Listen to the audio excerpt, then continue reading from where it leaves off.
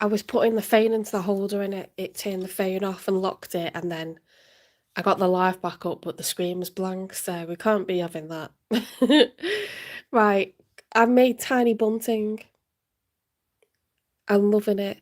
I've had to buy like normal size bunting. I've cut it down. We've got like a whole like China, Tibetan, Mongolian theme going on. It's all fusing together. Just in honor of the fact that, you know, it's Chinese New Year soon. So I thought, you know what? These boots look like Himalayan like boots, don't they? Like Tibetan boots, and then they're just like weird pots that are made in pottery that it turns out I actually love them now. I used to hate them, but they're so versatile for like small world stuff. Yeah, it's Year of the Horse, so we've got energetic, independent, and joyful. Look at my lanterns. I've actually been to China years and years ago now, a couple of decades ago now. Goodness me. In university. So yeah, so we've got a new theme. I've got a cold, so I'm so sorry if I mouth breathe or you like she's gasping for breath. I am. I literally am. That's exactly what's happening. So anyway, I could fuss for a bit longer or we can get on with it. I'm staying with the Star Brights Tarot deck because we've only used them for a week or so, haven't we? Okay, so starting off with Aries, I'm going to go through the first 6 signs. Readings will be about 45 minutes to an hour long. So if you're looking for Aries, Taurus, Gemini, Cancer, Leo or Virgo, you're in the right place. The other 6 signs I will spread out during the week. I can't sit for 12 hours. It's like physically impossible. My ankles fill up with blood, so we do 6 hours with a footrest. And then I'm going swimming after that with my sister to stay out the cold. Go to an indoor pool. But yeah, I just have to breathe slowly because I've had a horrible cold. Right, so let's have a few shuffles.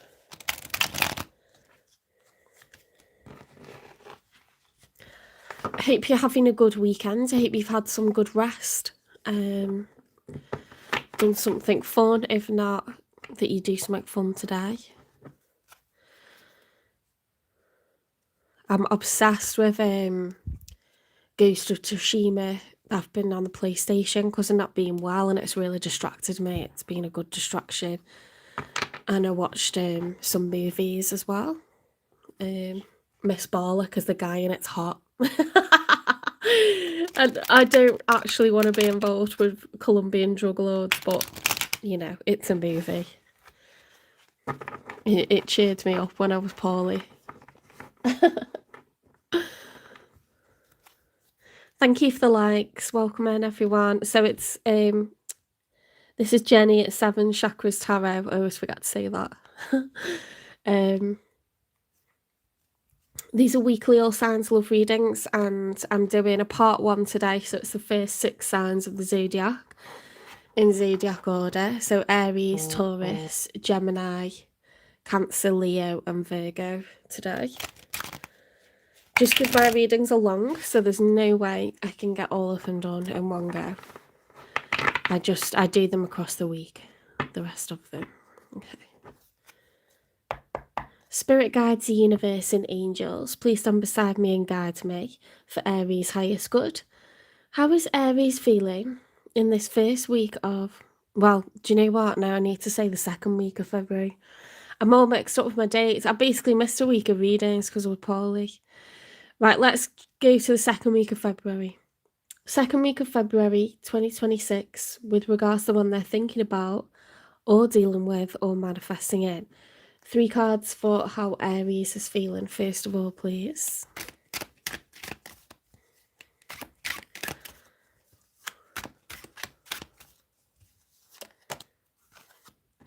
Oh, Aries, straight out with the Empress. Okay, so that's a really nice card. The Empress is the highest status in the tarot deck. She's the equivalent and equal to the Emperor. So the Empress has all four queens. She is the Queen of Cups. She's patient, she's understanding, she's forgiving. She is the Queen of Swords. She speaks the truth. She does her research. She keeps receipts. She is the Queen of Pentacles. She's a solid provider. She's aware of her responsibilities. She prefers security. Can be very generous. What have I missed? The Queen of Wands. Okay, the best one of all. Seductive, confident, a go-getter. So the Queen of Wands knows what they want. They're action orientated. Wands are fire energy. Okay. So Aries, you are showing up like an absolute snack for all around. Okay. People who are admirers, people who want to be you. Yeah, fangirling over you. People are in awe of you at the moment, Aries, whether you're a man or a woman. You are showing up as very high value and going places, looking good, doing it, feeling good, confident. You know your worth, okay? And it's giving off a really good aura. You're very attractive to all people, like people want to be around you, like family, friends, colleagues, admirers.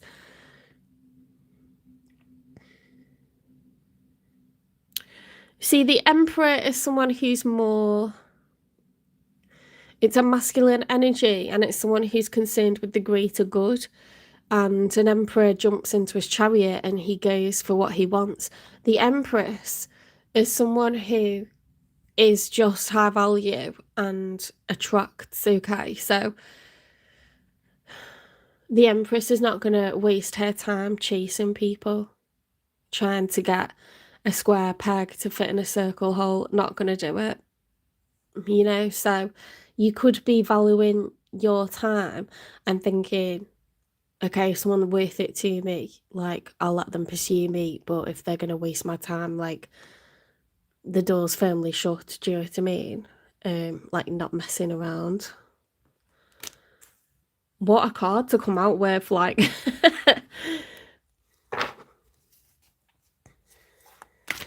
If the Empress were to be reversed, it'd be someone who's not sure of their worth, not sure of their value, someone who's unconfident. Okay, but it's upright, so you know your worth.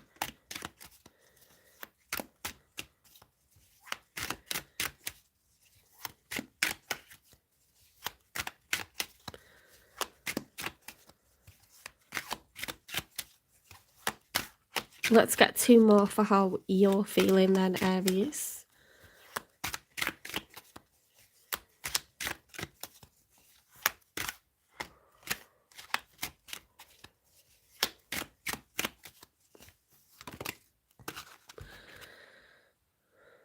The Six of Swords and the Moon card flew out in the opposite direction and landed on its side. So the Six of Swords upright is climbing into that boat. We've got a compass here.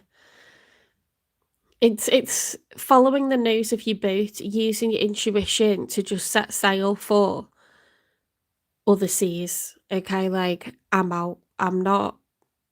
I want uncharted territory. I want different. I want new.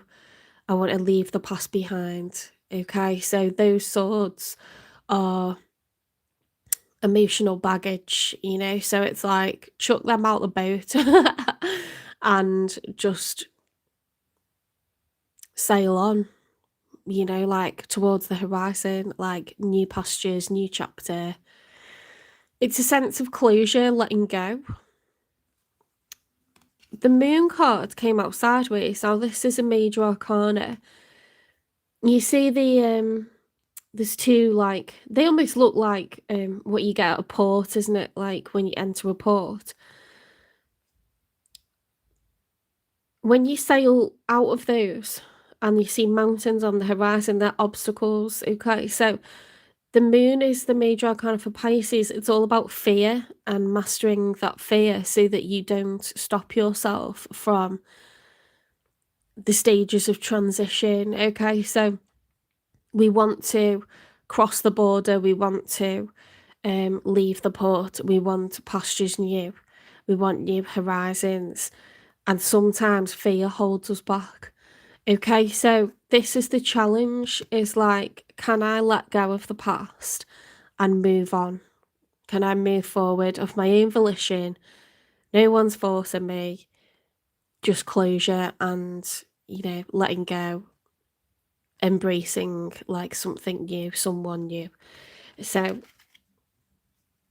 very kind of thoughtful times for an Aries, because you are the ram, you are the emperor, you are, very stoic, very stubborn, very, you can be someone who's very, you get like fixed onto a target and you will go for it like without really stopping to think too much. Fire's unrelenting.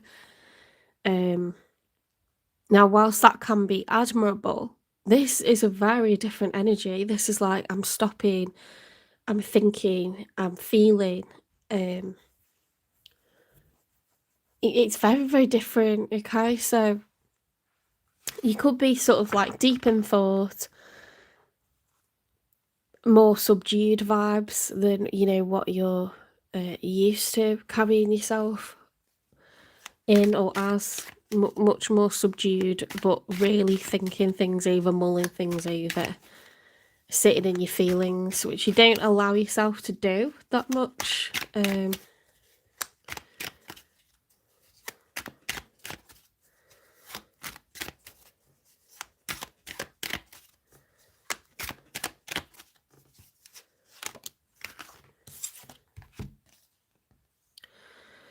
Yeah, so the Nine of Swords reversed is a positive reversal, and by that, I mean, when it's upright, it's someone who's agonized, someone who's anxious, who's worried, who can't sleep. So when you reverse it, it means like, I'm not worrying about this anymore. I'm not holding on to this crap anymore, like this emotional turmoil, this stuff. I'm not holding on to it. Okay, I'm going to let it go. Oh, I'll just push my phone in a different direction a little bit so I can see the chat. Hi Nathan, welcome in.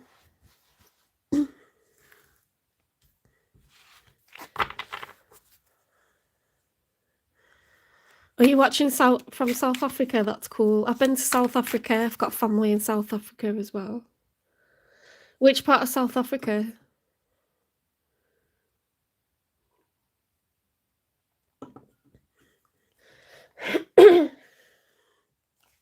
I don't do live like card pulls or personal readings and lives. I read for each sign, so it's collective. So you watch it and then you see if it resonates. But if there's someone that you're thinking about, you can watch their sign. That's called cross-watching.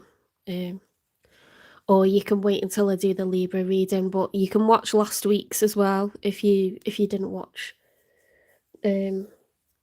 if you didn't watch it already. Because today I'm doing the first 6 signs, so I won't get to Libra. That's one of the signs that I won't get to. So you've got a choice.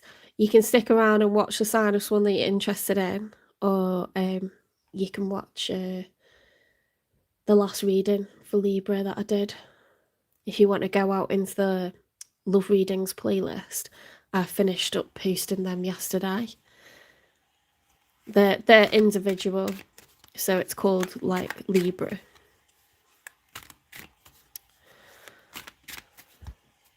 Port Elizabeth, see, that's where I've got a relative.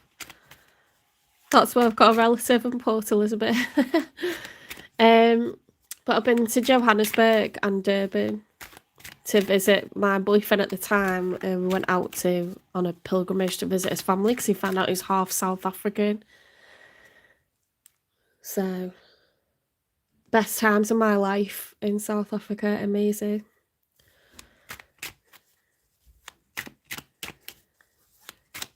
Right, let's see who's showing up for Aries.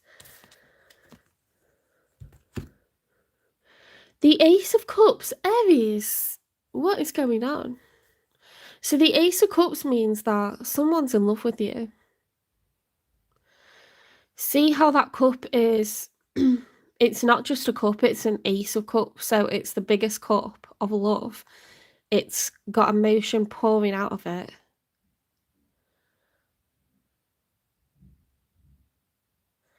Someone's completely in love with you.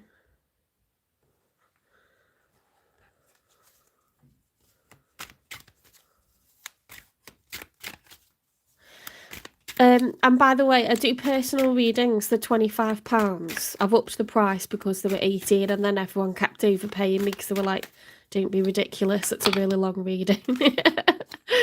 So it's 25 now. But yeah, if you're interested in a personal reading, I can absolutely do that. You can email me at jen3585@gmail.com. Or you can direct message on Instagram or TikTok, and we'll get that sorted. They're long readings, they're like 45 minutes to an hour because I basically do this 9-card spread exactly the same with advice and everything. So it's an excavation and I give my time to it, so it needs to be like a decent price. Right, the 9 of Pentacles plus, what other cards have we got out? The 9 of Cups reversed, the Page of Swords reversed, and the 8 of Pentacles upright. That is a conundrum, right?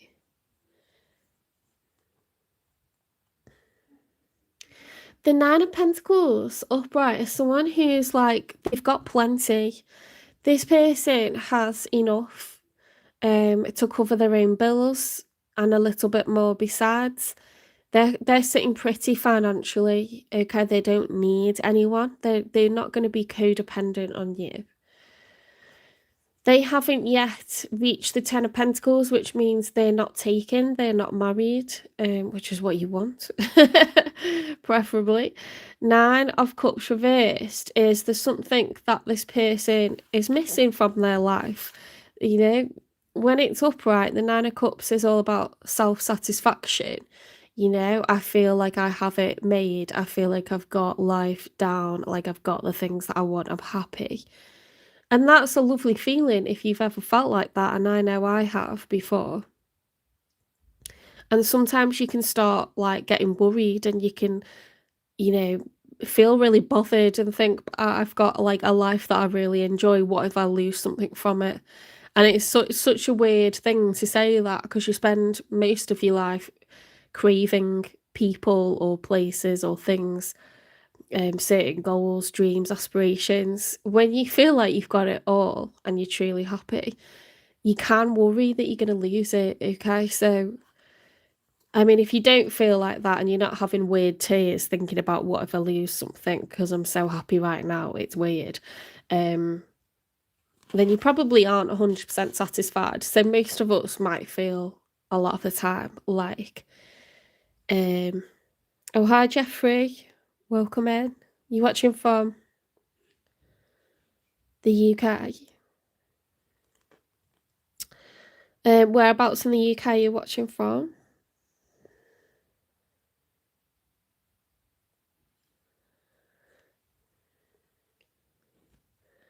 The 9 of Cups reverse is just, yeah, there's something missing for this person. They've got the money, but they haven't got the love. Page of Swords reversed is...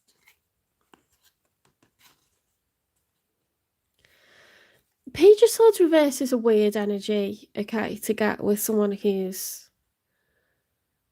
They've got something missing from their life. Because Page of Swords upright is someone who's curious, they're watching, they're spying. They're observing. It's sort of like a card of anticipation, like anticipate what's coming over the horizon, trying to stay ahead of the game. This person's not doing that. Perhaps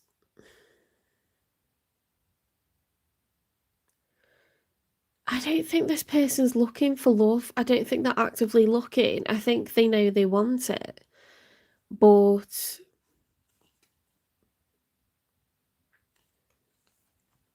then we've got the Eight of Pentacles. So this is someone who's keen on growth and expansion.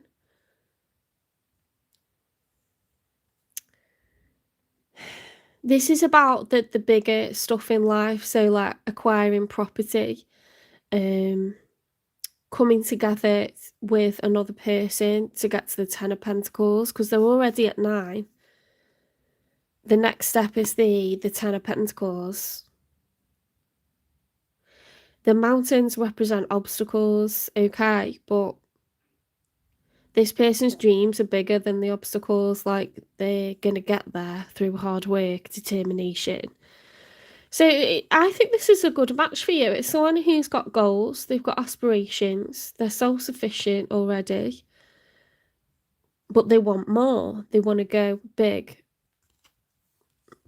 Go big or go home. They're exercising a lot of self-love. Maybe that's self-love and they haven't met you yet.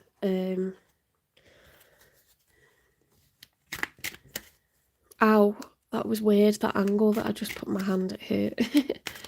Let's get one more.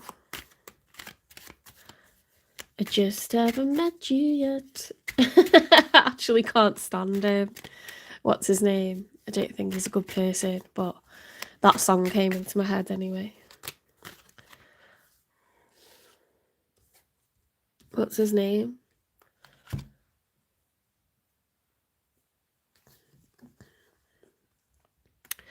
High Priestess reversed with the Ten of Swords reversed. Ooh. That's heavy energy. Okay, so the High Priestess is, well, it's the equivalent of the moon, okay? So it's all about following your third eye chakra, your gut. What are your instincts telling you? If you were a lynx, would you be able to see in the dark? Would you be able to perceive danger? Would you be able to track prey?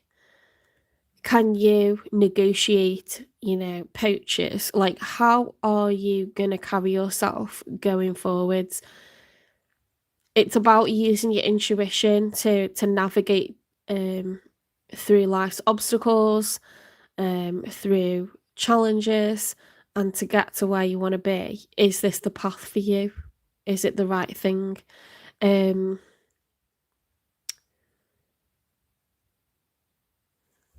That's reversed. So this person doesn't trust their gut instincts over love. I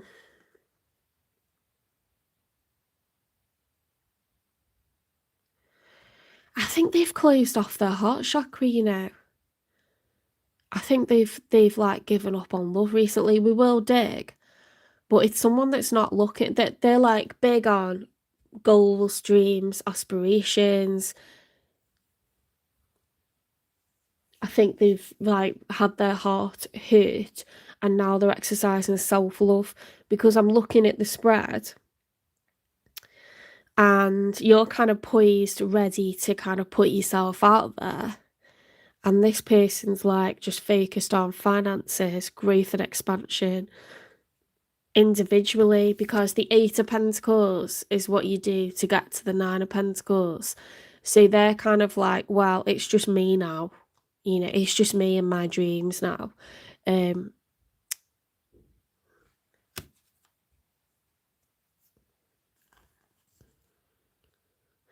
Ten of Swords, when it's upright, is the end of a cycle.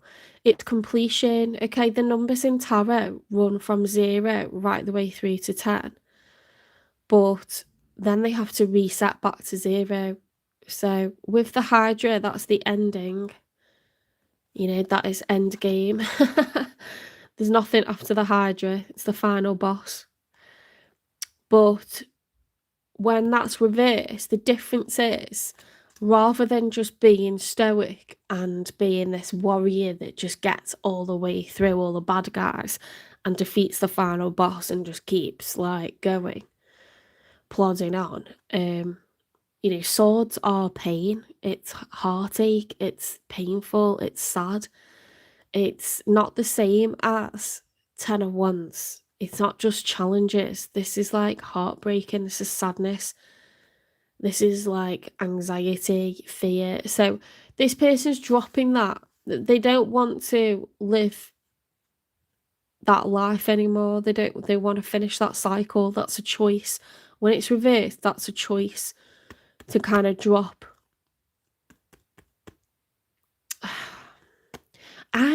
I just think that the Ace of Cups for them could be self-love. I think they're focused on their own growth and expansion, not because they need to, but it's safer to do that sometimes than to put yourself through potential hurt and pain again.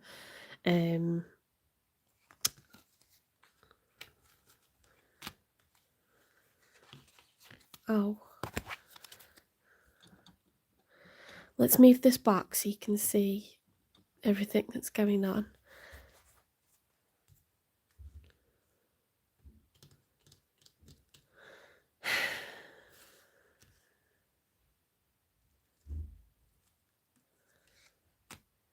They were together, weren't they? They were a combo. And then, right, let's get 3 for the outcome.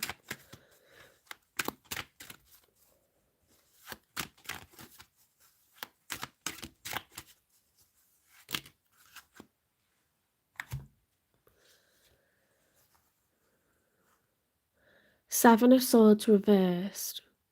4 of Pentacles reversed. Queen of Swords reversed. That's an odd card to get out in an outcome. The Seven of Swords is sneakiness. It's plotting and planning and scheming. Usually we associate it with cheating, but sometimes you're just trying to be strategic. You've got a plan and you're not letting your partner know. You're not letting your person know.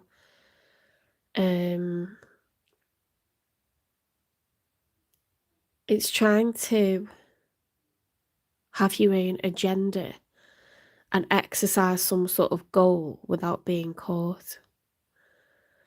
So when that's upright, either us or someone else is trying to get one over us. They're trying to get away with something. When it's reversed, it's being exposed. The Four of Pentacles, when it's upright, is the miser.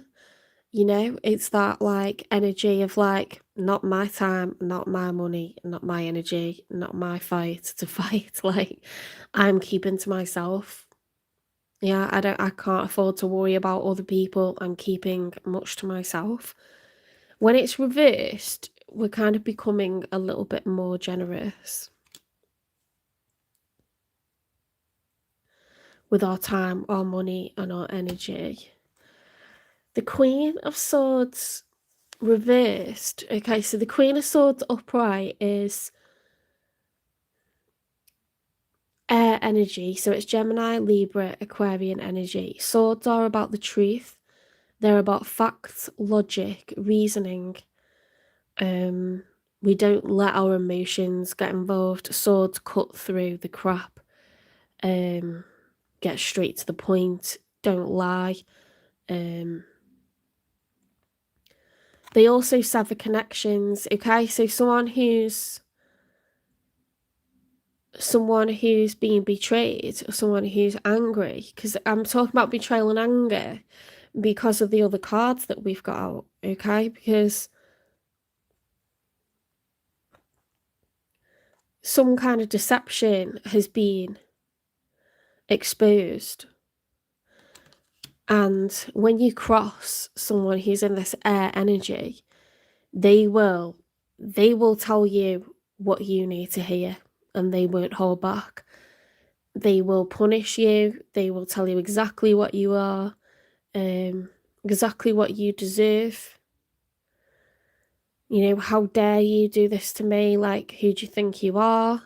You know, I deserve better. Like, it could also be like a card of divorce or separation. So, severing ties, using that sword to cut that string that's, you know, keeping you attached. So there's a very, like, it's a bit of a brutal energy in the outcome. But I don't think that's between you and this person. I think that's their drama that they're still, like, immersed in.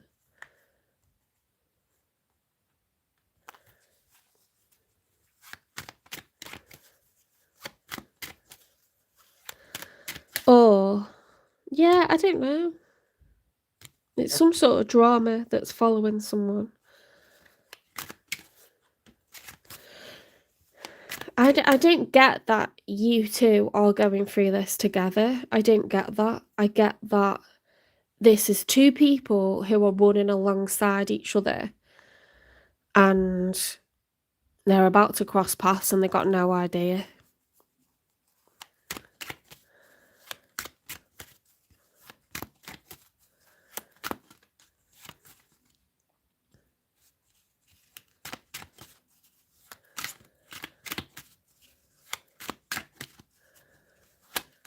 Thank you for the likes. Thank you.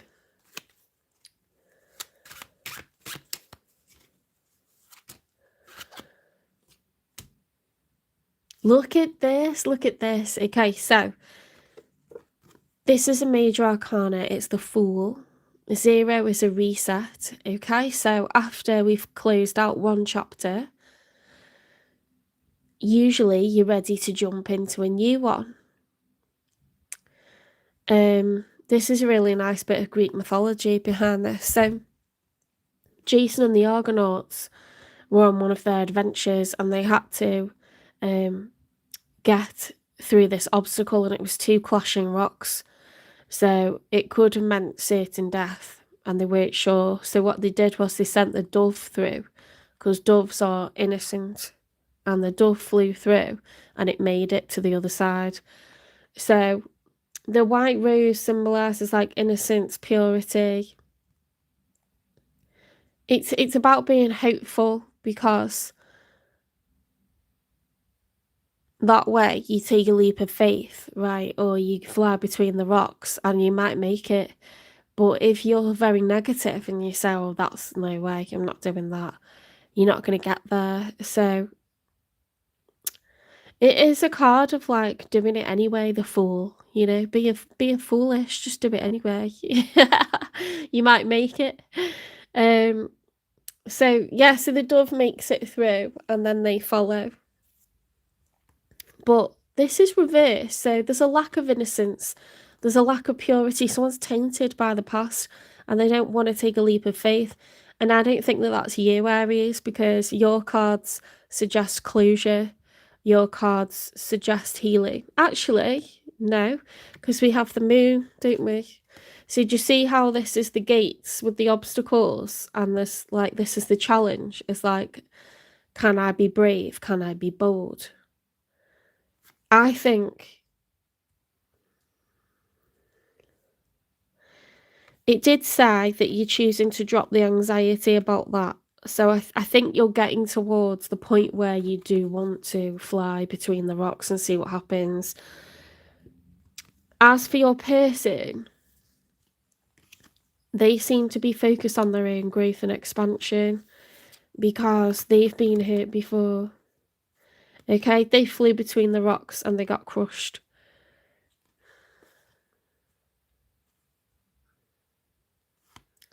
They went into the masher. So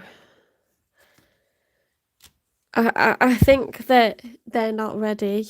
I think they're not ready, but they're on your path. And I think it's because you're well suited in terms of your levels of ambition, drive, focus. I'm wondering if they got fire in their chart, because yeah, it's someone that definitely has big goals, aspirations. They work hard, they make their own money. They're not a bum.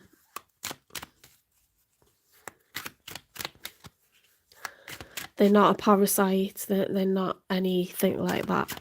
And you need someone that can hold their own, you know? If you're showing up as the Empress, you need an Emperor, right? Someone who's equivalent to you.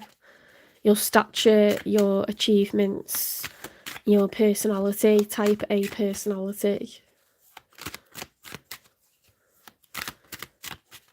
But you're attracting that in at the moment. You know you don't need to like chase that down. Knight of Swords reversed.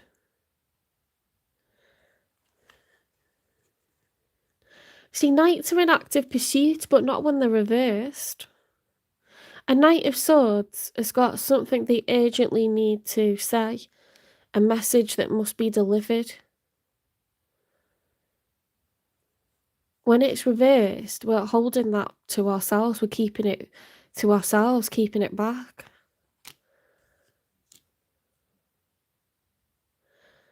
I wonder if this is like someone that's like, yes, they have had their heart hurt. Yes, they are closed off to love.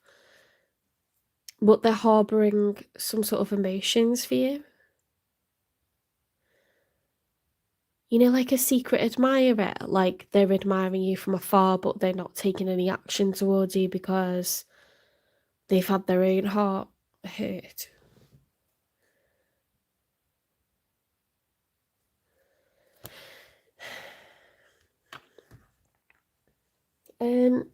I was looking for a deck before, and then I got distracted because I saw something shiny.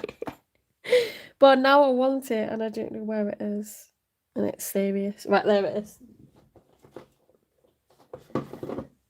I wanted to go a bit romantic.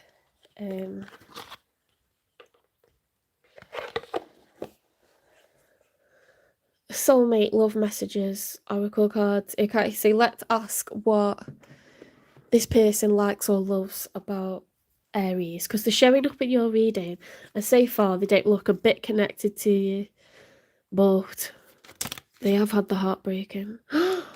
You bring out the best in me. You know this person.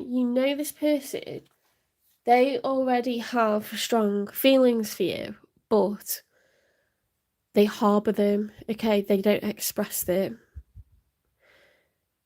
It's someone who could have gone through a major separation, or they've been single for the longest time because of heartbreak.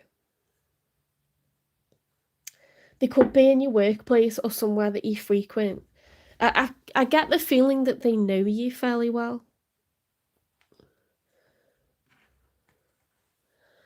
Because you can't, it's not really about looks, it's about everything that the person is.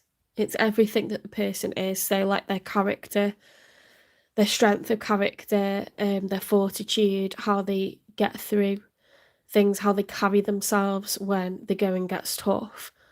But also, like, their vulnerabilities and their worries. Like, when you've admired someone for, like, a few years, and you know them better than they know themselves, because you've watched them kind of go through life's ups and downs, and everyone has, like, vulnerabilities, everyone has limitations or things that they worry about, that they even the toughest people crack, even, like, it's someone that knows you, like, inside and out. So I feel like maybe they've worked with you for a long time.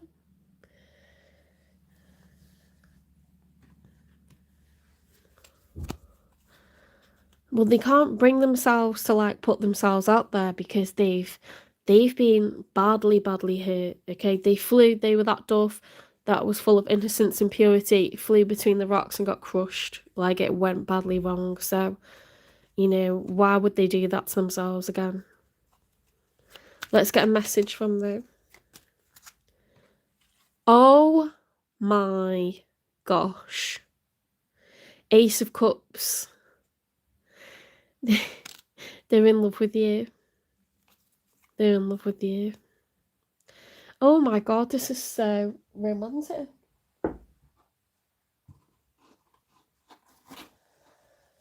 I'm just going to mute this for 1 second while I blow my nose.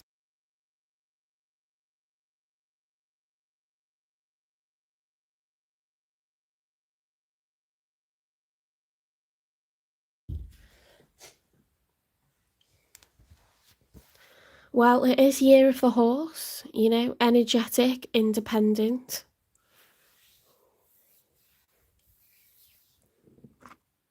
Joyful. That's how you come across as the Empress, you know, but an Empress is in their feminine energy. They are someone who is vulnerable, who needs to be taken care of. You know, and I think it was Andromeda. Her mother was the Queen of Wands, Cassiopeia, and Andromeda was tied to the rocks by her father as a sacrifice, and she was rescued by Perseus. Because the mother was so vain, the Empress is very good looking, the Empress is high value, but the mother was too vain about it and arrogant about it and would brag about it. So as a punishment, you know, the family were attacked, and I'm sure it's Andromeda. Yeah, so the Empress was tied to the rocks and Perseus came to rescue her and, you know, wifed her up and gave her 7 children, and they lived happily ever after. Because she's not someone that's vain. Like, she is beautiful, but she is not vain about it. It's almost like she doesn't know it. You know what I mean? Like, she's the whole package, the Empress. She's not Queen of Onesie going around, like, getting up to all sorts, you know, getting promiscuous and, like, I'm not saying you can't be an Empress and of being promiscuous, but it's not the energy of gloating or putting it in people's faces. It's just someone that deserves the best. That's it. Like, it's someone who deserves the best, you know, and being beautiful just happens to be like one of that person's attributes. They're beautiful inside as well. You bring out the best in me. I don't know if you give this person confidence or you make them want to be softer and take care of you. I don't know what it is, guys, but this person feels like you bring out the best in them. Maybe it's both, because sometimes you want to rise to the occasion for the person that you really admire, right? So it makes you even more ambitious. It makes you more protective. Oh, it's proper like romantic. It's cute, isn't it?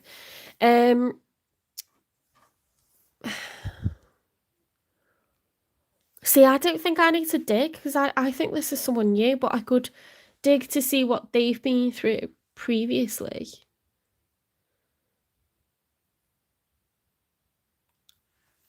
What happened to this person previously? So this is not what's gone on between you and them. This is what's happened to them previously. This is the Messy Truth Oracle deck.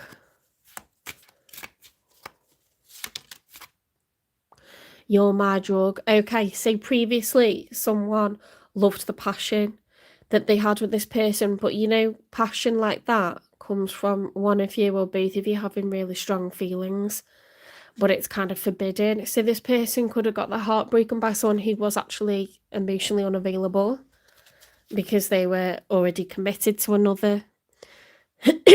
Or they had also been hurt, so that that person does not allow themselves to get into relationships. So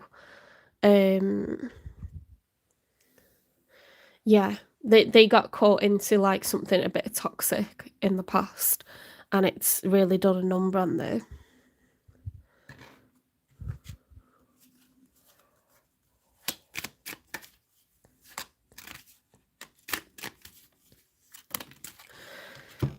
Yeah, in the past, this caused them to become really, really negative, okay, to get depressed. They could have felt really angry at times. Look at the power in that lightning. It's very intense emotions that when you have, feelings for someone that it's not safe to have feelings for, because they're in and out, they come and go, they're unpredictable, they pick you up, put you down. They're not emotionally available, either because they're already taken or because they've been hurt themselves. So they just like to hit it and quit it, But the problem is when you have feelings for someone like that, it's just nothing but torment. It is torment.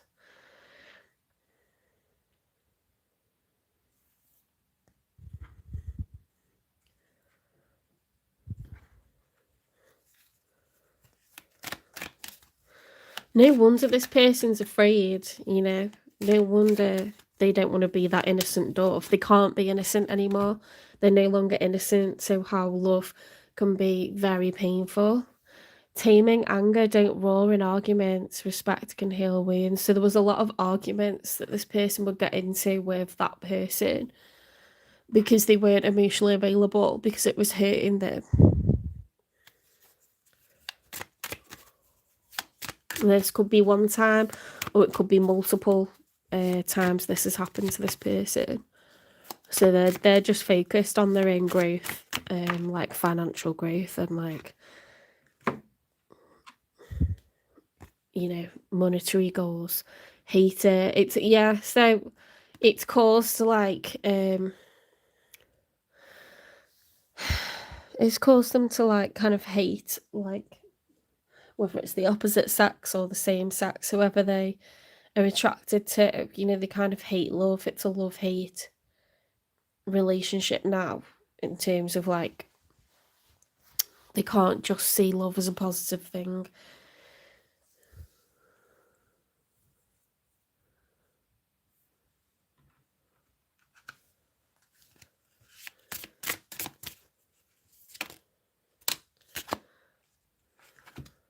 New love options back on the market.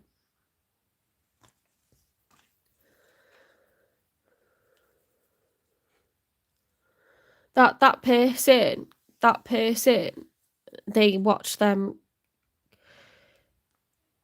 make themselves like available to other people, and this person knows really that they should be dating, but they don't.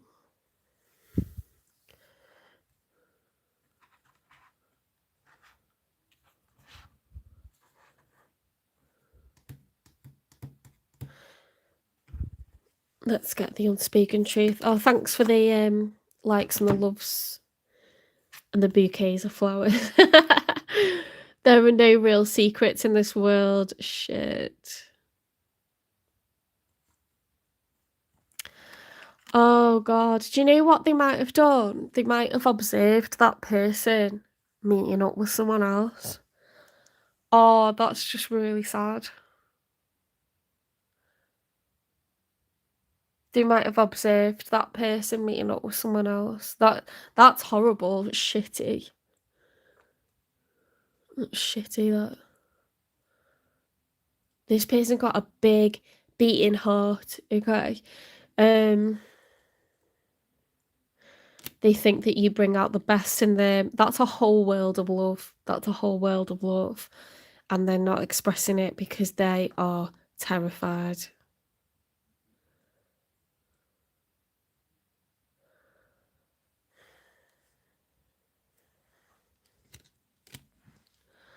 I'm just going to survey the cards again to see what potential signs they could be. For some reason, I get fire from them. I do. Because they don't have to be like a sun sign, fire sign, but they could have fire placement because they do want loyalty. They have a big beating heart, and I don't know, I'm getting like very Leo vibes off it.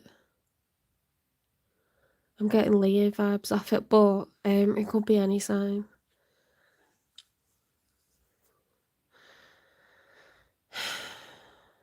They're so scared of getting hurt, they really can't cope with that kind of pain again. Why is this happening though? Why is this person being brought to you?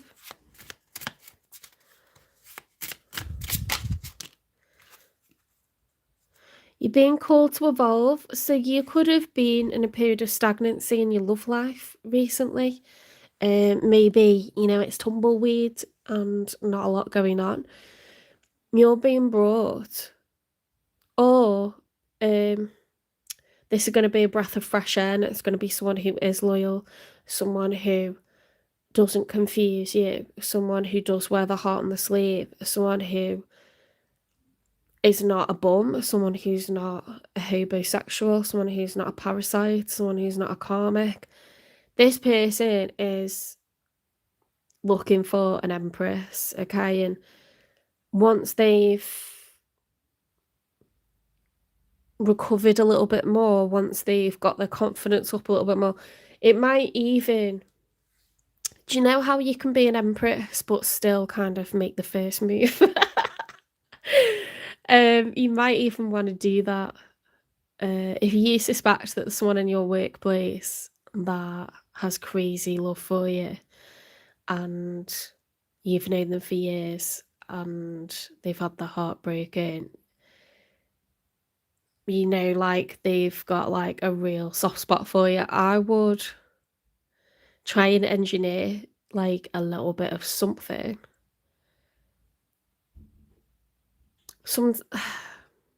Sometimes you can leave your number with one person and they'll pass it on for you, or you know, you can make a bit more of an effort to chat for a little bit longer, or you can let them catch you looking at them, or something subtle to just kickstart, because I don't know. It needs a little bit of a catalyst to trigger this, I think. Because this person's someone to be with, they are, and you're someone to be with. And we just need to get the ball rolling.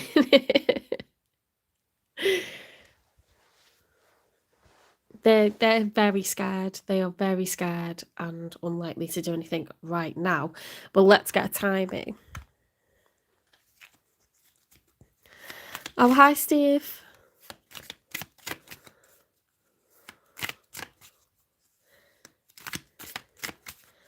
Once this person gets into the frame of mind of pursuit, they will do the traditional thing. They will court you, they will date you, they will arrange nice dates, they will meet your family, they will do everything right. It will be a relationship that lasts forever, and it'll be very healthy, very equal. And I just get that vibe from them.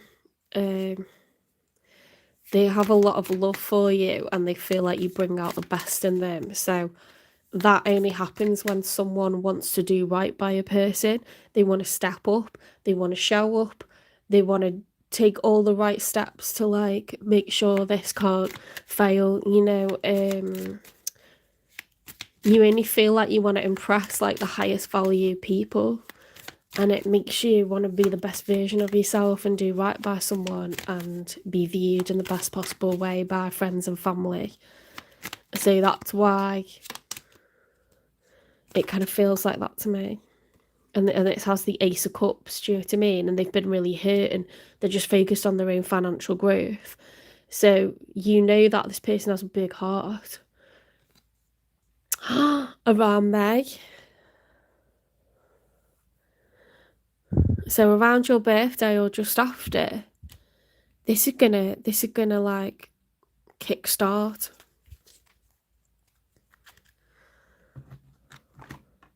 What's the karmic lesson here? Learning from pain. Oh, every struggle holds a lesson. They need to know that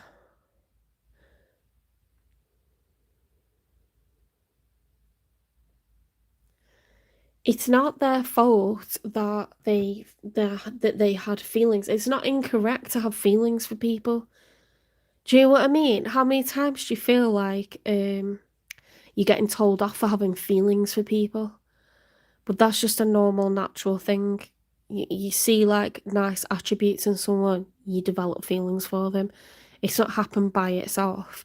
Um, Unfortunately, some people are careless with our hearts. I've done it to people, everyone's done it to at least one person, or will at some point do that to someone, and you don't feel good doing it, but it is like such a boost to your ego when you've got people like fangirling over you or fanboying over you, like, um, you feel powerful, right? This person that they used to deal with, or multiple people that they've dealt with previously, one after the other, just played with their heart. And the problem is, if you don't let go of that and you don't try again, you're not going to get your person. So I just really like, I'm rooting for this person. I really want them to like make a move, but you might have to do something just to like give them a little bit of a clue that you would be interested. You might have to look at them for a little bit longer, or make a little bit more conversation for a little bit longer than what you normally would do, or tell someone to tell them that you do like them or something like that. I don't care if it's childish, like, it's cute. What did I do one time? I was visiting my nan in a nursing home, and this carer was, like, so lovely with her, and, I wrote a card to the team to say, like, "Thank you, for taking care of my nan the way that you do," and, like, then I, like, left my phone number in and said, "This is for Ian." And, yeah, I did get a very happy text message off him, but we dated, and it was very intense to start with, but then I found out all kinds of stuff about him, and then I was like, "Okay, no." But I'm not afraid to make the first move, a subtle one. Well, maybe it's subtle, maybe it's not, but then I want them to pursue me. Does that make sense? I'll let someone know that I like them. Miss it, miss out, isn't it?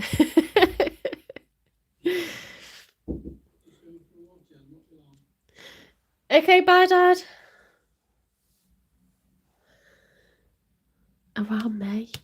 Okay, let's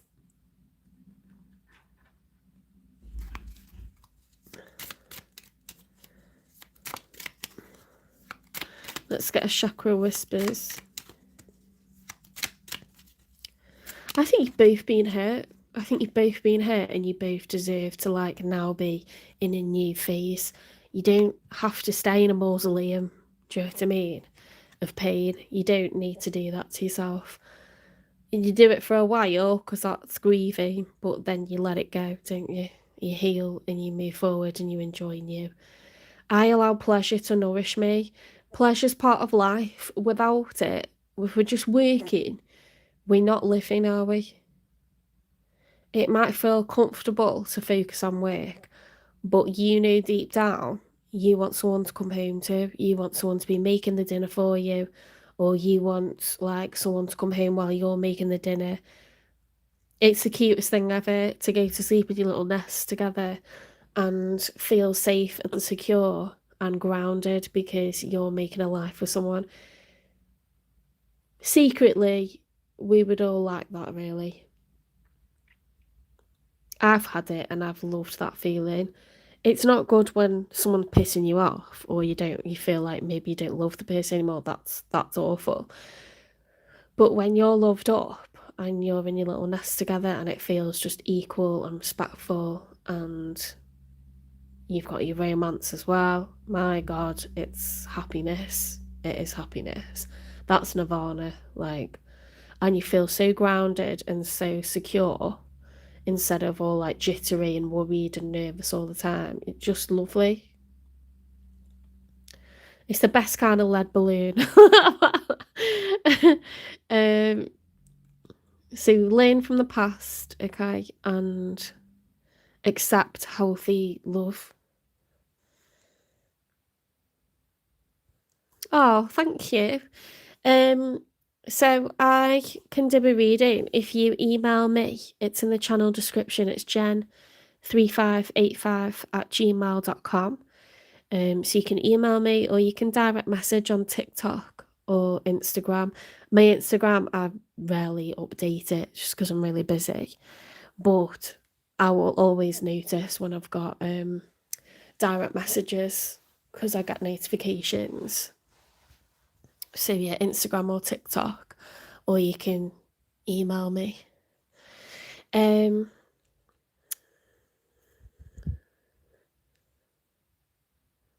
Thank you, Alien Overlord. I was reading it like 3 different words and then I realised it's Overlord is one word, isn't it? Alien Overlord, that's a funny name. Where are you watching from?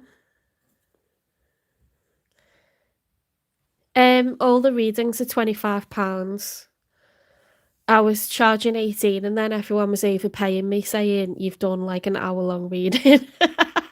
What are you doing with your life?" Like, um all my clients are, like, gorgeous. They're really, really nice. They were overpaying. They're paying more than that, to be honest, but I just yeah. It's just because, like, I only do long readings. I can't do, like, a 10-minute reading. I used to do half an hour, and it's gone up to an hour, but, I like to dig deep. I get very invested. Okay, let's get a message from the universe.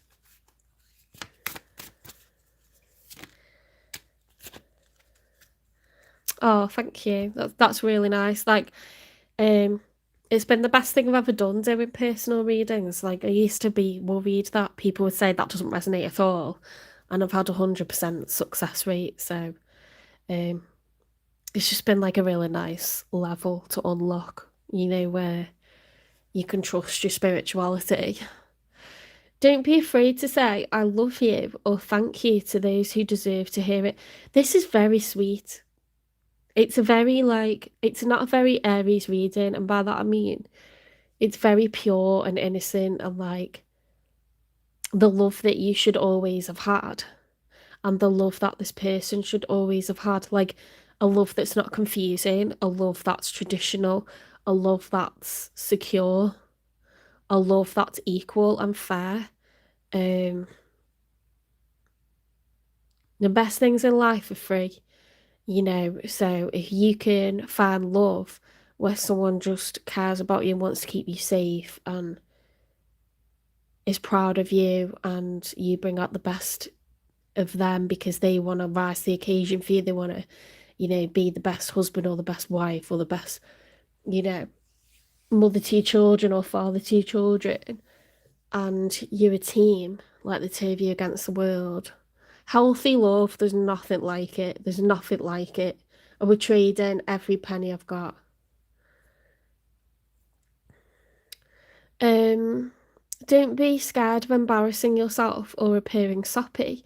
You will never regret a heartfelt "I love you" or a message of appreciation. You will only ever regret not saying it. Guys, this is giving like early Valentine's. Like, someone needs to confess their love, they need to send a card to your house. Oh my God, you know what the cutest thing ever was? When I was 17. Like, I look at young people now and I despair, but because I'm a high school teacher, right? But this lad, like he became my first boyfriend. He sent 10 stolen kisses to my house. They're these huge red roses, like babies' heads the size of them. It was sent by like delivery. So that was even like nice because it's even more like formal and stuff and like very grown up. And the men in my family were like, "What? I need to up my game." Like, it was very sweet. It's very unusual for someone that young to go to such lengths and put themselves out there. There's nothing, you will win any woman if you do romantic stuff like that. People don't do it anymore. I don't know if it's a sign of the times or what, but do you know the easiest way to, like, win a woman's heart is to just do something outwardly romantic. She'll be yours for life. She will be yours for life. You don't need to be the best looking, you don't need to be someone that can, like, I don't know, lift the most weight, or you don't need to do that, you just need to be really romantic. If you can be funny as well, and obviously not use her for money, that would be great. That would be great, like, please have your own money, please, like, so over that shit.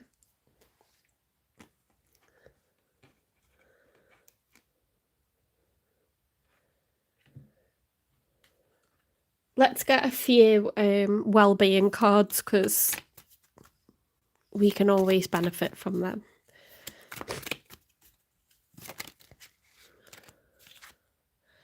Right, what turns over there? It was that one, wasn't it? Right, we've got priorities and something else. Choice. Oh, that's quite cool, the way those have come out together. The quality of your life is determined by how you spend your time. Make sure your schedule reflects the life that you want. Okay, because we can make ourselves really, really busy and be busy doing nothing, can't we? We can make our life like endless chores. You need a balance, you need this is a clue. This is a clue that you either have an imbalance and you need to get focused on your goals, or you're too focused on work and we need to make some room for love somewhere. We've scheduled ourselves out, you know what I mean, out of the game. I think Spirit's saying there's room for love here. There's room for love. You have room in your life for love, okay? Choice will be less about making the right choice and more about being strong enough to handle any outcome. I'm sorry, that's gorgeous. If we constantly worry about what if I pick someone that's no good for me? What if it doesn't work out? What if I get hurt? What, you should just not gonna live your life? Just gonna sit and watch telly? Like, I need to take this advice. I'm Taurus, Aries, cusp. So I'm gonna claim this advice, to be honest, even if it's not my reading. I've scheduled myself out of love, I think. Valentine's Day seems like dramatic irony at this point. Like, it seems like.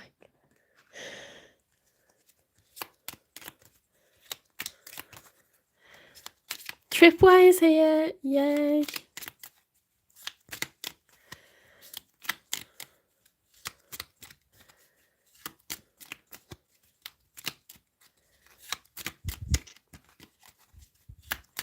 I need to open a window, it's boiling in here. I'm next to a giant radiator. I'll love to complain if you've never watched this before.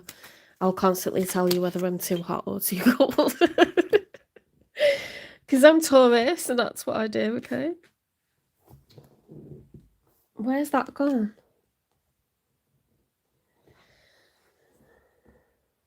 I don't know where that went. Hang on a sec.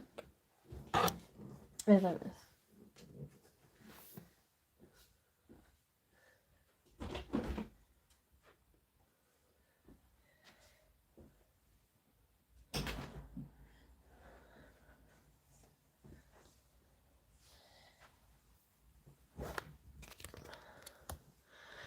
Replenish. The sun will rise. Oh my god. The sun will rise and we will try again. No way. I would screenshot that if you're an Aries. My god. Or cross-watcher.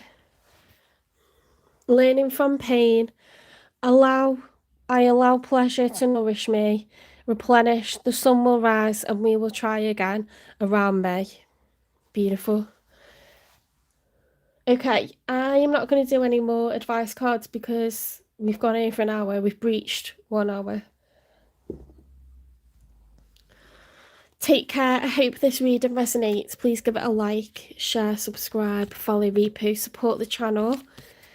Hype me up. And I'll see you in the next one. Personal readings are £25.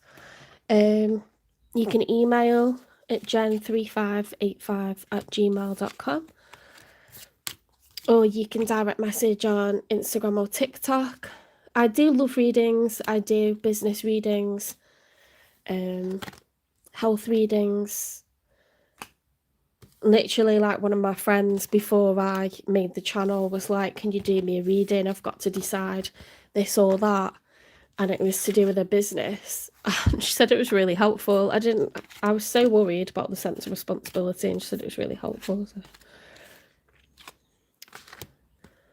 She actually said it was part excellence. That was her words.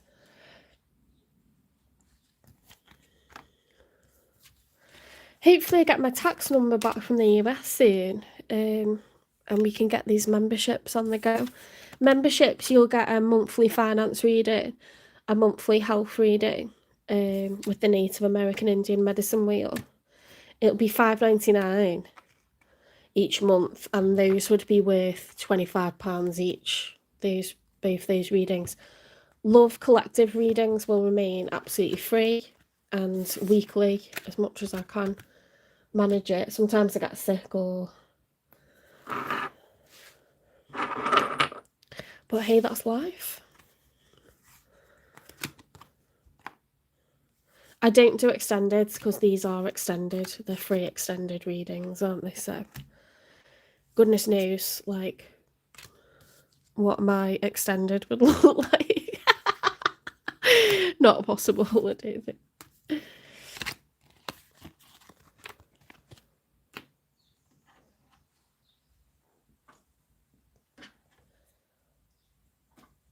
Oh, that's so nice. Like, the birds are singing. I'm fed up with winter here. We've had enough. I think because January was more like a February, it just feels like it should be done with now, and it's not. It's not.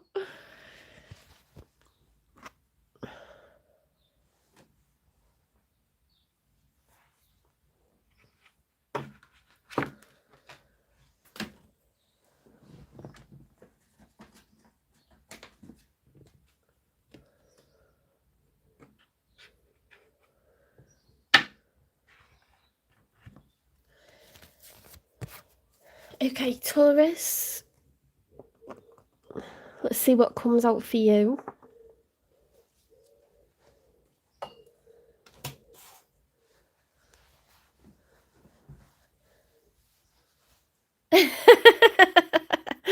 $37-day reading. Oh my god.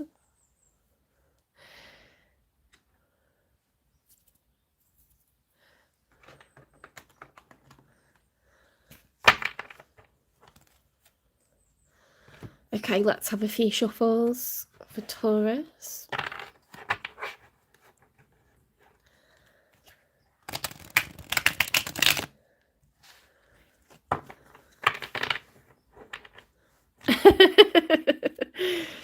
I love a long reading them. I get annoyed when tarot readers go, oh, it's just going to be a quick one. Today I'm like, no.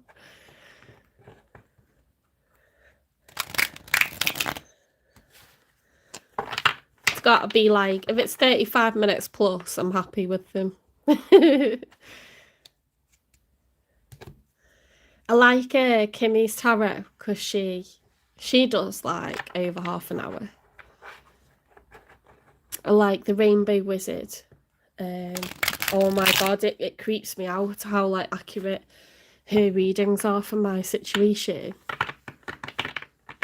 How I'm feeling, how that person's feeling, everything that's happening to them. Oh my god, it makes the hairs on my arms stand on end, like, just weird. I don't know how she does it, but she does it.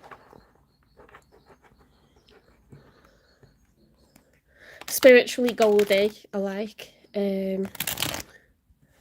Sunflowers and spirituality, I like. Empress of energy alike. Oops. She knew what was going on. She knew what was going on a year before it like came to light. It creeps me out, honestly, but I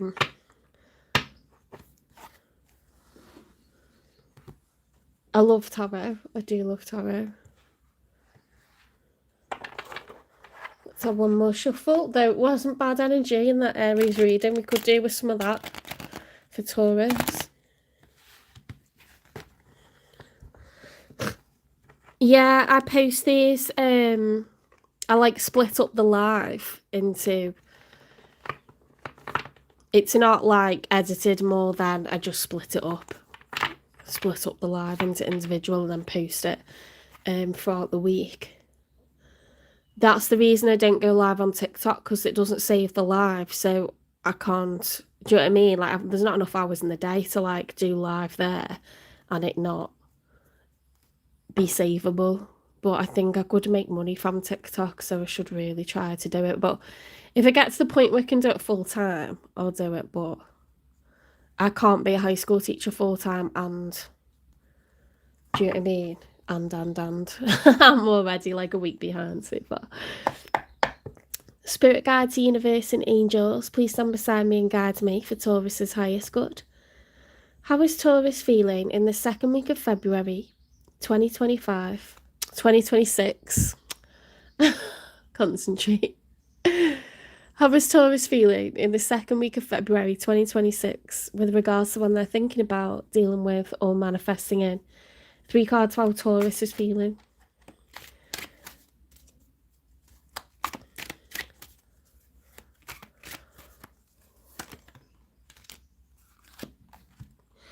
Right, so we've got the 9 of Swords, which is anxiety. 9 of Swords is when you've been feeling anxious for a while, to be honest. Could be feeling quite tense about something. The 6 of Swords reversed, so a lack of closure. 10 of Cups reversed towards family life, creating a family of your own.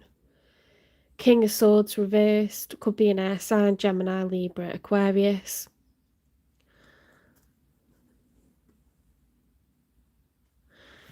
You're feeling very tense and anxious about a situation. You could be reflecting on just the times where you feel like you could have had it all. You could have had like happily ever after. You could also be someone that feels that they did have it all and you don't anymore, because the 10 of Cups is like what we're all aiming for, you know, like even if there's no offspring there, just the two of you together, living together, happy.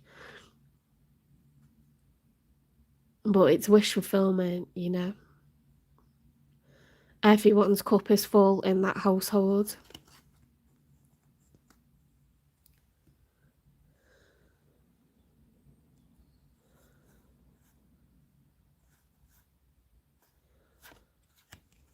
The King of Swords could be you if you feel like you've severed the tie, or it could represent the other person. You know, it could be a specific person that you feel like they've severed the tie, or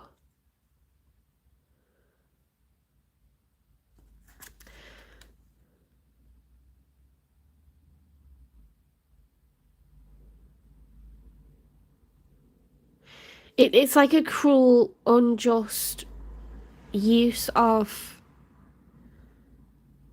authority, you know, like the King of Swords is very harsh. When it's upright, it's like fairness, what's right, what's true, what's fair, what's just. Knowledge, facts, reasoning, research. Fantastic writers, orators, speakers, signs, you know, very good at public speaking. They can think on their feet, they know exactly what to say. The problem with that is you can use that harshly against someone. So you could tell someone exactly, give them such a dressing down that they kind of like have those words ringing in their ears for like decades to come. That kind of worst kind of ending that you have with someone who you've been with for a few years at least. So you know them better than they know themselves. You know their deepest, darkest secrets. You know their biggest fears, their biggest worries, their biggest hang-ups. You could really hurt someone. Really, really hurt someone. Like, cut them the deepest anyone's ever been cut, like with harsh words. Or you can block communication. So somehow facts and communication could have been misused. I don't know if you like blaming yourself, Taurus, or you're thinking about an air sign where you feel like that it should have been happily ever after.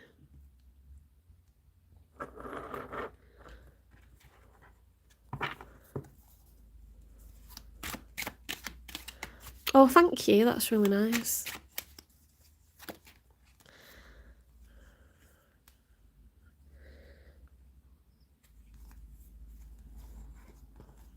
The justice. Look at this, the way I was talking about. The swords of justice. What's fair, what's right, what's true. What's equal. So it's the major for Libra. I'm a Taurus and I've got Libra moon. So I'm very much like, well, that's not fair. That's not right. Things aren't equal between us. I'm very much about that. But you could feel like, you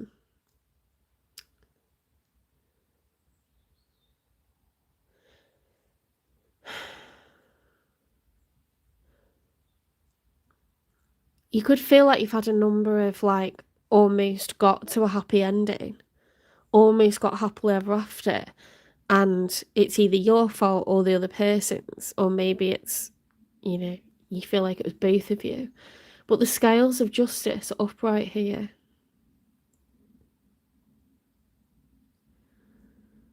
You want something that's fair, you want something that's true, something that's equal, something that's honest. You want your happily ever after, I think. It doesn't feel fair.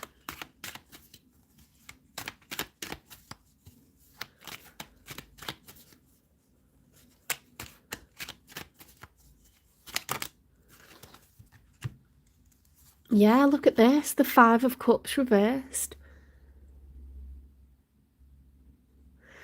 See, when it's upright, that's grief, sadness, loss, regret.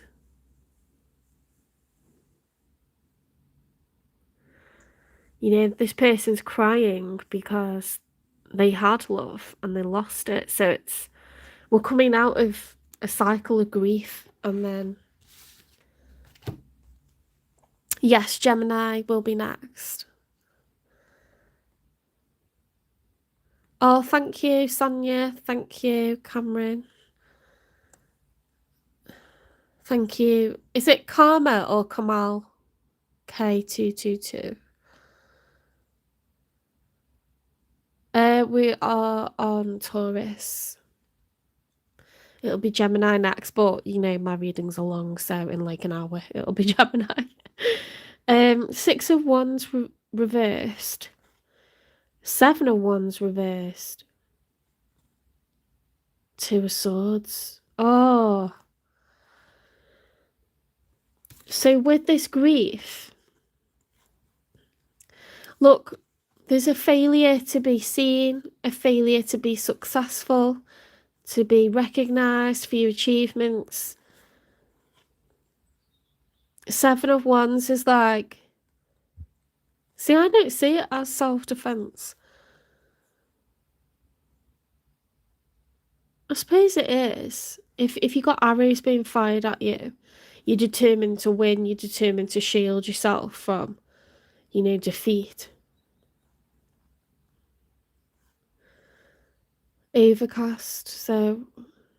Oh, Taurus. I think you're feeling really down on your luck, really sorry about all the times it hasn't worked out with people. You could be very thoughtful at the moment, very like about all the loves that you've lost, because I think you've had a few big loves and it hasn't worked out. You've had like 10 of Cups situation and it ended, and I think you like really are waiting for the scales to tip, you know, because you've had a lot of disappointments. Let's see who's showing up for you.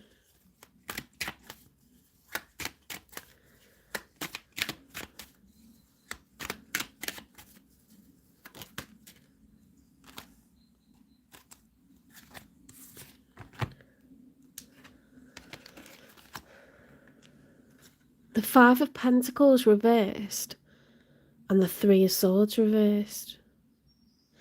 Now, do you get how strange that is? Because you can't get the same card more than once in a 78 card tarot deck, but you can get cards that are very similar and basically portray the same feelings or the same story.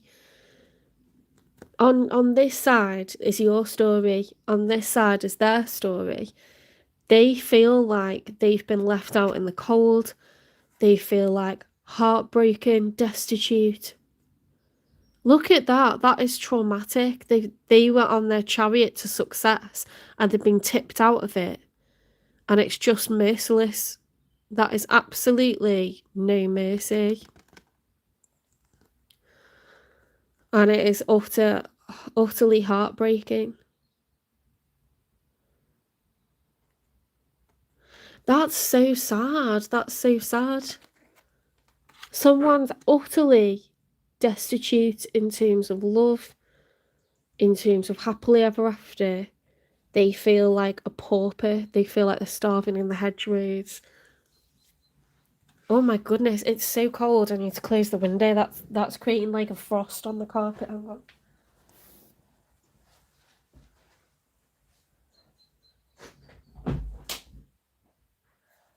That's why I've been hibernating. It's not because I'm lazy. It's not because I've had a cold. It's just not right to be out in that. Didn't care if the birds are singing.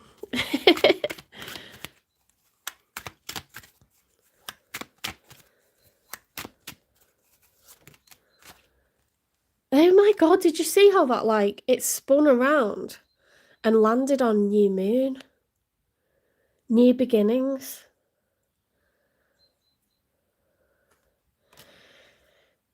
This is feeling very fated because look. New moon, new beginnings. The scales of justice are being tipped. Okay, this is, the scales are being tipped upright. I deserve a happily ever after. I'm ready for change.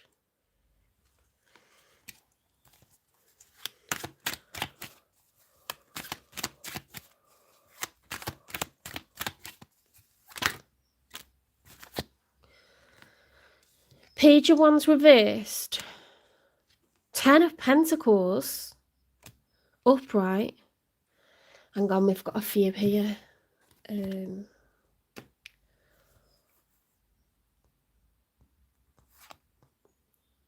Page of Pentacles reversed. 8 of Wands upright. 4 of Cups reversed. 4 of Cups reversed is a positive reversal. It's becoming open to love again. 8 of Wands is fast action, progress, fast communication. It's like Cupid's arrow. Page of Pentacles reversed. 10 of Pentacles upright. Page of Wands reversed. This is on this person's side. It's their story.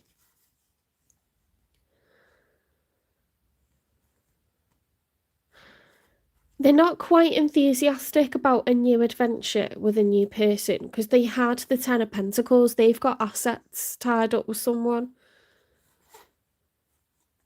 They are Page of Pentacles reversed, so they're removing a pentacle from that, which would take the other person back down to 9 of Pentacles. So this person's leaving a joint assets situation. There's some sort of fast progress to do with that. So it could be divorce proceedings, legalities, formal arrangements, division happening of assets, separating a bank account, stuff like that. The Four of Cups reverse is becoming open to love again.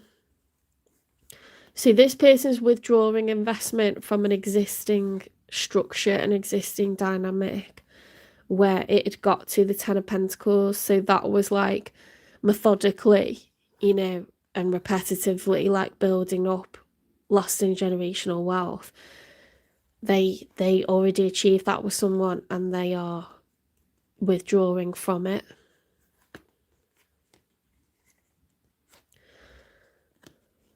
They're becoming open to love again. Okay, so they could have stayed in something because they were tied into it. So it's not like you can just walk away on a whim. It takes a lot to kind of get to the point where you're prepared to divide that and reduce your status financially, start over again.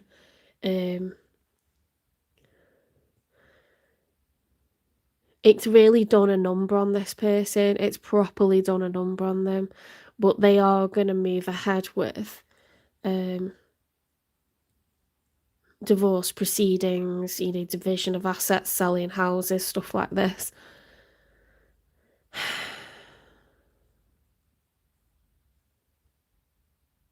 It's proper done a number on them though, like emotionally. Let's get 3 for the outcome.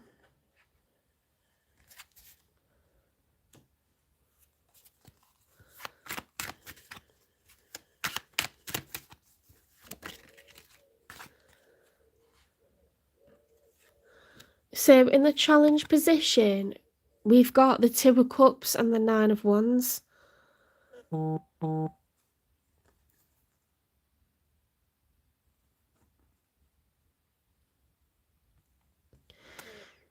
The Nine of Wands is being resilient.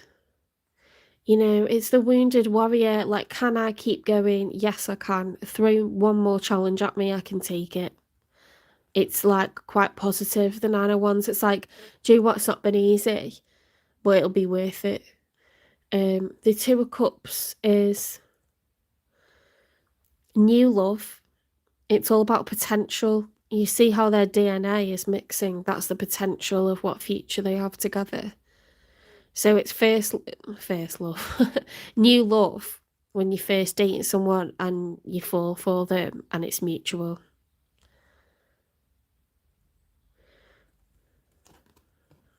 Something's been challenging or will be challenging, but it'll be worth it. There's potential there because there's mutual feelings there.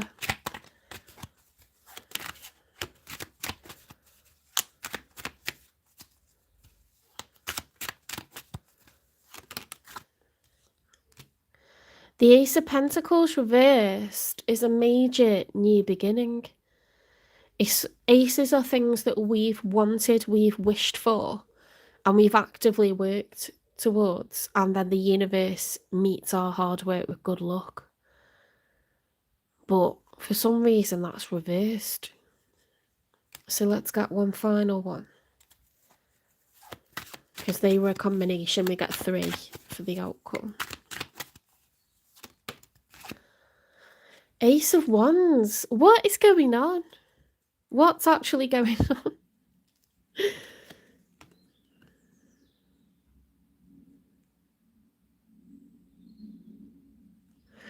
So on a Pentacles level,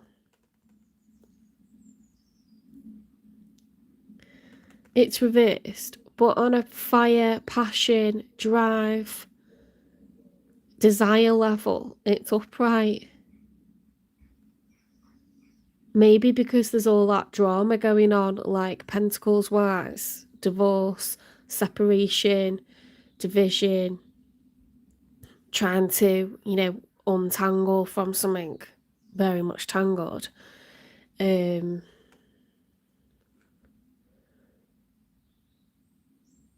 mean, rabbits are a symbol of good luck, isn't it? Like a rabbit's paw is meant to be lucky.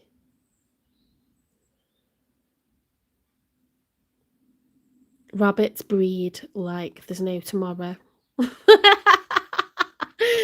They are like a sign of spring. Spring has sprung. I just don't like that. The energy and the passion is starting to blossom. After that, you kind of need that before you get to this, don't you? Perhaps the financial situation is dire, so in practical levels, nothing yet. But there's certainly... See, I take Ace of Wands as a rebirth. I take that as... Because a Page of Wands is someone that is very naive. They have no concept of what it's going to be like. There's no predetermined emotions because they've never walked down this path before. So I take that as someone new. But an Ace of Wands is like a rebirth. Oh, your husband is rabbit, is he?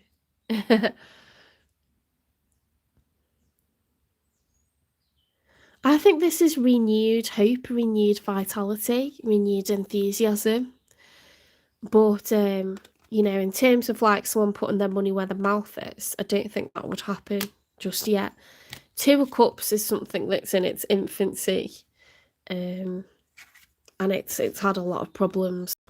It's had a lot of problems, but it'll be worth it. Okay, that's potential. Okay. Right, let's what do I need to do? Oh yeah. What's this person like or love about Taurus, please? Since I met you, I have more energy to push towards my goals. Shut up.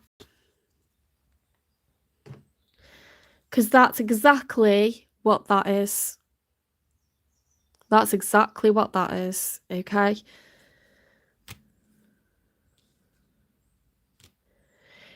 Someone has seen what the prize is. They've seen what the goal is, and now they want it. So, although it's been devastating,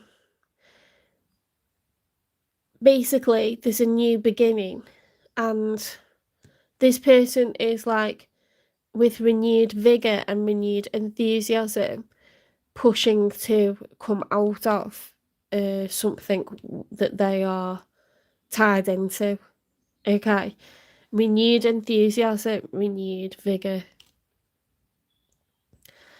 It won't be easy, but it'll be worth it. There's a lot of potential there.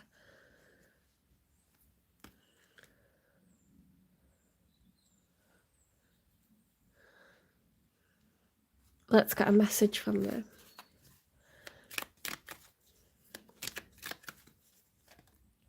I'm sorry.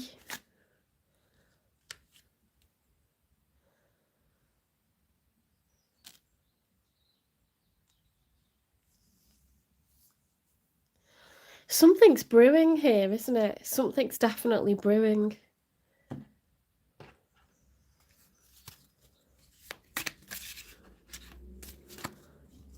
Why is this happening? Because you're being guided towards something brighter.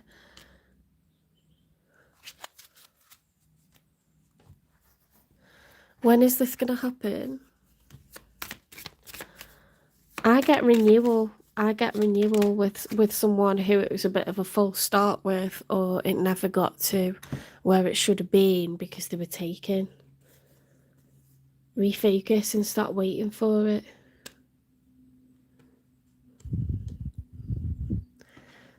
What's the karmic lesson, please? Letting go. Release what no longer serves you. Healing the inner child. Reparent yourself with love.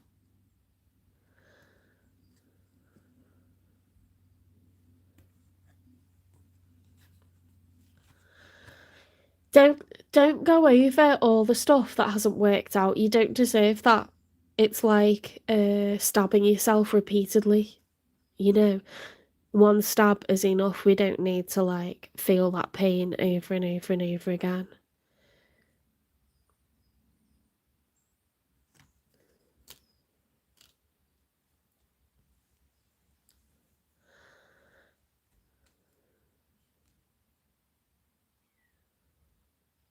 I think this is mutual advice, you know.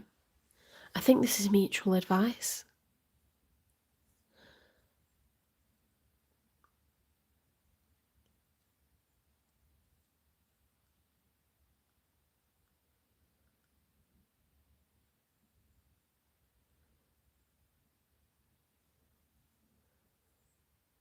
It won't be easy, but it'll be worth it.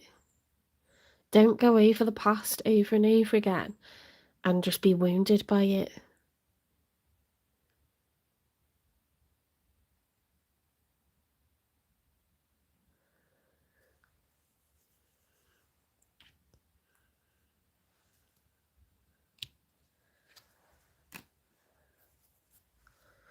This is a reading of new beginnings, okay? And it's about looking forward and not kind of like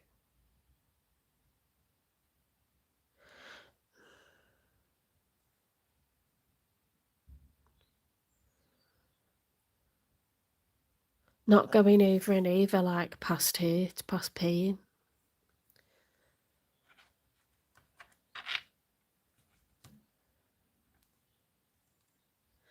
I'm not sure. Okay, let's have a dig and see what went on in there. I'm just gonna blow my nose.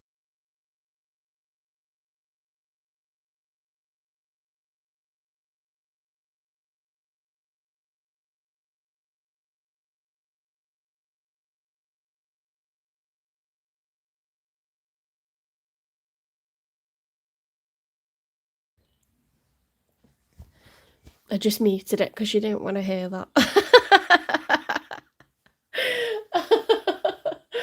Let's have a look and see what went on in their past. You know what your past involved, your past loves, your past, you know, 10 of Pentacles, 10 of Cups situations. Let's see. It's interesting that you had 10 of Cups, they had 10 of Pentacles, so they might have found financial security, but not love. You might have found love, but not financial security. Or it could just be that we can't have the same card twice, so you have had great loves. You have, you know, had your happily ever after and lost it. So's this person. And there's a sense of renewed hope, renewed ambition, renewed desire here. And the potential of something new. Something that didn't get to 10 of Cups, 10 of Pentacles, when I say new.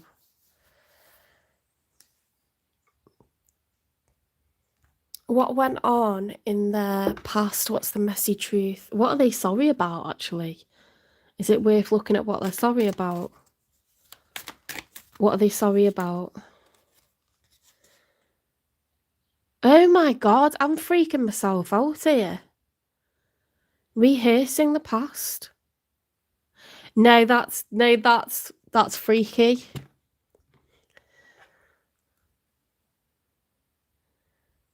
Mental scripts, guilt, self-blame. No, that's freaky. Reparent yourself with love, healing the inner child. Letting go, release what no longer serves you.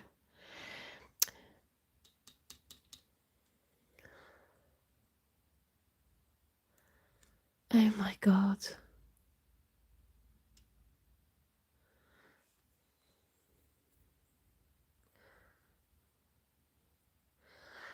When it's time to say a particular thing that needs to be said, it doesn't get said.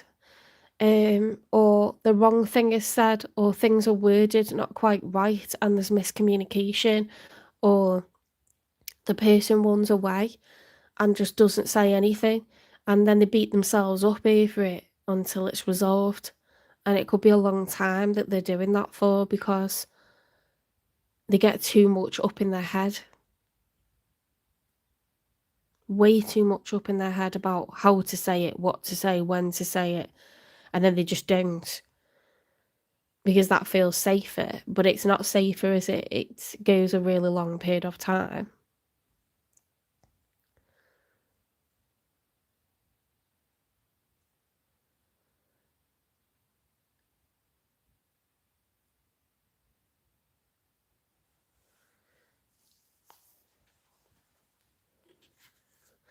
Okay, what's gone on between you and this person? Because it does say I'm sorry. So it's obviously like stuff's gone down, but it looks like they were already committed. At least they were when you met.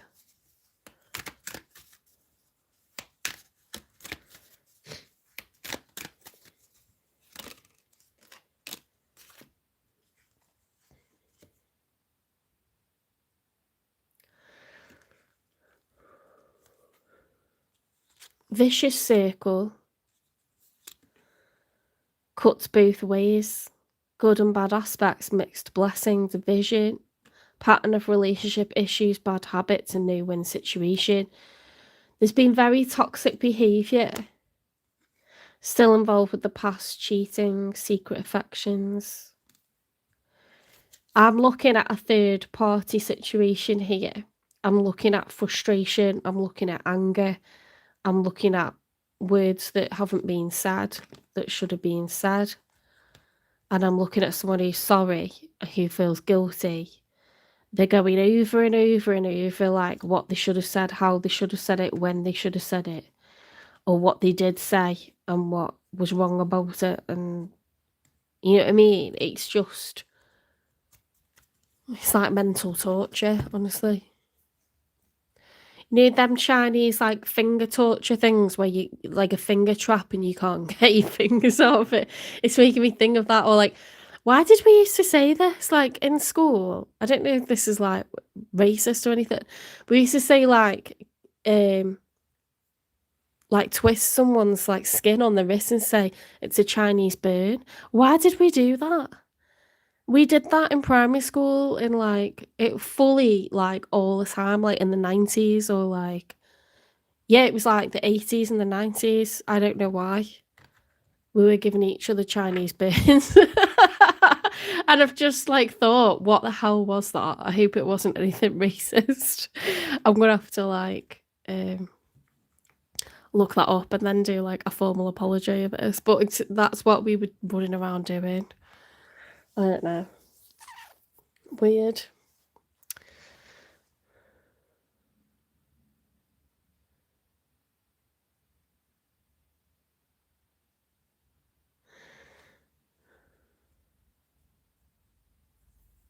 I think everything's oriental for me at the moment because I've been playing this Ghost of Tsushima and stuff. That's Japan, isn't it? And Ghost of Yota. Oh my god, so good. There's all these like puzzle boxes, like wooden puzzle boxes, and you got to like move the parts in a particular way to get it open. So that's why I'm like thinking about stuff like this. Sorry. Um,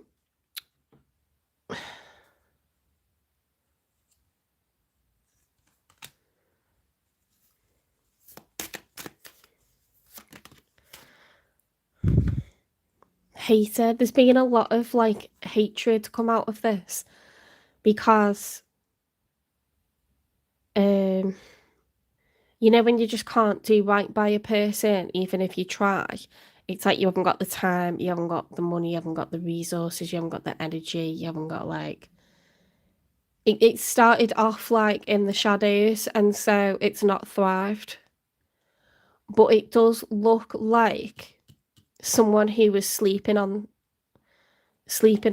like What's the phrase?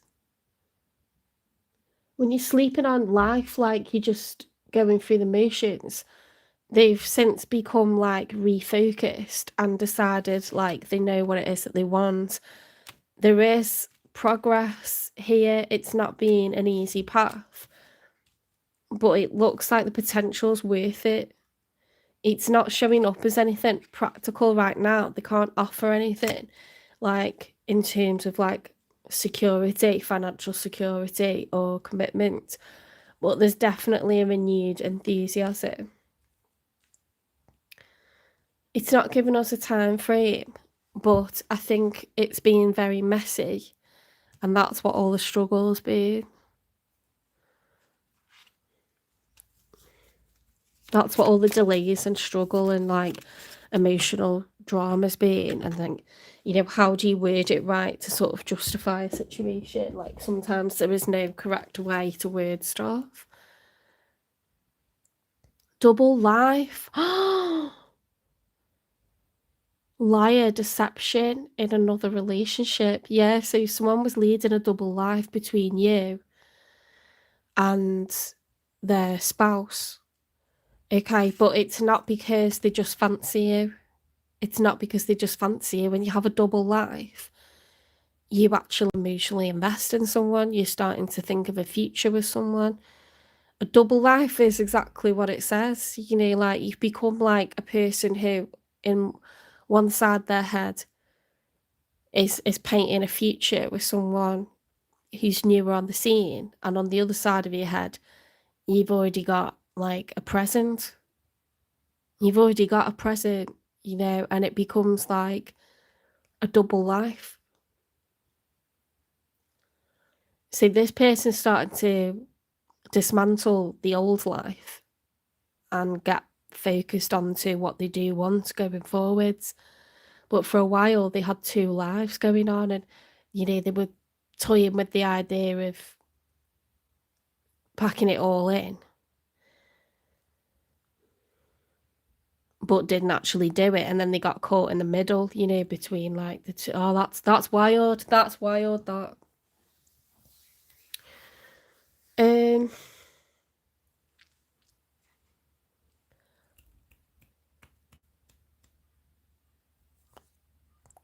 Let's get the unspoken truth.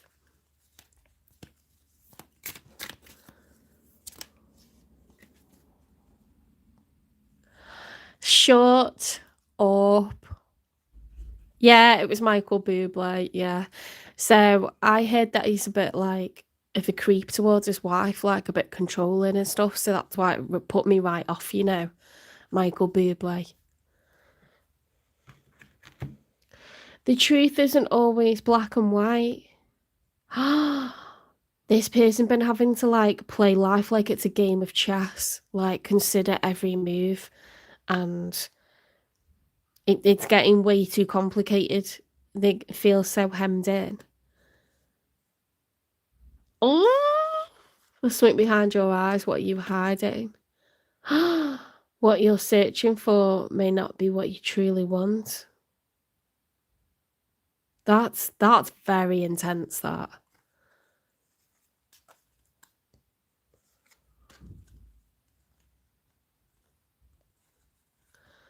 OMG.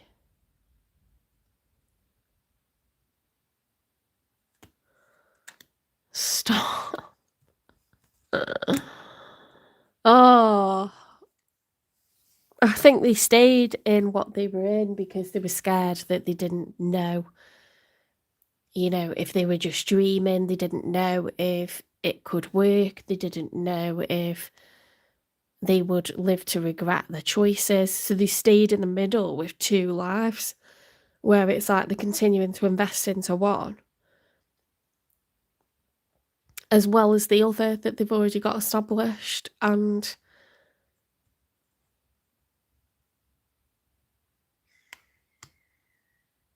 that's a lot of work. That is a lot of work. And that's what they're sorry for. That they're sorry that they, you know, were leading a double life, because they were. They were having both. They were having the past and the present, and they were having the present and the future. And I think they feel really guilty about that.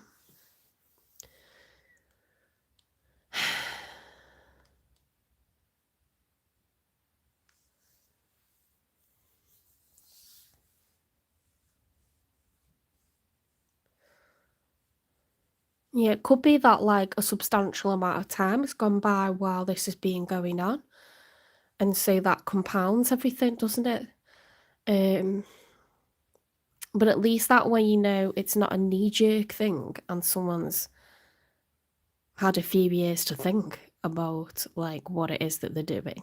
You know, anyone that turns up with their bags overnight from a marriage, time to worry. Like, time to worry.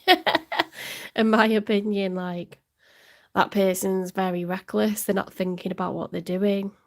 This person has been thinking. They've been doing a lot of thinking. For a while, they led a double life. And they are sorry because, you know, they didn't kind of do anything to commit to you. But they developed things emotionally between the two of you.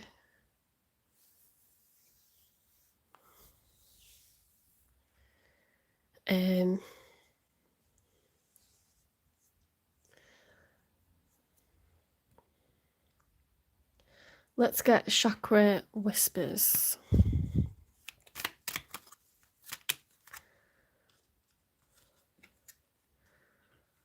Oh my God. I am aligned. See, this is when all of the chakras, from your root to your sacral, your solar plexus, your heart, your third eye, your crown, because they're all functioning correctly, it allows you to get right the way to your crown chakra. They're like cogs. One operates the next, operates the next, operates the next. Someone's fully aligned, like, with their destiny. They know what it is that they're meant to be doing. They know they're on the right track. They're fully confident, you know, full belief. That's cool, isn't it?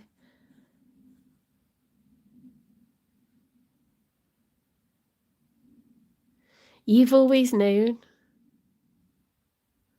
You've always known that this is how this was supposed to be.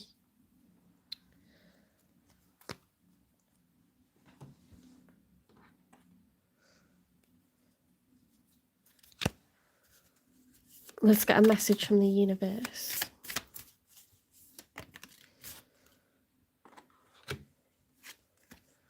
One day, when you least expect it, you're going to crash into someone who's going to be so soft and gentle with your heart, and you are going to be so glad that you kept it open. You are going to be so glad that you chose to believe it deserved more. Wow.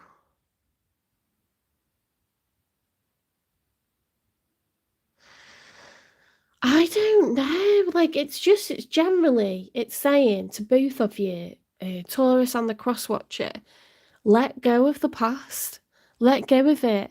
You both going over and over and over like previous hurts, previous disasters in love, previous Ten of Pentacles or Ten of Cups scenarios where you could have had it all, you were about to have it all, you know, you're engaged to be married, you were already married, you were already living together, you had children with the person, whatever it is that was Ten of Cups or Ten of Pentacles didn't work out, and you're going over it and over it and over it. Like, this person, like, they led a double life and they are sorry about it. They are really sorry for playing with your heart like that, because they didn't have the guts to kind of trust their own, you know, intuition and be like, I need to leave my marriage, I need to leave my family. So they stayed in it, and it gave them security, literal security, as well as emotional security, whilst exploring what they'd found with you, which isn't fair on you. That's not fair.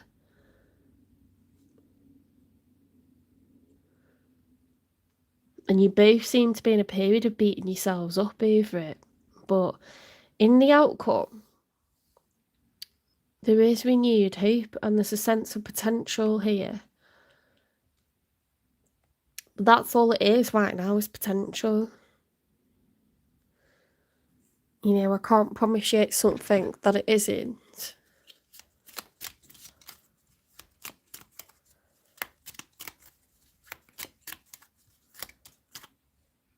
Moon. Take time to reflect.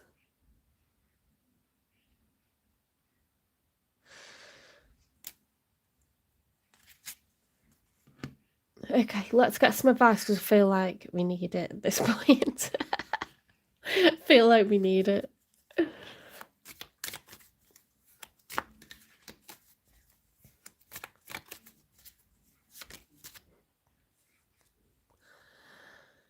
Oh my god. Possibility. Focus your attention on what could go right.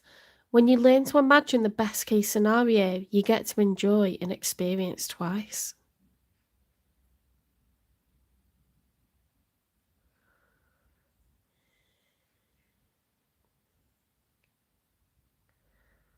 That's sweet. That's like spirit giving you a hug and holding your hand and saying, be positive, okay, because you got a good future ahead of you.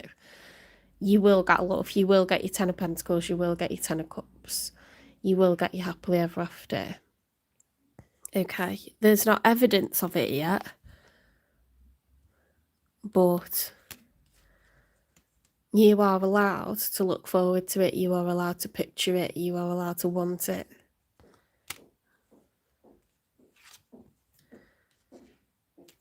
Both of you, you know, you and the cross-watcher, you are allowed to picture the future, you are allowed to picture what you want and be excited about it and dream it up and make it happen, you know.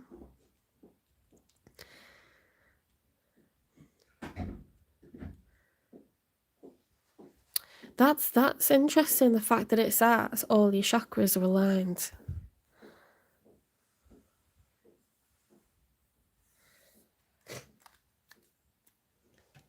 It's saying like refocus and start waiting for it, but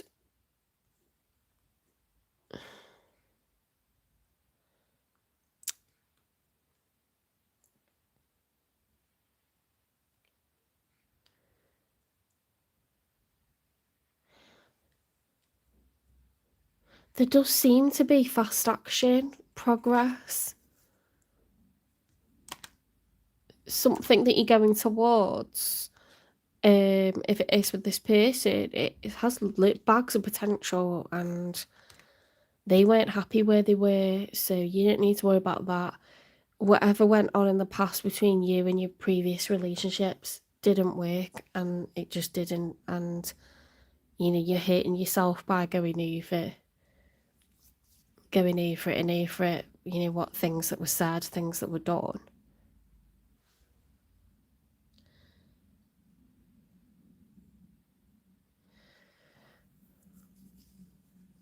What you need to do is like, because that's very like self-harming, you need to do the opposite and like picture what a beautiful bright future with someone is going to be like, you know, and give yourself that comfort, that joy, that happiness. Put yourself in that bubble, because the past is the past, it's gone, it's done. You've put this person in their happy bubble. They've seen like what it could be like. Okay.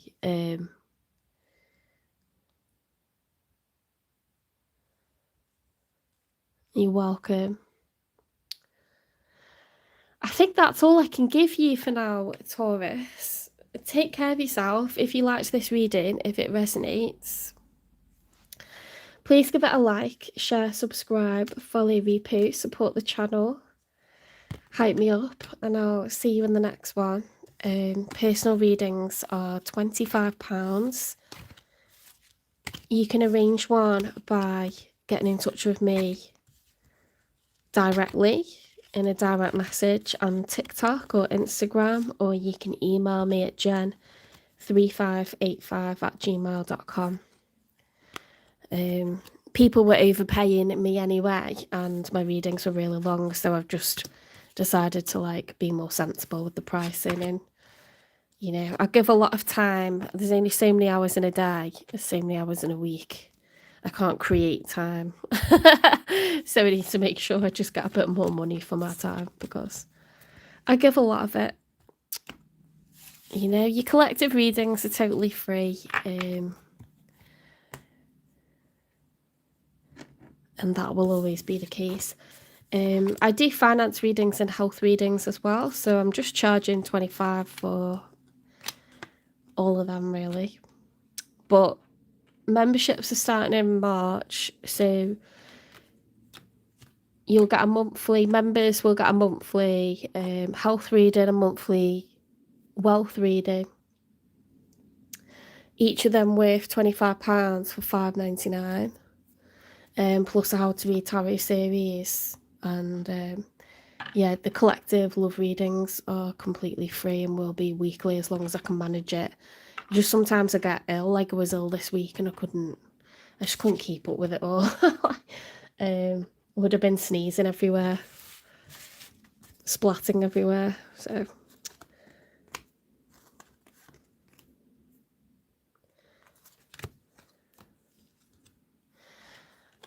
I'm a full-time high school teacher. If I get to the point where I'm doing this full-time, I might do TikTok lives and stuff like that, but there's just not enough hours in the day, like, to do everything.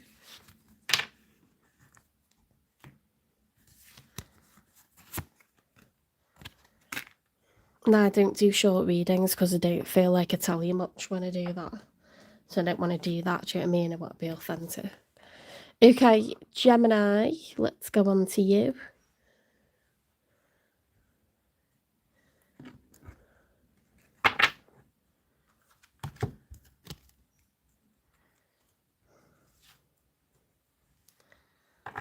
Thank you, Michael. That's really nice. Soldier. I like that. Should have called myself Soldier Tarot.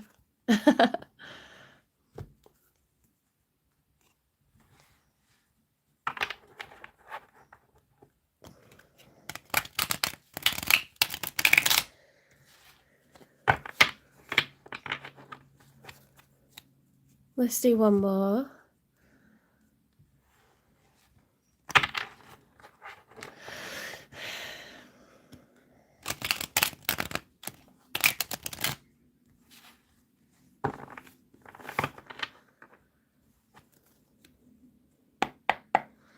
Spirit guides, the universe and angels, please stand beside me and guide me for Gemini's highest good.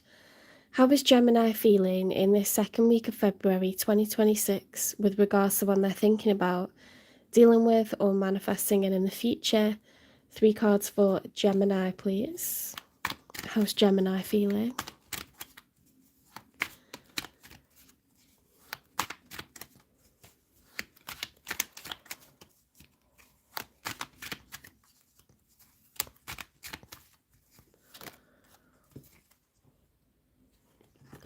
Right, Gemini, you've got the Wheel of Fortune reversed. What's this about?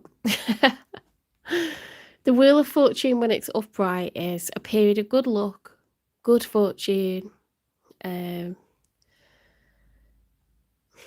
wheel turns upside down when we're doing something that's unhealthy, or we're allowing someone to do something to us that's unhealthy. So let's leave that there for now.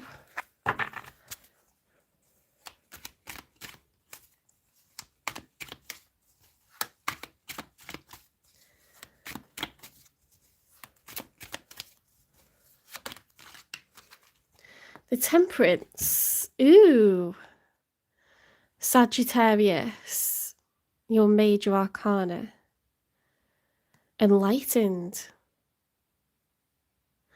You're managing to find balance.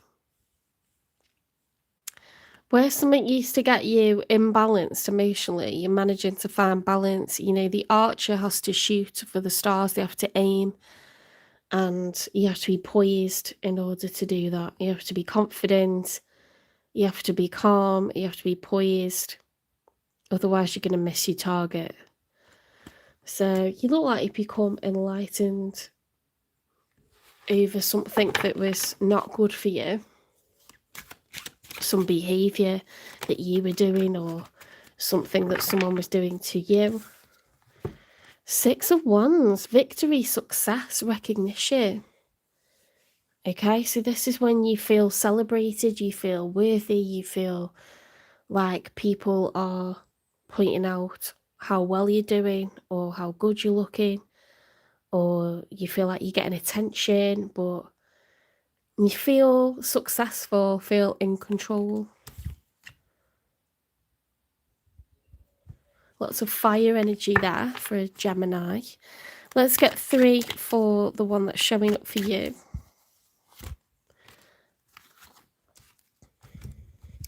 The Hanged Man and the World upright.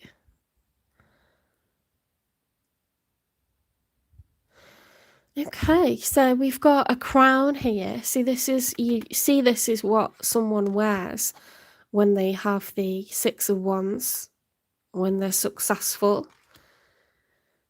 The World card is the completion of cycles, successfully closing out cycles, achieving, sacrifice.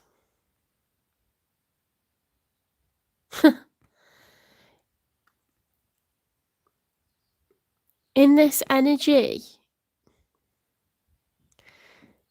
we're being told to kind of stop. We're being literally delayed and put in a state of suspense so that we have to examine things from all angles.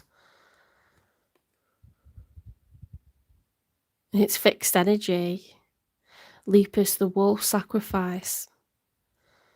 You know, it's the hand of God, the hand of fate that's making us stand still and not act. He's got him by the paw.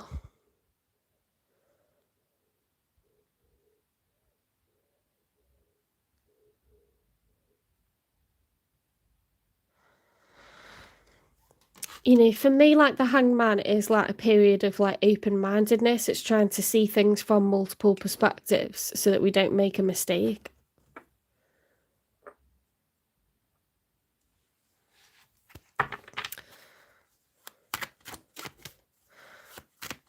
Sometimes life does that, you know, when something will happen and you think, God, if that hadn't happened, I would have done X, Y, or Z.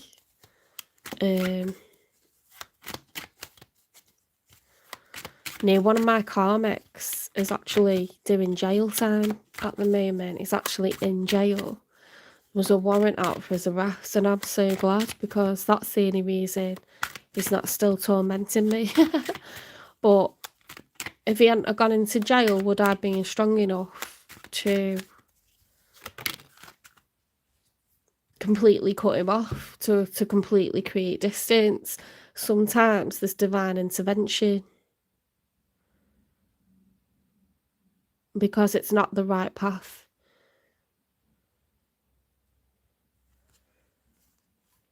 Magician, manifestation, all 4 aces. I think this person got some divine intervention here. They're trying to manifest something and they have got all the tools to succeed if we look at that by itself exclusively. The 8 of Cups reversed is someone trying to stop you, Gemini, from leaving. They're trying to stop you from walking away from this relationship. And it's to do with 10 of Pentacles, which is like a very methodical, mechanical, well-oiled machine building up prosperity for the future, collaborating with another person. There wasn't collaboration, there wasn't assets, there wasn't moving in together, there wasn't, you know, the next step, getting married, there wasn't cars together, businesses together, you know, joint savings together, pensions together.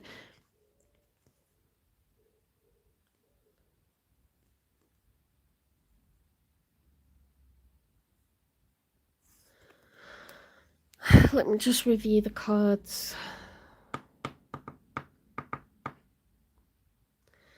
Completion of a cycle, divine intervention. Someone thought they had all the tools to stop you from leaving.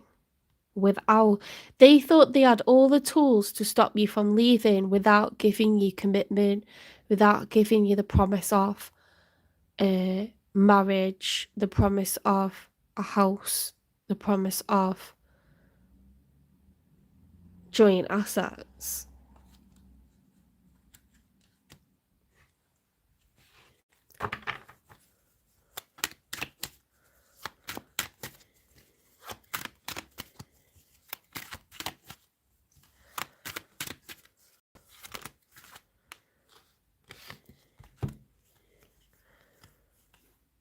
The Hermit, Virgo, retreat.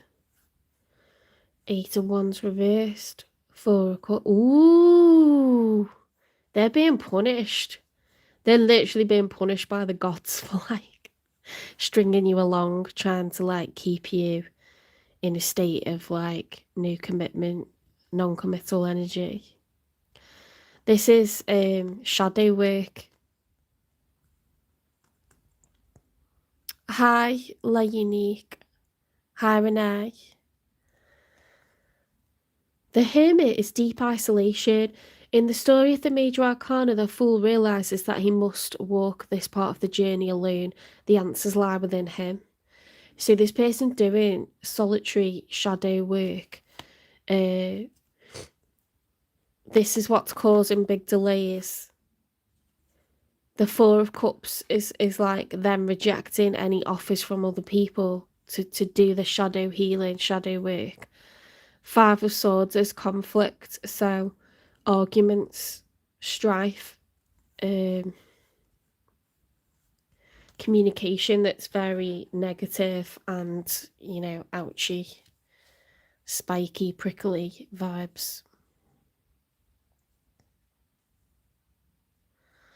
This person getting a slap on the wrist, guys. Getting a slap on the wrist from the universe, like, don't mess with my Gemini. Do not mess with my Gemini. Let's get 3 for the outcome.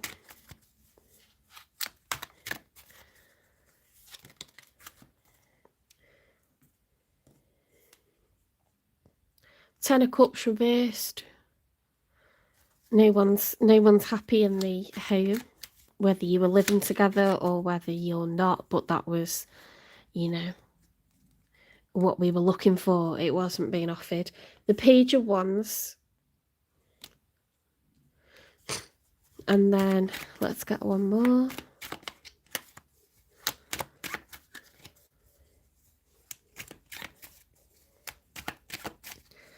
We've got renewed enthusiasm for new. And then the Knight of Wands reversed is like a lack of impulsivity. So instead of just going, do you know what, this person's everything I want on paper and they're good looking and I'm just going to go into it like, although, you know, like my spidey sense is telling me there could be a bit of a player, we're not going all into it. We're not going all into it, whether it's a man or a woman. They look the part, they talk the talk. Okay, they're not doing traditional courtship, or they started to, and then, you know, and then it went left. We're not kind of ignoring our spidey sense anymore. We got eyes wide open when it comes to future fakers, love bombers, people who know we've got high expectations. Let me just plug my charger in.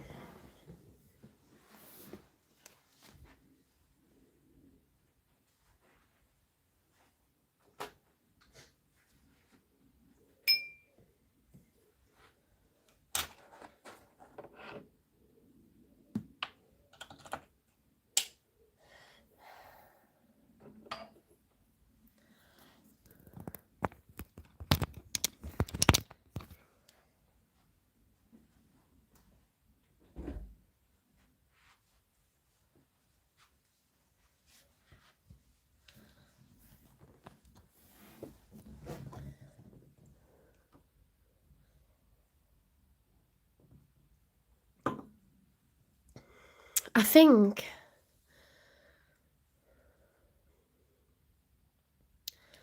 that person's gone under the radar.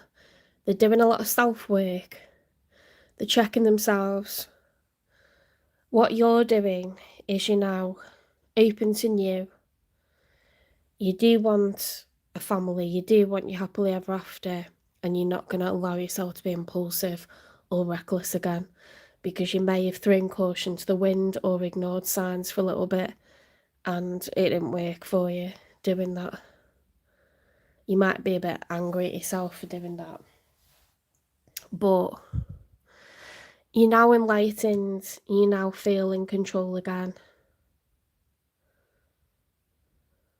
What did this person like or love about Gemini?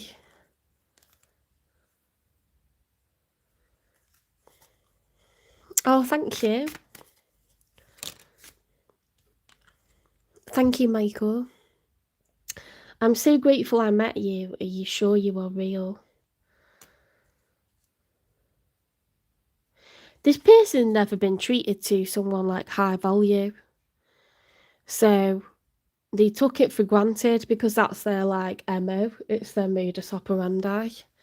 And they are being punished for it. They're being punished for it, okay? They've lost someone really good because they didn't deserve it, to be honest.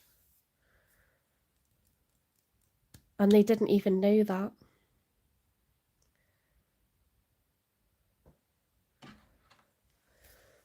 Let's get a message from them. I worry about us a lot.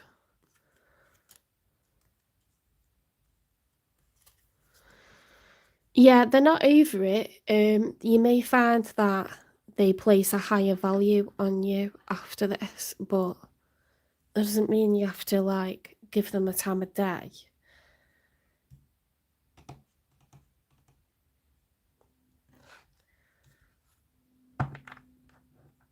Let's get the messy truth. What exactly did they do, although I think we already know that they just didn't. It was like non-committal energy. There was no growth. Love me, leave me, back and forth feelings, unstable affection. Yeah, there's no need to. The universe literally got them by the paw, like turning them upside down, like, and what are you up to, sunshine? No, you don't. You're not doing this again. So if it's all gone quiet on the Western Front, this is why. They're being told to stop and reflect, okay, on their own actions. Something's the wrong way around there, isn't it? I knew I'd seen that Joker. That was I think that was in the Taurus reading. It's all just against them, insincere, just having fun. Yeah, the person was having too much fun with their double life. I knew I'd seen that, but it got lost. Toxic, okay, so someone's being really toxic with you. That's when we get the Wheel of Fortune reversed, okay? It's a karmic lesson. This person now being punished for dangling, you know, happily ever after in front of you for future faking, if that's what they did. Love bombing, breadcrumbing, being off and on.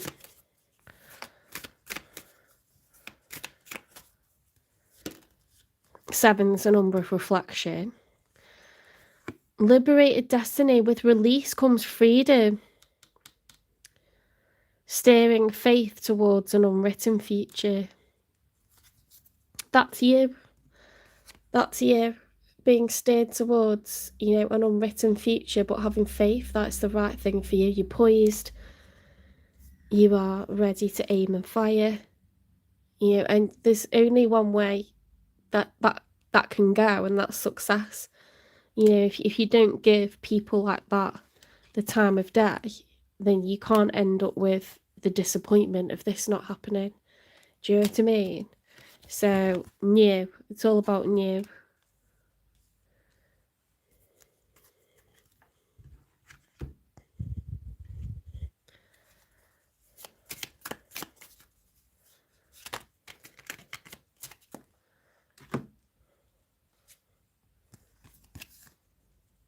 putting on a show. Yes, person full of shit. Expecting neat beginnings. See, this person thought they were going to get another go with you. They thought they were going to get another go, but you're not doing that. You've got onto, you know, the bullshit. The universe has also stepped in, okay, to protect you. You're being protected.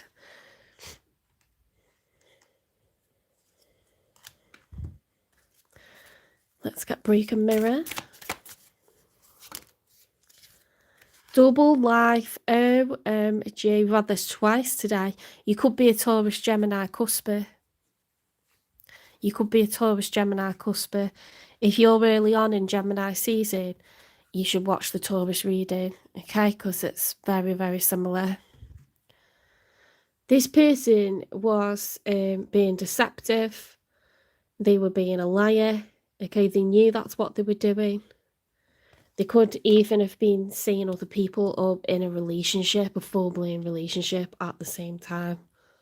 Okay, so that might be something that you found out, or it could be something that you were not aware of until this reading, okay? But for some of you, this person had a full-on relationship or marriage, and dangled like hope in front of you with like 10 of Cups, 10 of Pentacles. You were never going to get that from them, you know.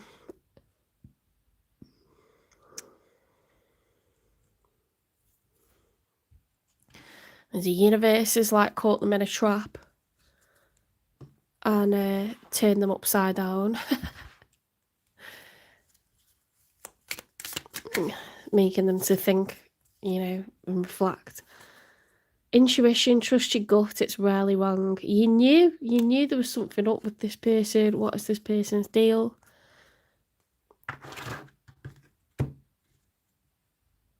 Why is this happening?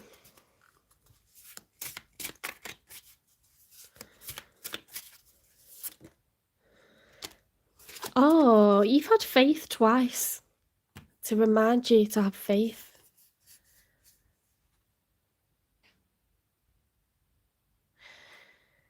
Don't, you know, you don't have to take like the next good thing that comes along. Whatever happens, even if it feels like something's going well, when it doesn't work out, it doesn't mean you're not going to get your happily ever after. It doesn't mean that, okay? You can let go of people more quickly if they're messing you about. I think you have become more like that because you don't want someone wasting your time and making a fool out of you. Because some people will do that as long as they're allowed to do it. Some people genuinely are like afraid, or they don't want to hurt their family, or it's not that easy for them to just make a decision to abandon the family or whatever. But this person was being karmic and were wasting your time. They were wasting your time, okay? They've been putting on a right show. You know, they could be flashing the cash, they could be using their good looks, they could be using what they've got, but it was toxic. Love me, leave me, on, off, confusing. Okay, it wasn't growing. And it's either because they had someone else or they just treat everyone like that. But how sad is that? What's scary is like usually people do that and they don't commit because they haven't got the finances in order. If someone's got their finances in order and they're still refusing to settle, you must be a real fucked up individual. Like, if you got your finances in order and you're good looking and you could have whoever you want and you're still treating people like crap, what the hell is going on with your soul? Like, that's why the universe stepped in and literally picked this person up by the paw and went like, no.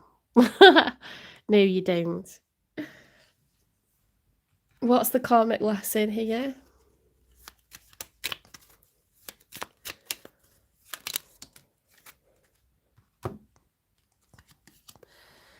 Owning your mistakes. Ooh.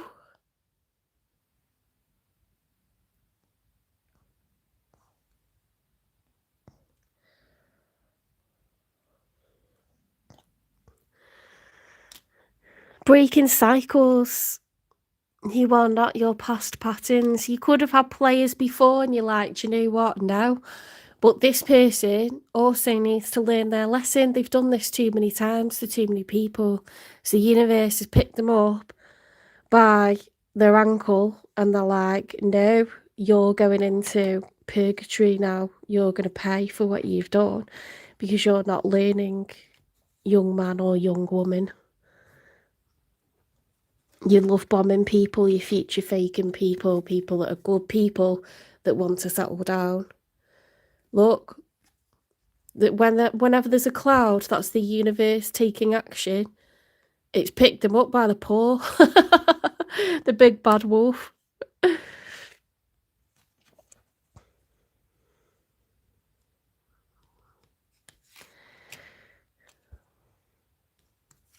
It's time to own your mistakes. Don't invest in people because of what they look like or because of what they've got. Because people who are very material, they know that that's their strength and they use that to attract you in. You could be someone who's very material minded. You could think, well, I want someone who's a go-getter. I want someone who's good looking. I want them to have it all. I'm not saying you've got to get with someone who you don't fancy. That's ridiculous. You can be attracted to someone, but you don't need the millionaire. You don't need, do you know what I mean? You don't need the T6. You don't need the Bugatti. You don't need any of that crap because that's all for show. And people who've got that amount of success don't have time for you. You want someone who's quite mild-mannered, someone who's considered, they're grounded, they've got 2 feet on the ground, they've got dreams that are attainable, they've got a good work-life balance, they've got time for a relationship, you're the priority. You don't want a Mr. Flash the Cash, you know, or a Mrs. like, I'm the shit and you're just low down. No. We just want someone who's got 2 feet on the ground, nice family, emotionally like very secure, they don't bring any drama, they've got plenty of time for you, they get up and they go to work like a trooper, you know. Like you just need like that. You don't need a show off putting on a show, someone who's like the Tinder swindler and all this crap. We don't need it.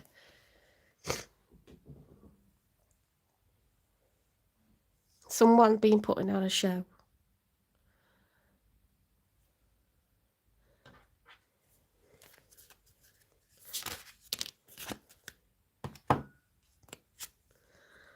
What is meant for you won't pass you by. You will never have to force something that is truly meant to be.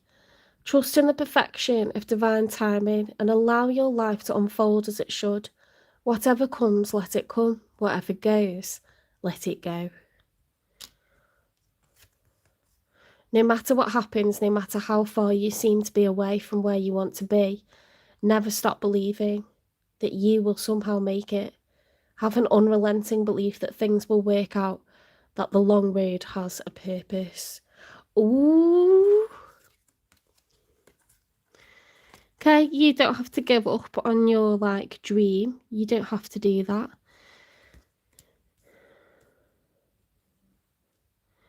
Have faith, never give up.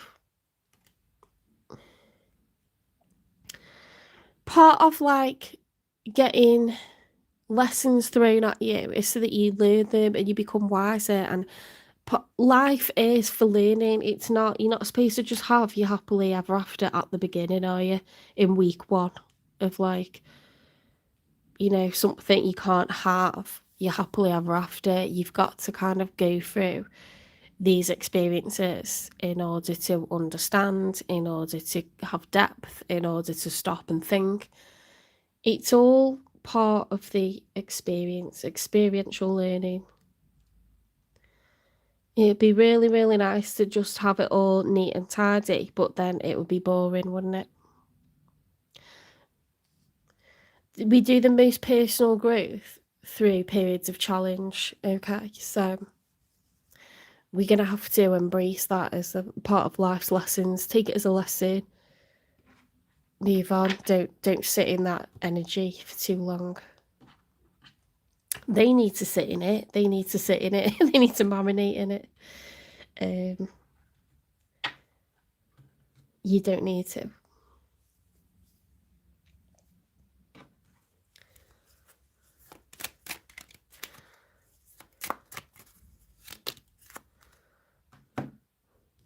Oh, I am secure in who I am. Okay, so root chakra, you know who you are. You're getting back to being you. They're still them. They don't really know what they're doing, okay? And the universe is like, you need to check yourself, sunshine, because you're running around, casting shadows over people's happiness. So they're being told to stop and think. They're not being allowed to kind of just keep doing that to people. No. I act with courage and clarity, okay? So I love that because you've got victory and enlightenment. I act with courage and clarity. That's the solar plexus being activated, taking leadership, taking control, having clear boundaries. This is your insurance against disappointment, against, this happening.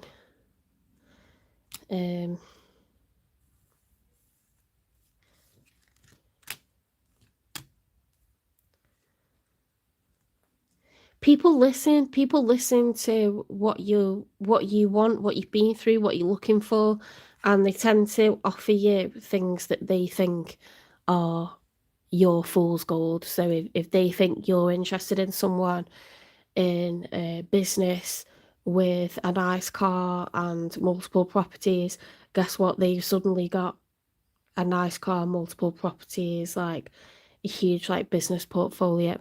Now, like, you should be looking for someone who's loyal, got a good heart, they got 2 feet on the ground, they want to be a good person in this life, they do to others how you would have done to you. We don't want like Mr. Flash or Mrs. like show it off, like, no. Because those people, my God, they're vacuous and they will do anything to anyone. And so they'll do it to you. They will do that to you. It's all part of the big con, isn't it?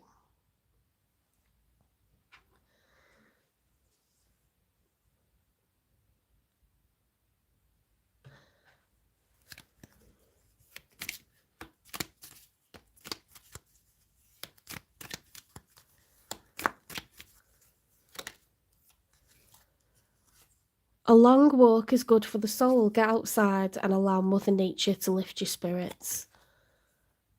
Move, okay? So if you've been feeling down, getting too much in your head, being frustrated by stuff that's being done to you, get outside, be in nature, because nature's not against you. It's with you, it's for you. You are part of the animal kingdom, okay? Get grounded, get rooted, feel the breeze, feel the sun, hear the bird song, be next to fresh sources of running water,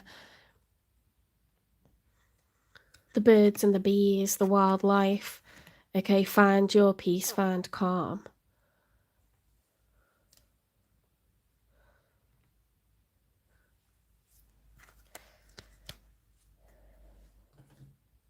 I don't know why, but it's giving like sometimes when we're feeling a bit insecure and we think that being married or having a house with someone or having a baby with someone or something 3D that's outwardly like showy offy to others is going to make us feel like justified in who we are or where we are in our life right now. That's when you get sent a karmic lesson and you won't be allowed success until you get this person out of your life. You got to put up boundaries and exercise good discernment, and when you don't, your successes will be blocked and you'll attract people that are like just telling you what you want to hear, because it's a little bit of your own insecurity coming out. So whether that's them kind of being excessively good looking or loads younger than you or loads older than you or something that's just a bit too out there, It's because we're like we're feeling a little bit insecure, and we're leaning into, temptation because they're very good looking, or they have a lot of money, or they promise, security because they're a little older, or they promise excitement and fun and like make us look good because they're very good looking and younger. Like, it's something not so, it's a bit superficial. So watch out for that as a bit of a trap.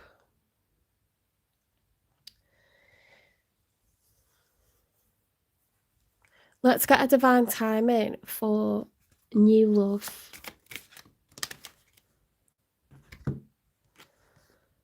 Don't force it.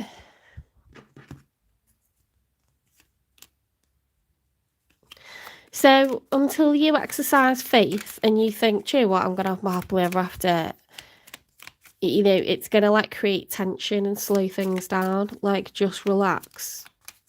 Be happy with who you are as you are and let life happen. Don't get all tense and stuff, because it clogs everything up in the universe. It doesn't like that. It feels like you haven't learnt your lesson.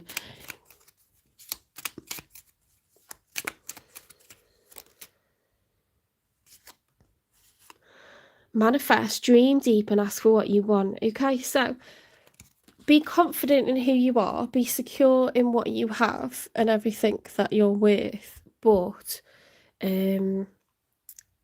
you are allowed to picture a future you do want. What qualities do you want in a person? What do you want them to look like? What do you want them to kind of do for a living? Where would you like to be placed? Like, it doesn't even have to be that detailed, but picture happiness together. Like, if it's just someone who's loyal, someone who is hardworking, someone who provides emotional stability, you enjoy kind of having good times together. It doesn't need to be anything too detailed, but just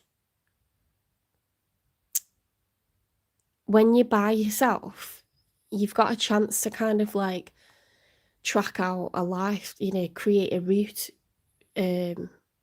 look at the map and decide where you're going, and then kind of picture someone who realistically like would fit into that scenario, and get a little bit focused, bring it into focus, put on a lens, and bring it into focus, and then picture it and ask the universe, because there's certain things you don't want. If you hate indecisiveness, if you hate couch potatoes, or if you hate gym bunnies and all they talk about is how they've worked out 3 times a day and they've got a really strict eating plan, nothing bores me more. Nothing bores me more than that. Like, there's things that don't work and things that you don't want. So whatever that is for you, sometimes it's easier to start off with what you don't want a second time. If you don't want a liar, you don't want someone who's got no moral compass, you don't want someone who's always late for everything. You know what I mean? Sometimes it's easier to start off with what you don't want, and then you get to what you do want. What's a non-negotiable for you? Like, picture it, ask for it out loud. The universe will make it so. It might take a year, but it'll make it so. So the next sign is going to be Cancer. I'm going to take a bathroom break. Okay, so I hope that was helpful. Please give it a like, share, subscribe, follow, repost, support the channel, hype the channel. If you want a personal reading, you can absolutely have one. You can email me at jen3585@gmail.com. Or you can direct message on TikTok or Instagram at 7 Chakras Tarot.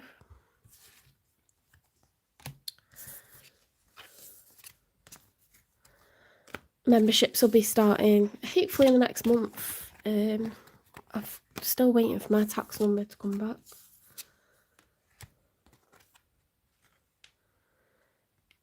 Where's this go for? Members will get a monthly finance reading, a monthly health reading with the Native American Indian medicine wheel, and How to Read Tarot series. When you consider that each reading is worth £25, £5.99 is bargain. And it can be nice to like focus on yourself rather than like agonise over love readings, although these will remain completely free and remain weekly, the collective ones. Right, I have got to take an essential loo break for 1 minute. I'll be back. We're going on to Cancer next.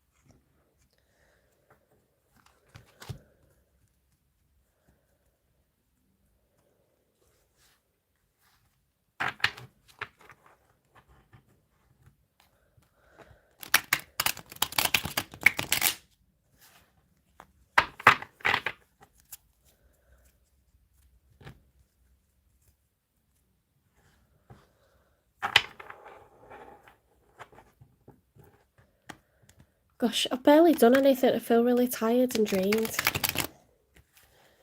I think I'm short of breath.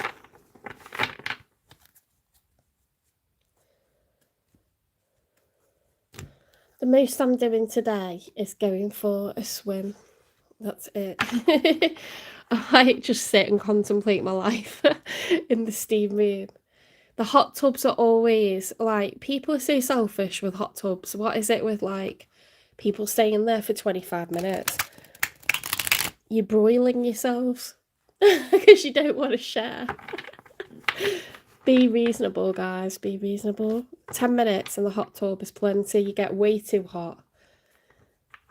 If your face is beetroot, you've had enough. I know the hot tubs will be full, but it's the steam room. The steam room's my vibe. Half an hour swim and steam room for like 10 minutes. Beautiful. I know I just looked at myself in the mirror there and it's like so depressing. Like I look drained. I look really drained. Anyway, I did the right thing staying off again on Friday. I'll be back in work tomorrow. But the weekend is not over yet. We live in the future. I do that too much.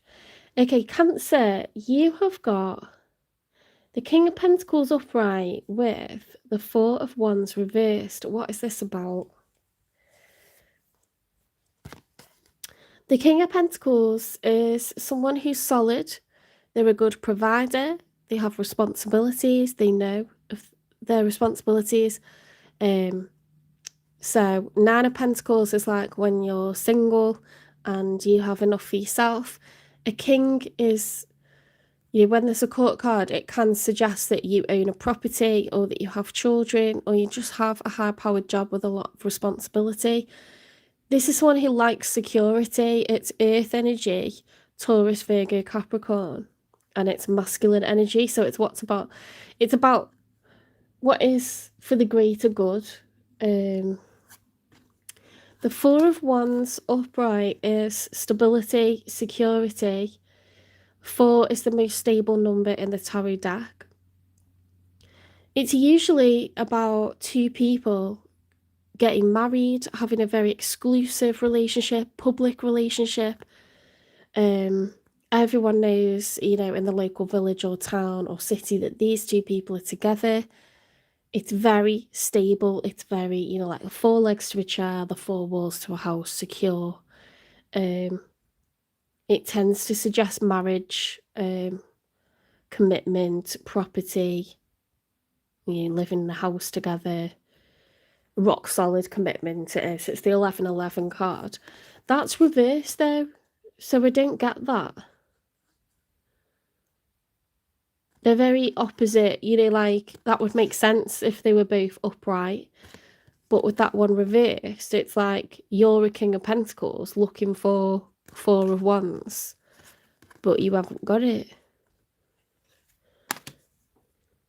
Because you are King of Pentacles upright, so the Four of Wands reverse is like, I don't have the stability that I crave,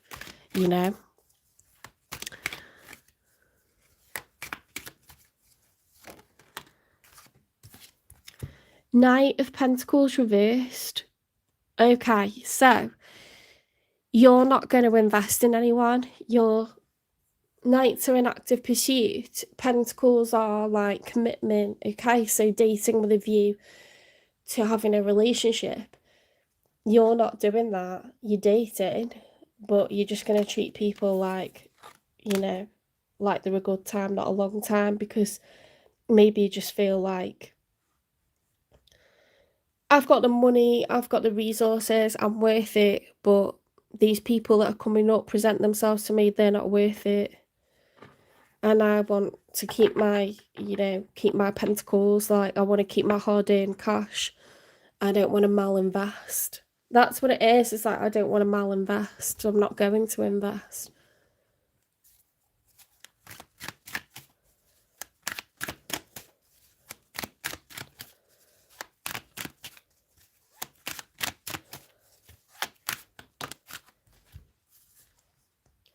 The Magician. The Magician is someone who manifests, and they don't only think about what future they want.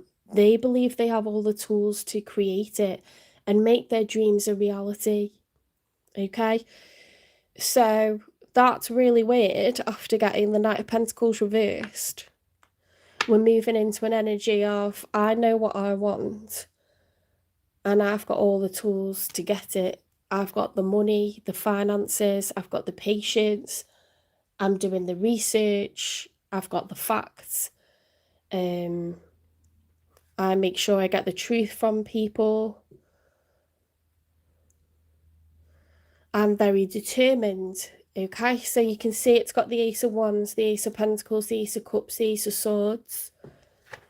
Let's see who's showing up for you.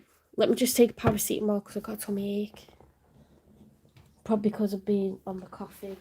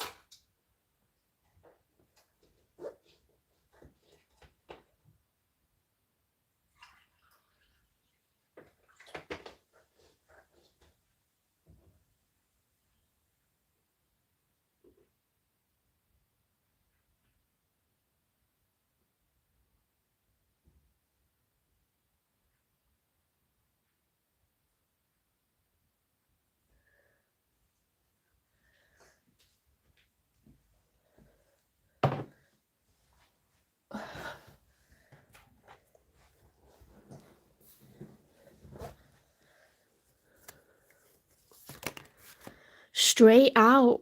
Oh my God, I want to shout. The Queen of Pentacles, we've got a matching pair. We've got divine counterparts. And you're both upright. Shit, Cancer. Oh my god. You could have a really good job. You could have like savings. You could have like the deposit for a house, or you could already have a property. You're about to meet someone who's really nurturing, who's going to really complement that lifestyle. You know, they don't bring any drama. They make a beautiful home. They have really good taste. You know, they could be like Mr. Homes and Gardens, or like someone that just has like an eye for like interiors, someone that has a way with gardening. You know, a Queen of Pentacles can be a man or a woman, but they basically they create a beautiful nest. So you're the provider, and you could both earn, right? And you could earn equally or something like this, but they're going to complement you really well because they're going to appreciate the surroundings that they have, and they're going to make them look really nice, and they will make a house a home wherever it is, because that's what you do when you are considering everyone living in that house and you want them to have a beautiful life. You know, you fill the fruit bowl up, you fill up the vase with flowers, you like create like an interior with candles and lamps, and you know, it's comfy and it's a home. Like, you make it nice. Like, oh, this is so exciting. Please let this be a positive reading. You're both upright and you're masculine and feminine energy, so you complement each other. You're not going to clash, both trying to be masculine. You're not going to fall apart, both trying to be the feminine. You're going to really complement each other, like strong, steady. Oh, come on. Let's have a good reading. So in tarot, just in case there's people watching that don't know, you have 4 suits like in regular playing cards. In regular playing cards, you have hearts, spades, clubs, and diamonds. In tarot, you have wands, cups, pentacles, and swords. You have a court card, a king, and a queen for each one of those, and you've got the matching court cards in this spread. So you literally suit one another. You are a divine pair. Like, you complement each other really well.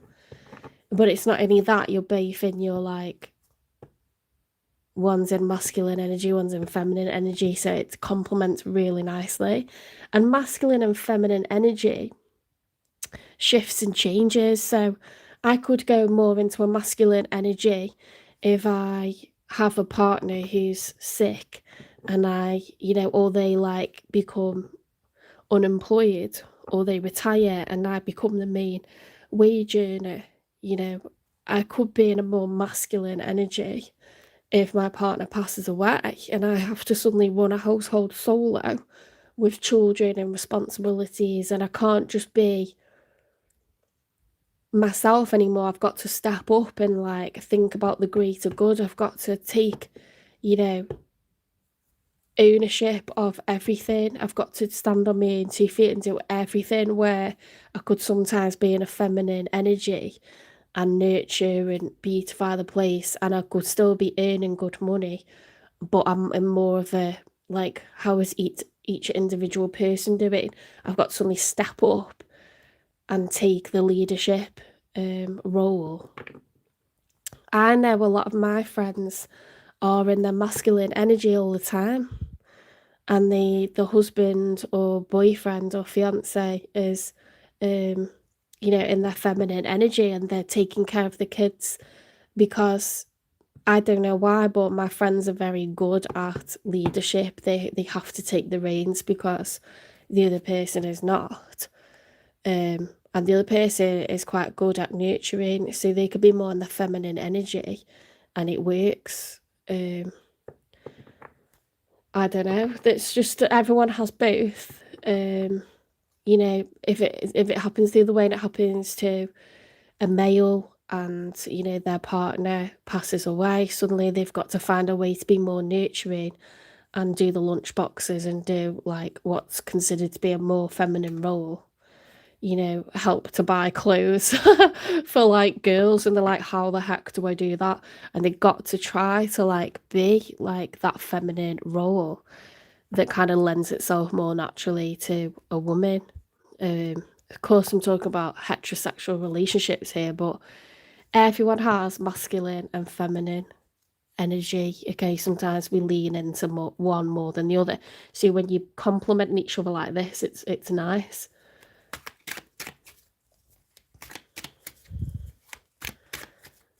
Let's get 2 more for the one that's showing up for Cancer, because this is very promising.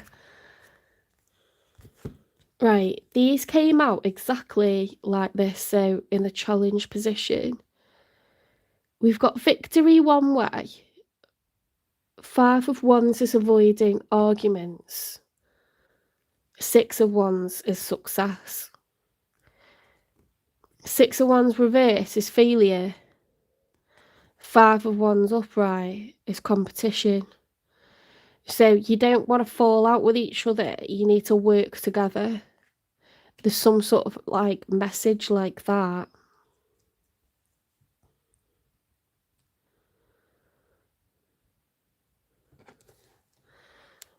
There's like a fieriness that's to be avoided. There's conflict that's to be avoided, competition that's to be avoided. The Wheel of Fortune reversed, why? Is someone a bit argumentative, a bit forthright? They could be a little bit argumentative, you know, and a little bit forthright. Someone who's very confident and won't be told what's what. Earth signs can be like that. They're very calm, they're very grounded, and that's why they're immovable. And it can be a bit frightening when they're angry. And I'm not saying this person is angry, but the challenge for you guys is going to be, you know, can we, like, control ourselves and be for each other, not against each other? Because there could be a little bit, I mean, that's the challenge in every relationship, right? But the fact they've got the Wheel of Fortune reversed, they could at times screw up. And I don't know if that's from sulking, because that's what happens when we're angry, is we can sulk. I'm not someone that's going to say whatever's on the tip of my tongue, because if I do, it's going to hurt you and you'll never forgive me. So I clam up, and I don't want to say things that I'm going to live to regret, because once it's said, isn't it? Once it's out there, you can't take it back. So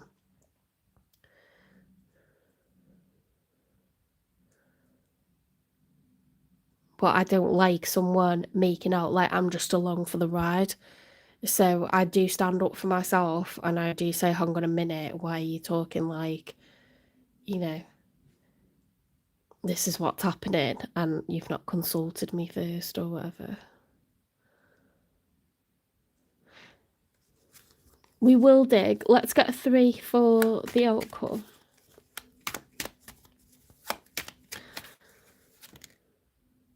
Four of Swords reversed is refusing to rest. So this is like a restlessness. You know, taking much needed respite. This person's lying down, taking a breather, they're resting their body, resting their mind. This way, they're not. It's a restlessness.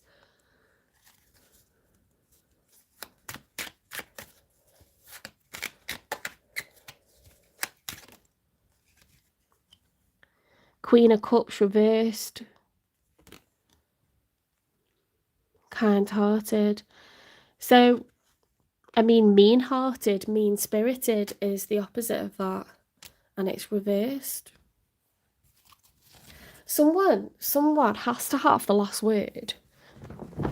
The last say on everything, and it's causing a little bit of arguments.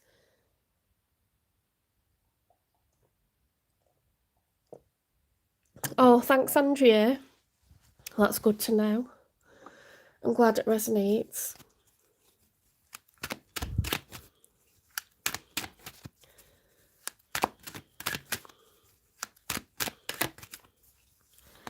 Let's get one final one.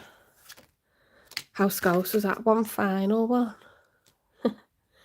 The Lovers upright. Major arcana for Gemini. Guys, you can make this work. You can make this work. Just because someone's a bit argumentative doesn't mean that it's like not a good match.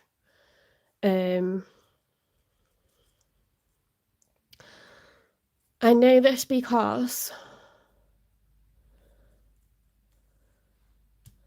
the Lovers are two people that have signed a contract in the 5D before being together. They agree to have a soul union. They literally feel like they've known each other for a lifetime, even if they've just met. They're like two peas from the same pod, you know. They just go well together. That's why it's Gemini, the twins, okay? Because you're like twinnies. Walk it out. How cute is it when you see couples with matching anoraks on, they're holding hands, just walking along? I'm like, that's so cute. Life goals.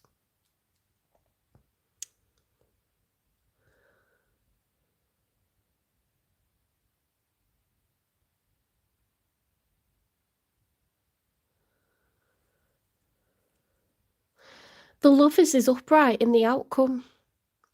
So someone's a little bit argumentative. They can be a little bit restless.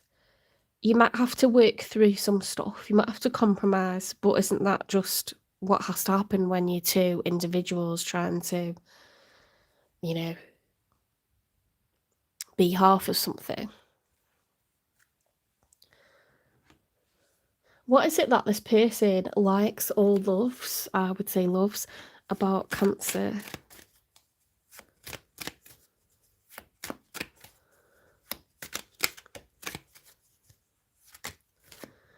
Your honesty and vulnerability scares me and allures me at the same time.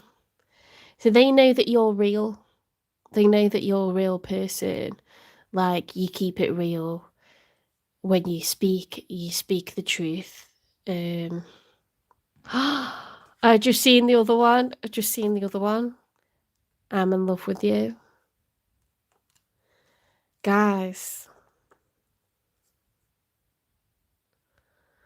That's too cute.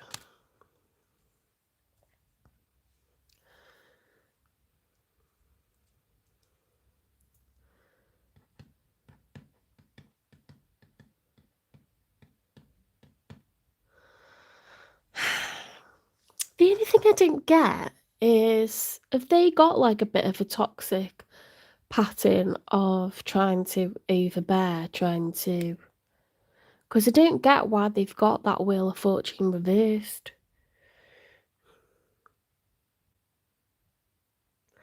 They're in love with you. They love that you're honest and vulnerable, but it can be scary. Maybe you can be a bit overbearing. You got strong boundaries, you're confident to say, you know, things exactly how they are, and it's scaring this person. Because that's how they're feeling. Like, come on, we're a team, we're not meant to be like against each other.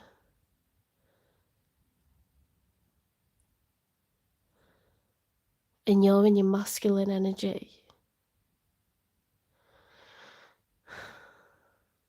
I wonder if you're just like laying the cards down, like, look, if I date someone, it's not to fuck around. Like, I know I want to get married, I know I want a house. I was halfway through a house purchase, and, you know, that got turned upside down because the last person. Please only deal with me if you know what you want, because I haven't got time for this shit. You could just be like really matter of fact. And it could scare this person, but then they could be like, fucking hell, I actually really like this about this person, because they're just really straightforward, and that's what I like. are like security. You're two people that like security, you like stability, you like predictable, you like, you got to be into your person, but you don't like anything that makes you feel like you're not on solid ground. But they might be a little bit intimidated by that times. I don't know. It's just because on their side, they got the Wheel of Fortune reversed, so I just want to find out what that's about, really.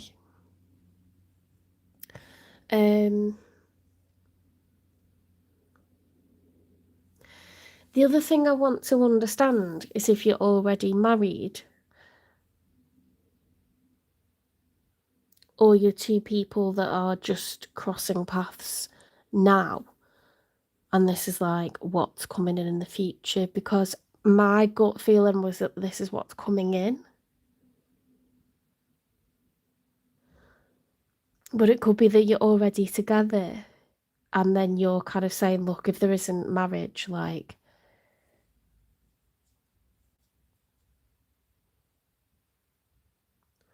I'm not.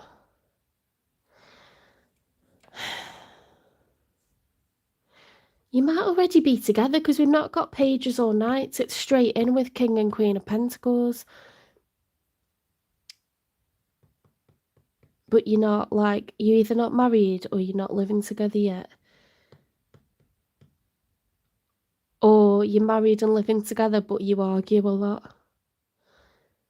But it's just... Let me get... I don't think it's really appropriate to, like, dig for stuff like... in the past. I want more, like, relationship advice because I think this is already established.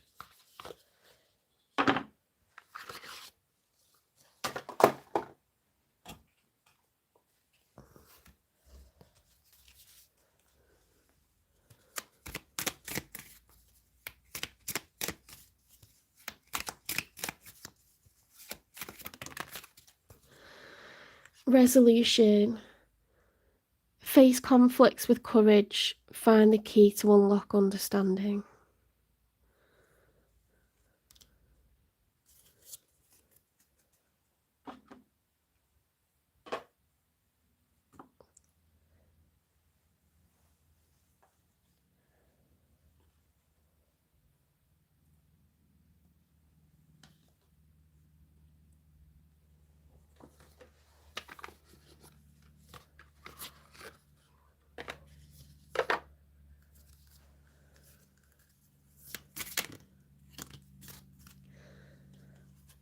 Passion. Keep the flame of passion alive. It's the heartbeat of love. Divine timing. Trust in divine timing. Love arrives when it's meant to.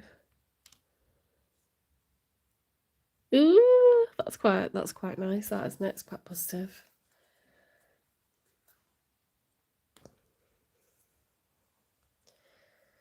If you've been having doubts, like, this is your person. This is like 100% your person.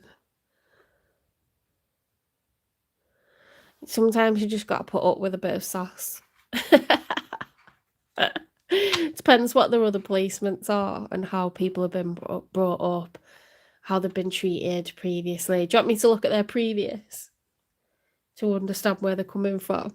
See, this isn't going to be cards that relate to, like, how it is between the two of you. This is their previous on their side, like this Queen of Pentacles, whoever it is, male or female. Love me, leave me. So they got messed about previously by people who were on and off, haven't we all?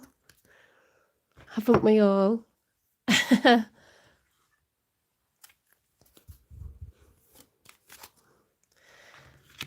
Raving eyes. Keeping possibilities open. Obvious flirt, disrespectful. So someone's actually, like, deliberately undermined this person previously by just being completely disrespectful, flirting with other people in front of them. That's disgusting. That's so rude. Oh, why would you do that to someone so nurturing? That's pissed me off, that.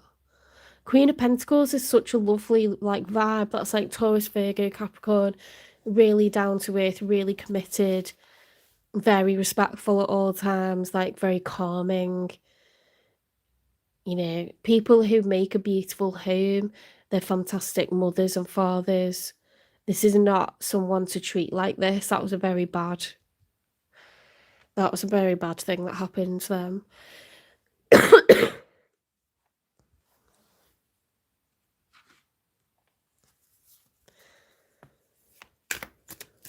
They're good providers as well, like they're very responsible people. So it's like, what the hell are you doing treating someone like that? Yeah, so it created a lot of insecurity in this person where they shouldn't feel insecure. And guess what? That's the total aim and objective of a person that does that to a Queen of Pentacles, is to make someone high value insecure about themselves, to make them not sure of themselves, to make them, you know, like think they're not worth it. To make them think I could have anyone else if I wanted tomorrow and you're just lucky to be with me. Bullshit.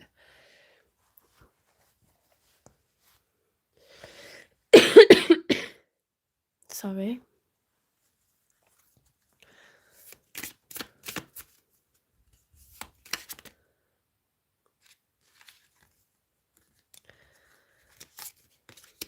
Determined, persistent, still holding on, flowers and gifts.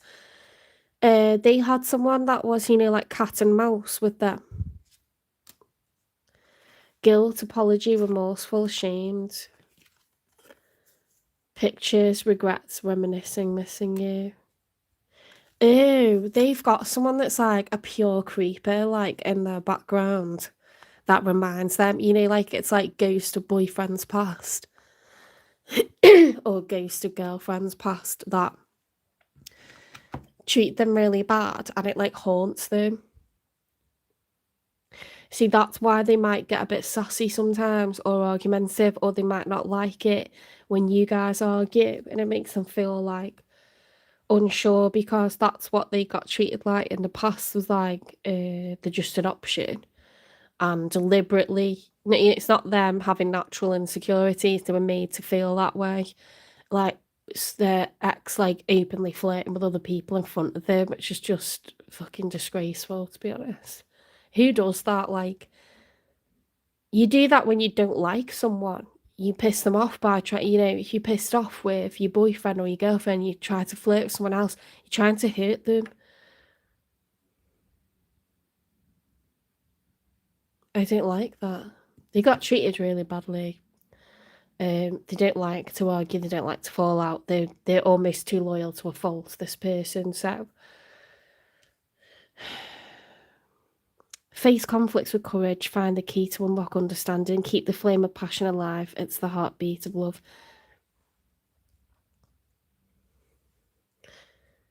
If it gets a little bit too heavy sometimes, lighten it up, okay? And don't forget to have like your softer, more exciting times with each other.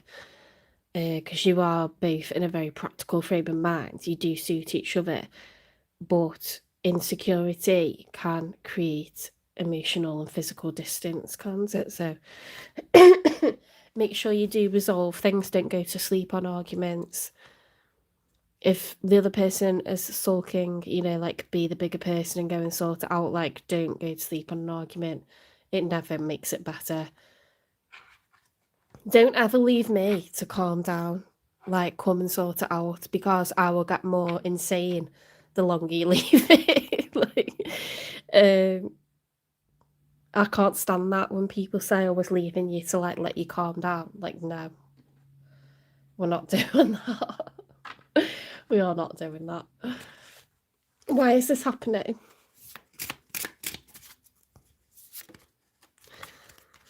Because you need to trust your inner wisdom. Karmic blessing. There's definitely like bad karma on this person's side, but it might be because they let people treat them like badly. One person or multiple times. Could have been someone, you know, they knew this person value, but they wanted to piss them off and hurt them Because insecure people will project their shit onto you and try to make you insecure so that they don't want to lose you. They know they're trash. So they will like try to undermine you, put you down, flirt with other people. That's just control and manipulation. That's not love. That's control. Choosing love over fear. Fear blocks. Love expands. That's cute.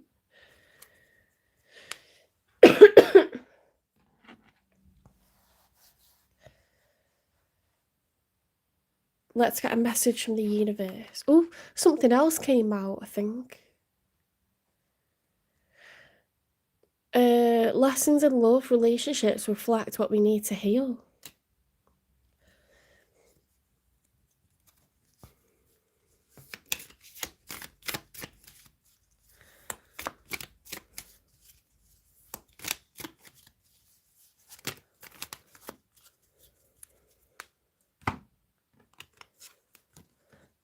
If people are gossiping about you or spreading rumours, don't fall for it. No one is worth lowering your vibration for. Let it move through you. See it for what it is, which is a reflection of their pain, rather than the result of your actions. That's giving me chills. Doesn't that tie together so well? If you find yourself constantly saying recurring numbers or words, it is a sign that you are being supported, cared for, and divinely protected by the universe. Beautiful things are about to happen to you. In relationships, the biggest thing you must look for is consistency. Every time you forgive someone who is not being consistent with you, you are giving them permission to hurt you again. You deserve better. Oh. This is you guys. This is Cancer and Cancer's person. Okay, that's the past. They should not. They're too nurturing. They're too forgiving. They're a homemaker. They're not a home breaker. Okay, so like anyone who takes advantage of that kind nature, that compassionate nature, that like lovely character that they've got, it's just a shit bag. Like they really are. And that comes from insecurity, trying to control people, manipulate how people feel, manipulate their actions. That comes from fear, insecurity, inferiority, complexes, that kind of shit. Very dark behaviour. This is you two, okay? You're both secure, stable people. This person might get a little bit intimidated by how open and honest you are because they think confrontation means they're going to lose you. But you're actually very well suited to each other. You're both secure, stable, loving, aware of your responsibilities. Just try to provide them with some reassurance. Okay, if you frighten them, they might think they're about to lose you, and it's gonna like bring back some stuff that they dealt with in the past where people were off and on with them or would make them jealous or just treat them really shit.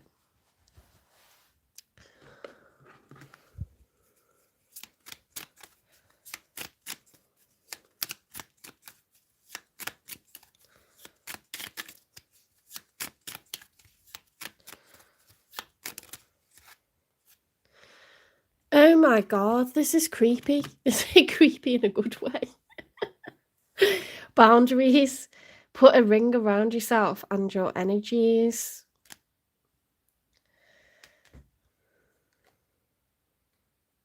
It resonates like so much with the rest of the reading, like it just complements it so well.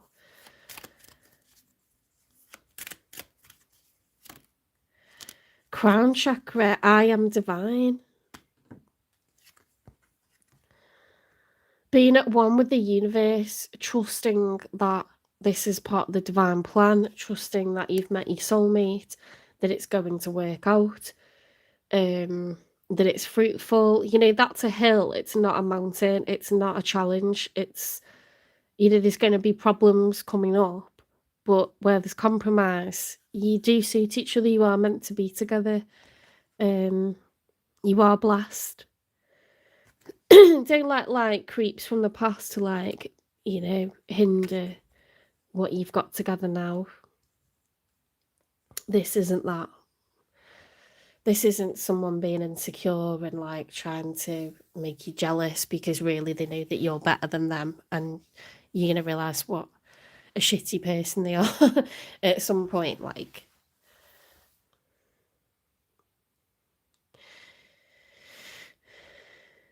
this cross watcher needs nurture, okay? Where there's like harshness, they can be too passive or get easily scarred because of past hurts and past people that have treated them like that and created insecurity where there shouldn't be any. You might have to be the bigger person and approach them to sort of like bring it back together, but it's because they're completely like scarred by what's happened previously, where someone's proper like broken them down and made them feel like, you know, I could have anyone else, like, and I do, or, you know, like just gross like energy.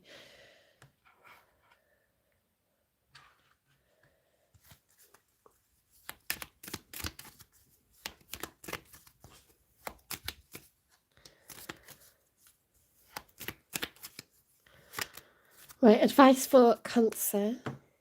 Space. The quality of your life has more to do with what you remove from your life than what you add to it. Give yourself the gift of space. Okay, so again, letting go of past hurts, letting go of negative people, people who've created like insecurities in us, people who've manipulated us, being off and on to keep us hooked, people who make us jealous by flirting with other people. That's someone who's very hurtful. That's someone who's controlling. That's someone who's manipulative. That isn't love. Okay, they're making things work for them at your expense. So that's for the cross watcher to let go of the past. It's for Cancer to be, yeah, that's happened to you, let go of it. But also be aware that that's what your person is getting triggered by. Like whenever you have an argument, just be careful that you don't make it so absolute that they think, oh my God, this is it. Like, this is it now. This is done. Because you actually like, you're actually really suited to one another and you're meant to be together. Don't fall into this energy where you can't forgive and let stuff go and you make it into a mountain from a molehill. Because they've had a lot of that. They've had too much of that. And it's really like, it's like less than what they deserve. That I feel like sorry for them, to be honest. I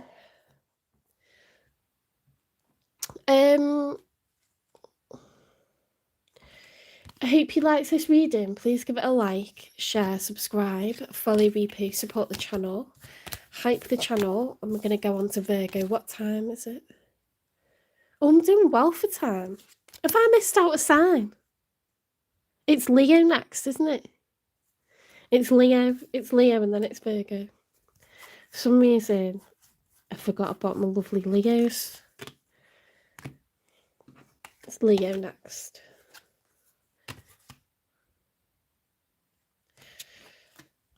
My back's cranked. Ouchie. I got to sit like far away from the desk and lean forward so that the camera can like get the whole desk view. I've tried it in so many different ways and this is the best one so far, but my back pays the price.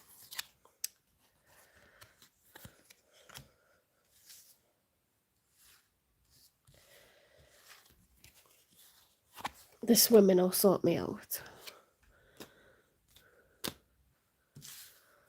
God, I've not moved for like a week. Oh, it feels like I haven't.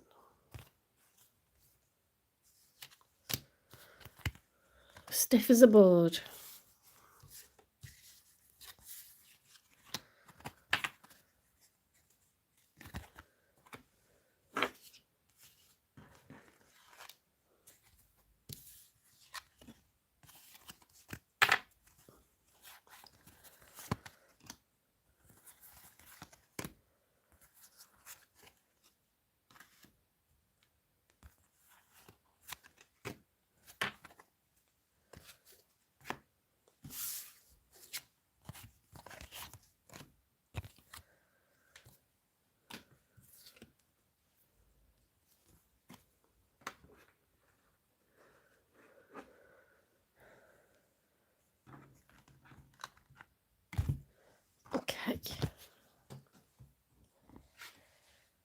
Leo, oops.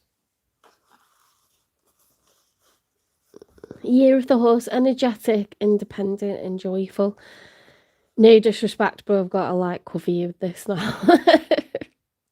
That's just, my mum had a dinner party yesterday, and that was one of the napkins that she gave me because I wasn't well enough to join in with it. She made me up a plate of food, and I didn't use the napkin, but thought that's going in the setup 100%.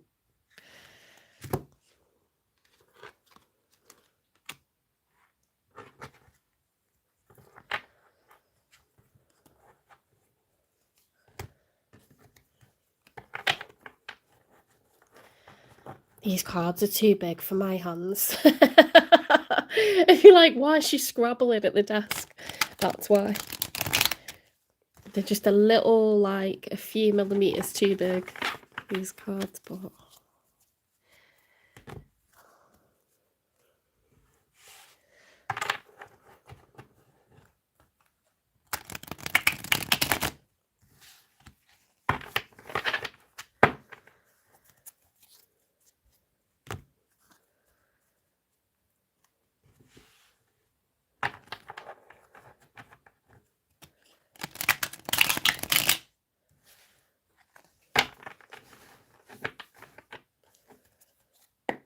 Spirit guides, universe, and angels, please stand beside me and guide me for Leo's highest good.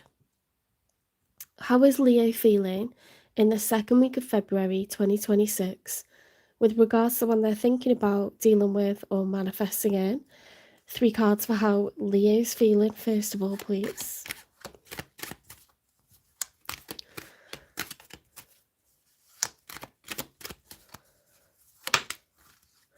The Justice, upright.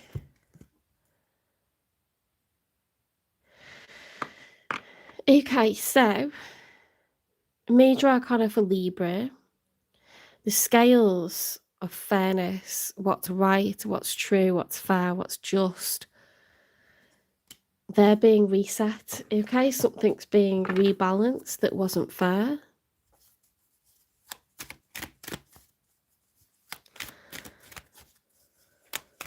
So you could feel like something wasn't fair in the past, and it's time to redress the balance, set the record straight, get what's yours.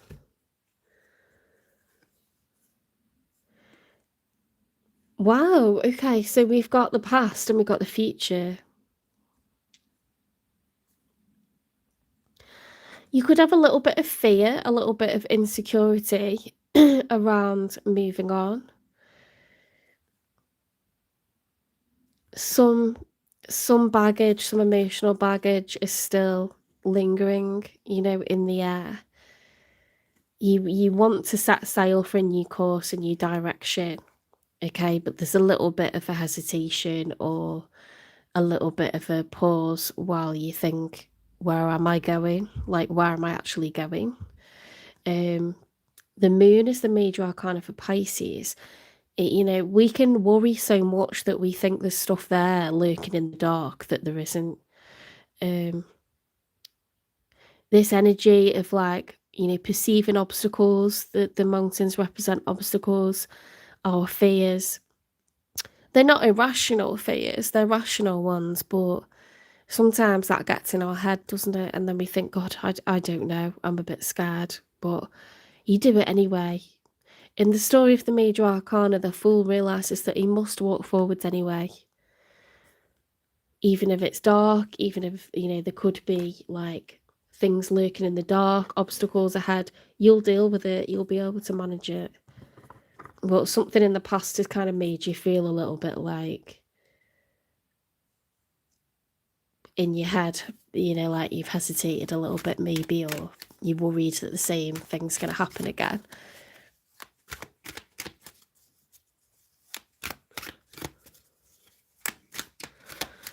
I mean, that's just normal, you know. You'd have to be an arrogant idiot if you didn't worry about stuff sometimes.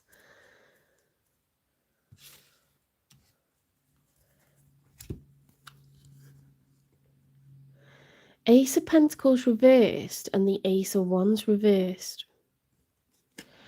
See, upright, that would be beautiful energy. It'd be like renewed hope, optimism, energy, you know, receiving like an opportunity, a financial leveling up, abundance, major abundance. So I guess like these aren't going to come into fruition whilst we're still in this energy.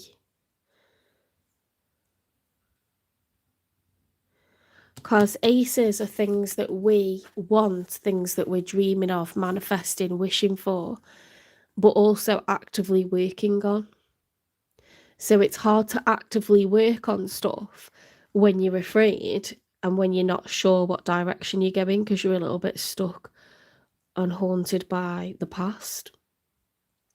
So I wouldn't like worry too much about that. I think that's just only natural, you know, like at this stage in the game. So let's see who's showing up for you. I think this is it, you know, like you're poised and ready to pounce on anyone that is trying to like mess things up for you. But you don't necessarily know what it is you're protecting or what you're trying to go for. You know, it's that period of uncertainty, so you're a bit defensive because it's like, well, hang on a minute, you're not going to push me into something I don't want, or you're not going to take stuff from me, but I haven't quite worked out where I'm going yet.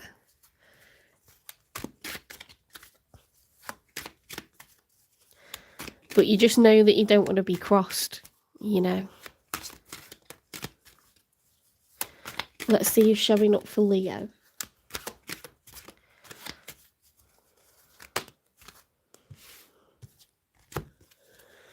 So someone has got the Nine of Wands reversed and the Star card reversed. So when they're upright, it's someone who's willing to continue. They're the wounded warrior. They're resilient. There's lots of challenges, blocks, delays, but they keep going because they know it'll be worth it in the end. The Star card is wish fulfillment. This didn't happen. Okay, so someone's dropping the burdens because they didn't get wish fulfillment. They kept going with it and they're not going to anymore. It did not pay off for them. Okay, they're not going to be the wounded warrior. They're going to like down tools and just stop trying because they've been doing it for a while and it's not getting them anywhere. So that's a choice.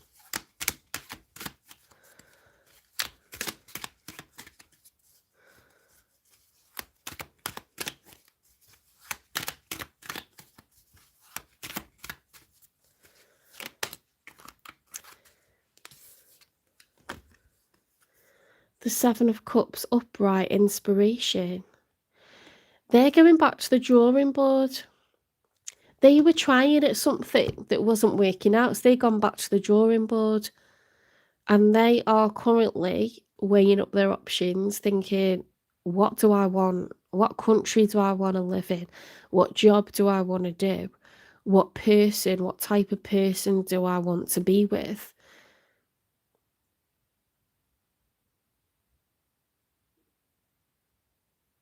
They're looking for inspiration.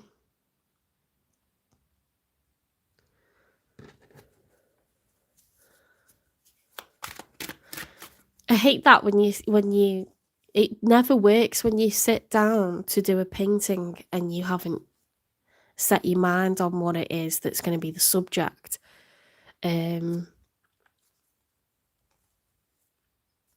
You know, what are you doing? What are you dipping your paintbrush in stuff and then like wiping it off again? What are you doing?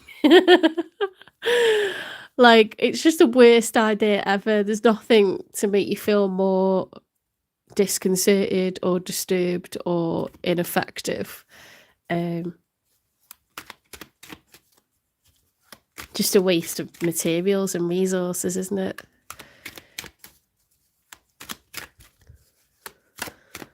Well, it is when it's acrylic paints because they dry so fast. You have to know what you're doing before you do it.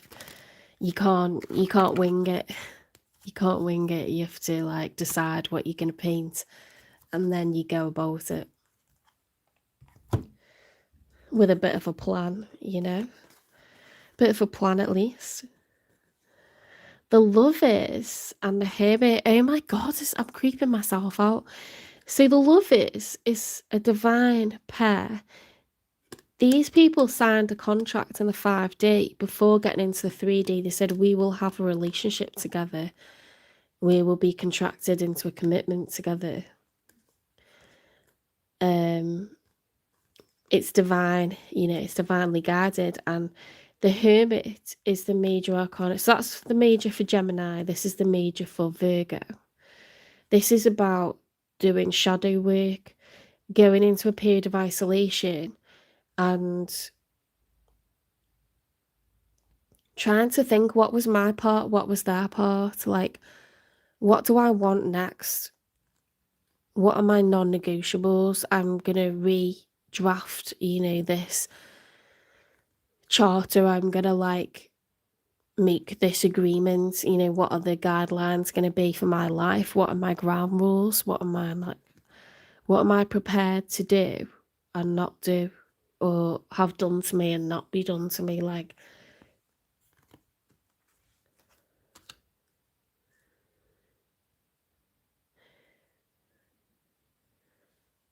it's weird. It's so weird because it's like you're both doing the same thing. You're both doing the same thing, except, you know, we can't get the same cards twice. There's only one of everything in the 78 card tarot deck, so sometimes you get similar timelines, similar messages. For individuals, using slightly different cards. Let's get 3 for the outcome. They're at a crossroads in their life. They want to be on that they know they're fated to be with. They don't want any more mishaps. I think it's the same for you with that Justice card. A bit of fear of moving on to a new chapter, bit of a lack of closure. Look, new moon, new beginnings. Knight of Cups, want to be in love, want to pursue love. Knights are an active pursuit, and Knight of Cups is the most romantic, airy-fairy, dreamy, you know, I believe in miracles, Disney vibes, Romeo and Juliet, you know, vibes, like, my dreams don't have a practical plan, but I just want to be in love. I want to feel like this is meant to be. I want all the emotional, like, enjoyment of, like, feeling like I found my person, and then the rest will follow. You know, like, I will make it so, like, I will get the job to get a mortgage, I will save up the deposit, I will do what, you know, this is the best motivator, isn't it? Falling in love and being crazy about one person. Romeo had to have Juliet. He wasn't going to every balcony and seeing what comes by. He wasn't, like, laying a trap, you know, like, on Match waiting for, like, loads of Juliets to come along and just seeing what he can have. He wants this particular person.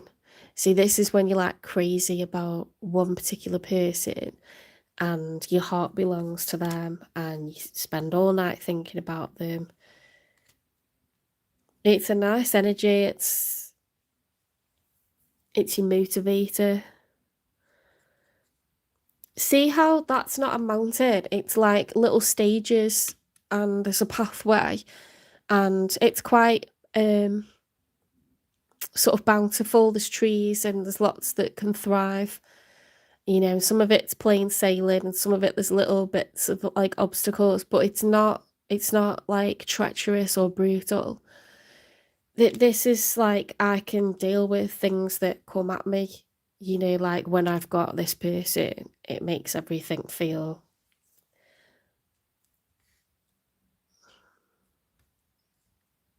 like it's going to be okay.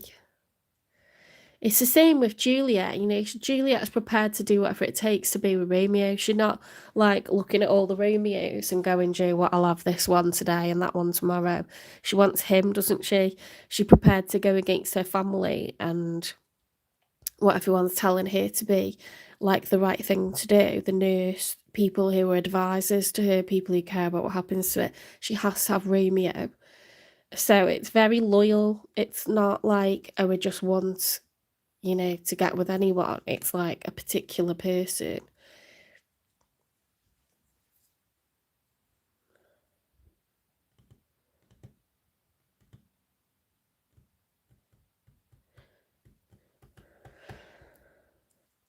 This is a person, Leo, that's looking for loyalty.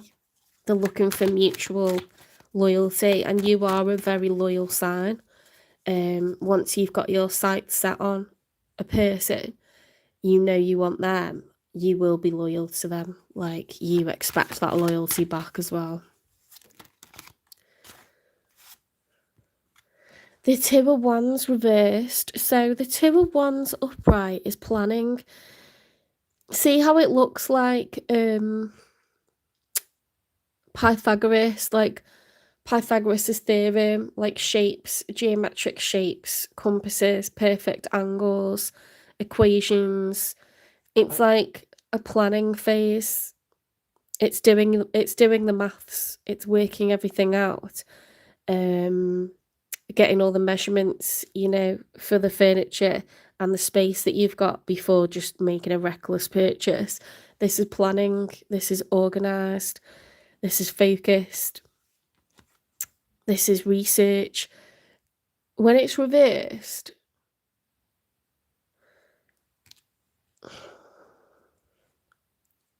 it could be like emotions are potentially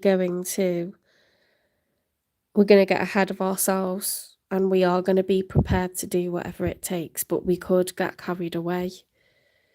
Because cups is emotional, it's not practical. It doesn't make it wrong. Sometimes it's the perfect motivator, but other times we can fall for the illusion, or we can not know how it's going to work and then have a reality check, like, come morning time, or like, you know, next week or next month.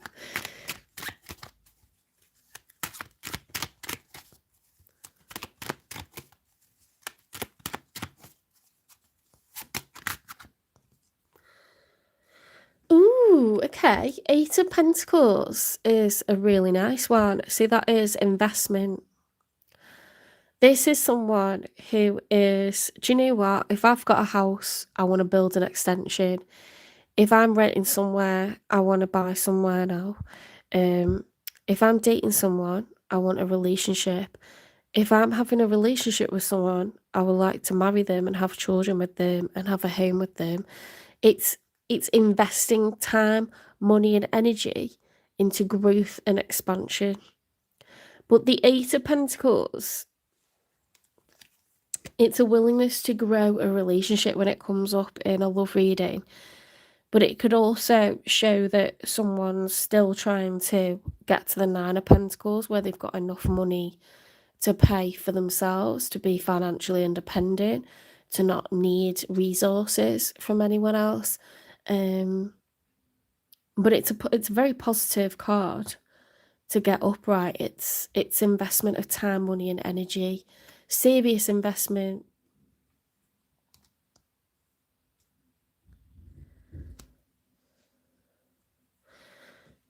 So you've got new beginnings, romance, and investment. And this is someone who's looking for the one.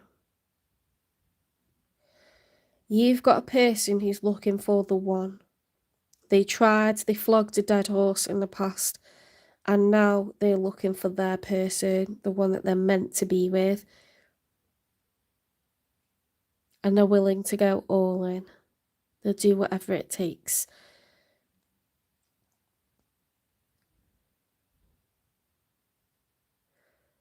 Hard work,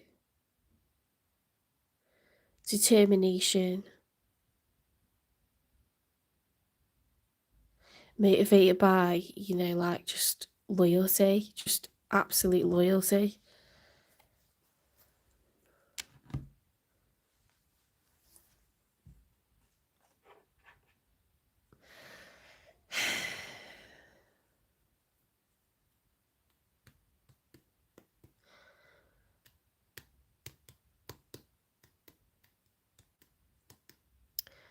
think this is someone that you are aware of, that you've not had a full-blown relationship with.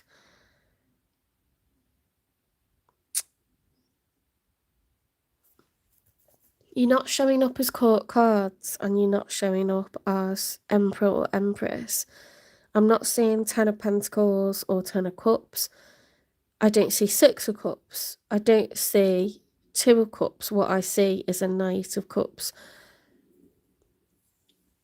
So I think this is someone that you're about to meet, or you've met, and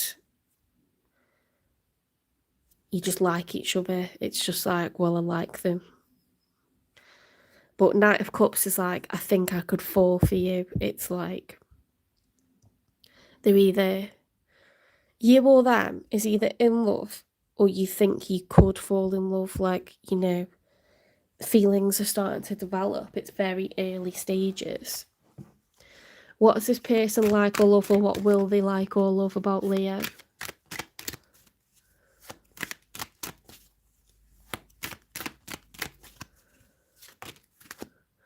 You are so different from anyone I know, yet you feel so familiar. That is the quintessential explanation of the Lovers card. So even if you've just met, or you know each other but not so well, you feel like you've known each other a lifetime, or you just have like an effortless relationship with this person, an effortless connection with this person. You feel so comfortable with them.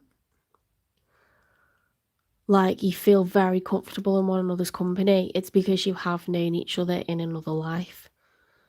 You knew each other before you had a relationship. You knew each other like in a previous life, in the 5D.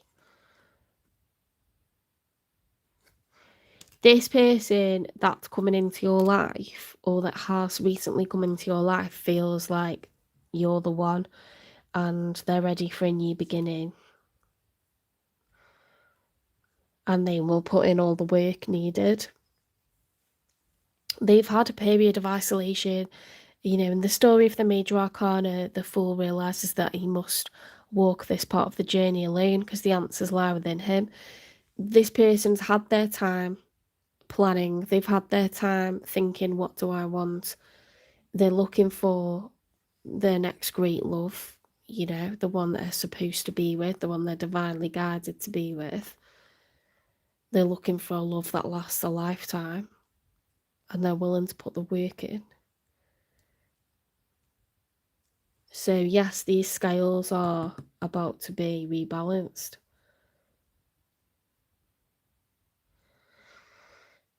Don't be afraid, Leo. Don't be afraid. It's not like you to kind of get cold feet, but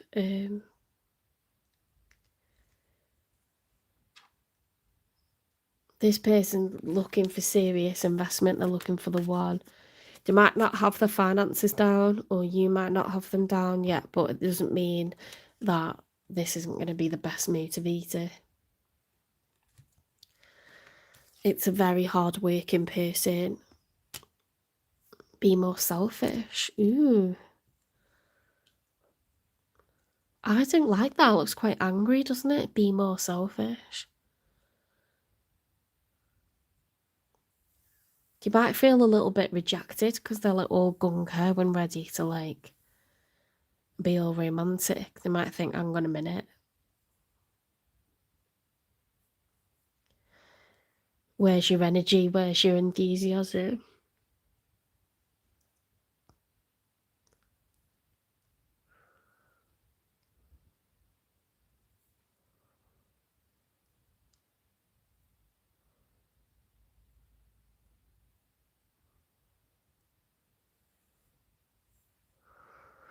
It's giving like very, you know, when someone's like a hopeless romantic and they're very optimistic, and you're like, no. That's what it's giving.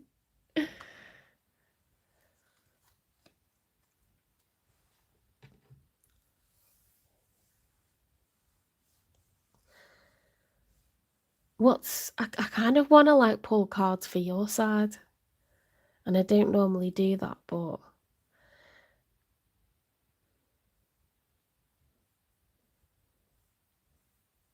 I'm wondering what your hesitation is. I am going to like pull cards for your side. What's the messy truth? You lost me. Final straw, self-respect, power move. Bloody hell. Someone said or did something that was hella out of order, and that's why you called it quits. And maybe you can't get out your head. Someone really like crossed you and disrespected you, and it's not something you can like forgive. Gold digger. In it for what they can get, money hungry, self-serving. Okay, so you could have had someone misuse your money. You could have had someone misuse your money, or you just don't trust them. You don't trust them. Like, you feel like you're investing time, money, and energy into something, and they're here for a while because it suits them for right now, pays the rent for now, pays the mortgage for now.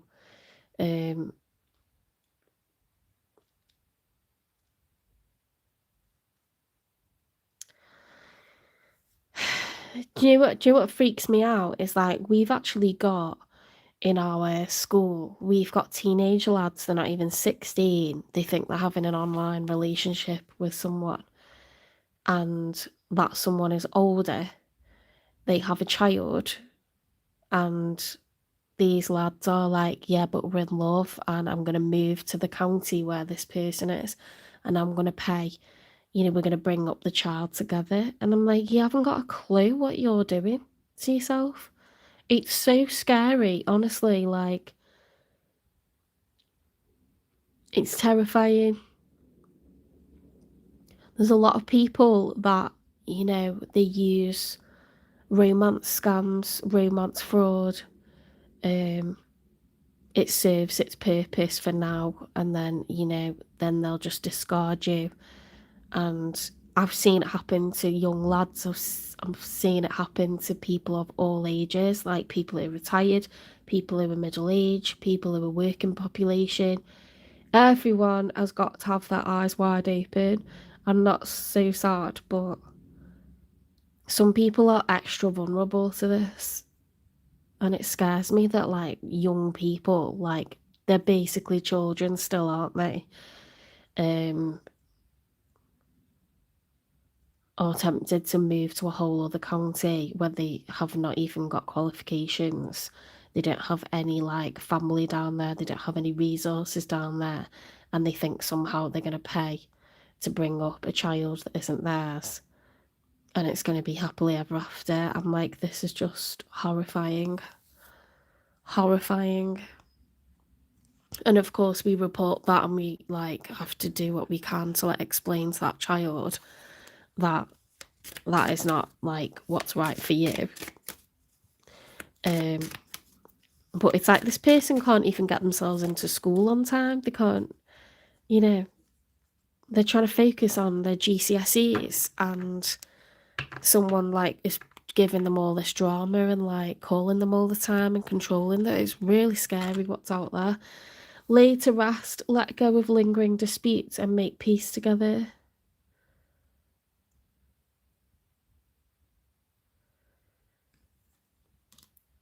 Money could have been an argument. Money could have been a big issue in a previous breakup that you've just walked away from. Someone could have literally just pushed it so far that you're like, fuck off. Petal, like, piss off. No, like...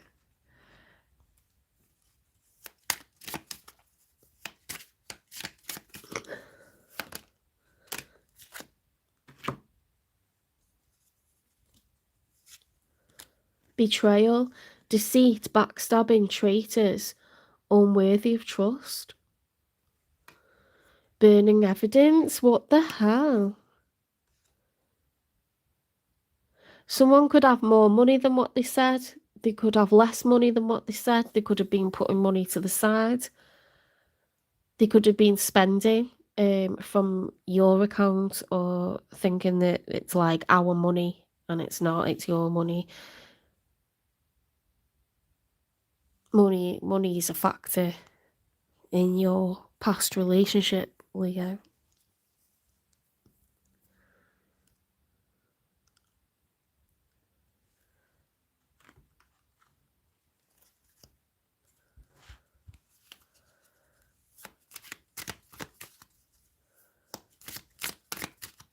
It's got to be done.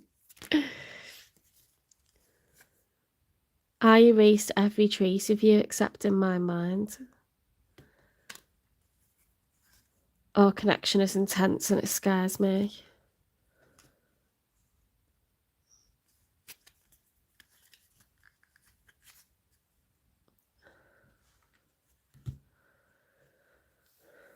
You've got someone who's very romantic, very hardworking coming your way. They're completely like starting over.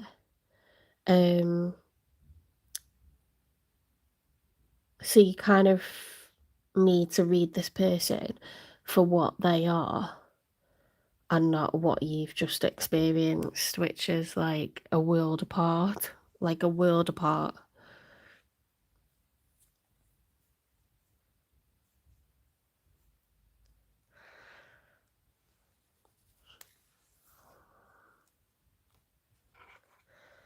Why is this happening now? Why is Leo meeting someone that feels like they are soulmates? To help you to heal? Oh. You're going to get a love that's very healing. You're going to feel like, why do I get this person who's loyal to me? Why do I get this person who's fair to me? Why do I get this person who doesn't bring drama? Why do I get this person who has their own money or is prepared to make their own money? You're going to be confused by it and it's going to make you a bit tearful because you're just going to feel like, yes, it is a match. They're going to treat you real nice. They're going to be someone who's romantic and appreciates how romantic a Leo is. Because Leos are romantic as hell. And that should not be wasted.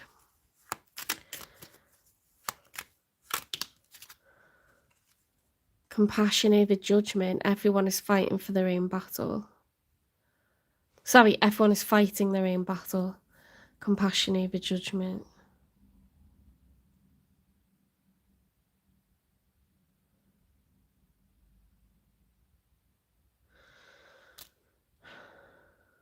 Your karmic lesson is everyone is fighting their own battle. Compassion over judgment. I kind of do want to look at this person's previous name. Maybe you're going to judge them and be like, what are you so optimistic about? What are you so happy about?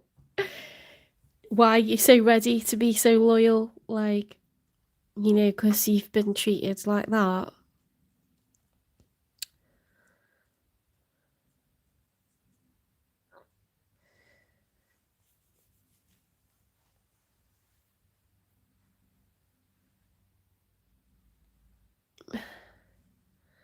Andrea, that's horrible. You were supposed to get picked up by him on Friday and you didn't hear from him since Thursday.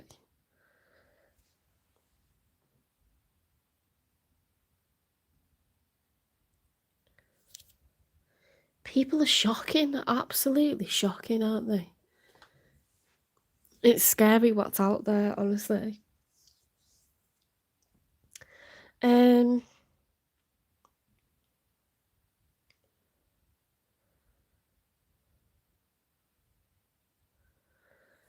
I'm trying to think why someone would do that, because I would literally never do that to anyone. But, you know, you can't judge people by your own standards.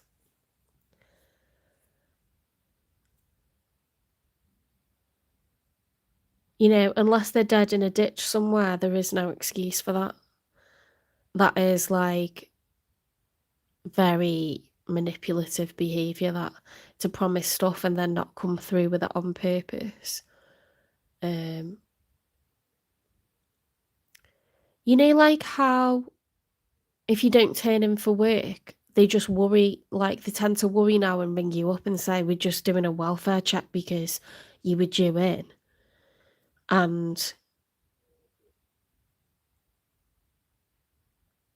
that's what I would say if someone is supposed to pick you up and they are dating you or you are boyfriend and girlfriend and you don't hear from them since the night before that and you don't hear from them for like a week after, people should be doing welfare checks because it's just an expectation that you would hear from that person either to cancel or to apologise like half an hour later and say like, "I'm really sorry, I'm running late." There is no excuse for just disappearing for a week after. People do that because they're trying to manipulate your emotions so that you're so grateful by the time they get in touch with you that they can get away with murder. Do you know what I mean? And I'm not judging you at all because it's not you that should be judged, it's them that should be judged. I've had it done to me, so yeah, that's so shit that that's happened.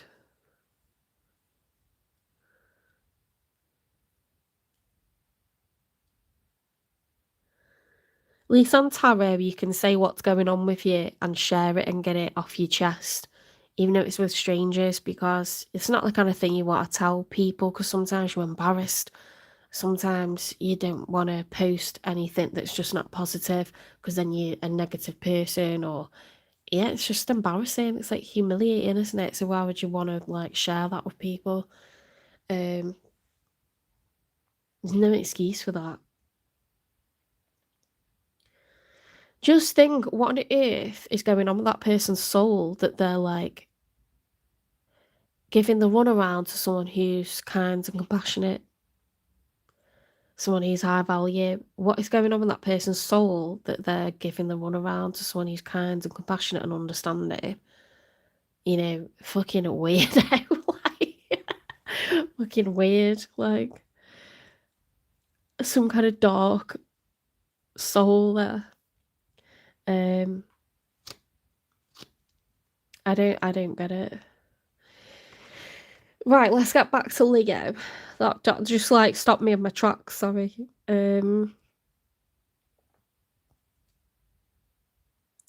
Compassion over judgment. Everyone's fighting their own battle. Yeah, Leo, I feel like you got a little bit hardened by stuff that's happened previously, and you're about to meet someone and go, "Who the hell is this?" Like overly optimistic, airy fairy person. They think that we're soulmates, and you're just gonna be like, "What the hell? This is so opposite to like what I've been dealing with." Um,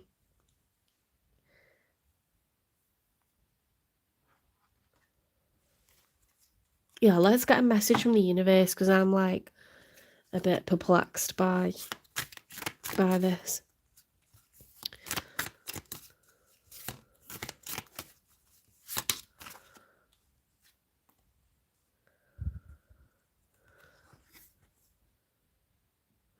You are safe, you are protected, the worst is behind you, and you are ready to move beyond the challenges that were set for you.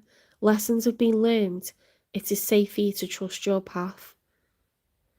Oh, maybe this person's saying, look, you're too nice, you're getting taken advantage of, you need to be more selfish with your time, your energy. You deserve, someone who's just got the best of intentions for you, someone like me.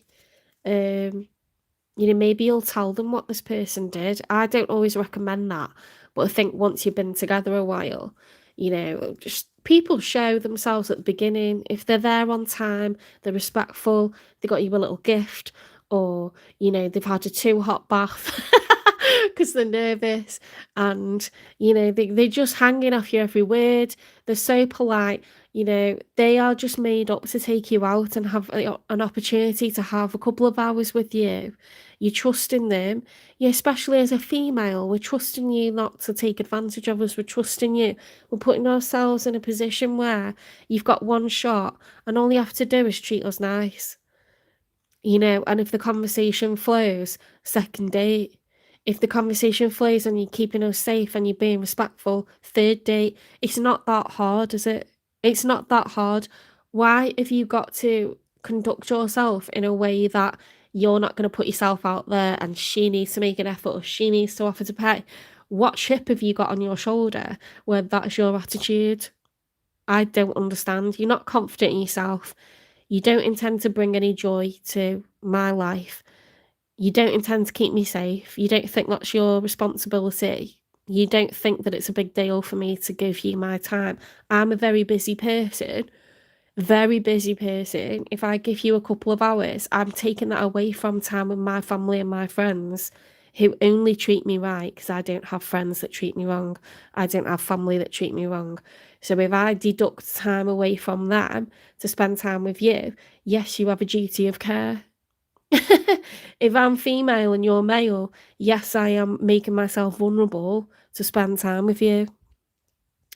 I could be having the time of my life with fantastic friends, doing hobbies. I could be making money. I could be going out and exercising. Life's too short to get treated like shite by people who just want to confuse you or put you down or this or that. Piss off, petal. I'm not doing it. I ain't doing it. There's not enough hours in a week to sit around being upset over people who aren't worth being upset over. There's lovely people out there that just want a straightforward relationship, would never dream of wasting your time, would never dream of disrespecting you, would never dream of leaving you with no contact for long periods. They just wouldn't. You know, they value you, they see everything that you are, and they would never treat you like that. So don't entertain it at all. Don't entertain that shit because they've got pure issues to do that to a lovely person. They've got pure issues.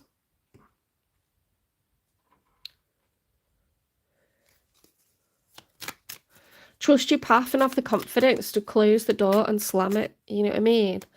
Slam it in the face and tell them what for, because you don't deserve it and there's no way you're giving that another chance to happen again. I shine with purpose and presence, solar plexus. I'm giving myself chills right now. This is all about confidence, assertiveness, leadership, everything that a Leo exudes naturally. If that's been taken away from you, reclaim it. You are the king of the jungle. You're the head of the pride. You're what walks into a room and turns heads, whether you're male or female. People bow down to Leos, they just do. You got natural type A personalities, you're very charismatic, you're fiercely loyal, you're very romantic, you like to hunt down your prey, you go for what you want, you're a fire sign. You don't need to be confused by people, you don't need to be used by people. That is not your role in life at all. It's not your role in life. Oh, thank you, Sun Fairy. I'm really glad that that resonates. Leos look for their ride or die, you know, and you have big goals, big dreams, big aspirations, and you deserve someone who's loyal. You've got someone who has all the optimism, all the intention of working hard and it being the two of you against the world. That's what you've got coming. So don't entertain bullshit. Don't do it. And now I'll take that advice myself. One day. I will take that advice. No, honestly, truth be told, I've been feeling down the last few days because I know what I've had and I know what I deserve. And I don't know why I've had a spate of karmics. So then I just focus on work. Because the times that I do put myself out there, I attract people who are already taken, or this kind of like, you know, on-off energy, or people who are non-committal. It's really hard to just keep going and just stay optimistic, isn't it? It's hard because then you're like, well, at what point do I meet someone and how will I meet them? But it's not for us to worry about that. It's for us to, like, just know when something isn't right and not go towards people who are certified wrongins. And not entertain it while they're being a certified wrongin. Like, they need to go and do some shadow work or sort themselves out somewhere. Far away from me. You're going to get treated really nice. And it's going to be like a really healing experience for you, because either you've had a spate of bad stuff or just the last one was a real, like, doozy. And this is going to, like, renew your faith and love in romance and, like, all that way that Leo normally is. You're about to get your lion or your lioness.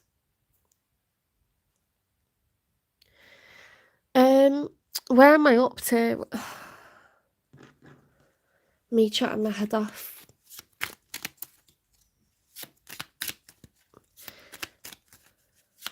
I shine with purpose and presence. Get your fire back. You're an absolute beast. Act like one. Get them claws out. Prowl around, prance around, like, stalk people. Get that food chain back how it's supposed to be. Trust, the light in you cannot be dimmed. Oh my god, how nice is that? I shine with purpose and presence. The light in you could not be dimmed. You're going to heal from this.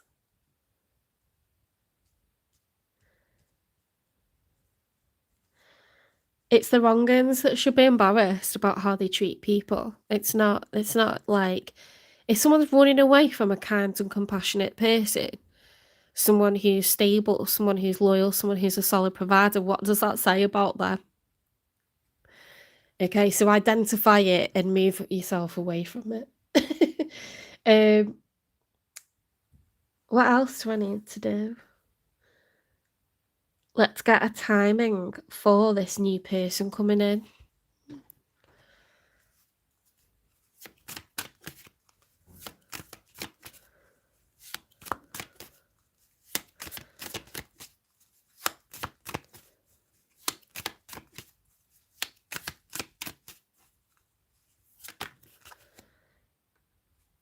Cute. Things will unfold as they're meant to.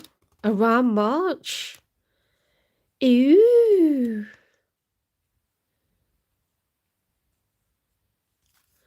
Trust, around March, you're getting the one. You're getting the one. Someone that's going to, like, even if it doesn't last forever, this person's going to renew your faith and love. They're going to be loyal. You're going to have amazing times together. They're going to be quite mild-mannered when you have to compromise and agree on things. It's just going to flow. They're going to be really, like, into you specifically, not just, you know, into a body, or, like, you're not just a piece of meat to them, or, like, someone that they can, like, have on their arm, or someone that's going to, like, bring them money. You're a person with a soul and lovely character and traits that they want to be around you, like, all the time.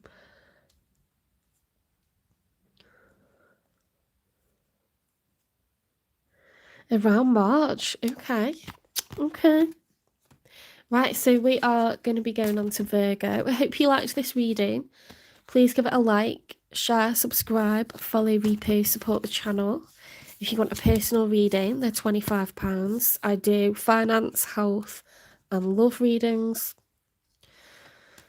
The love readings are long like this. I excavate. You can email me at jen3585@gmail.com, or you can direct message on Instagram or on TikTok. It's at 7 Chakras Tarot.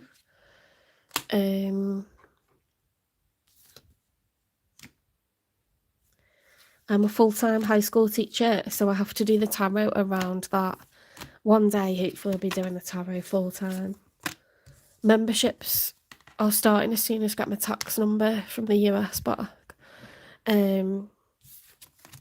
members will get a monthly finance reading, a monthly health reading, which is the Native American Indian medicine wheel, and a How to Read Tarot series. They would be worth £25 each, and you're getting them for £5.99. So that's a bargain. I understand money comes and goes, so absolutely no judgment. But if you can find it within your heart to, if money's tight at the moment, just give me likes, drop me comments if it resonates, keeps me going, because I do get really tired trying to do it all. But I love reading like positive comments and like anything where you can say like, oh my god, it resonates, or I like your mini bunting. Anything positive. It just keeps me going. Right, let's go on to Virgo.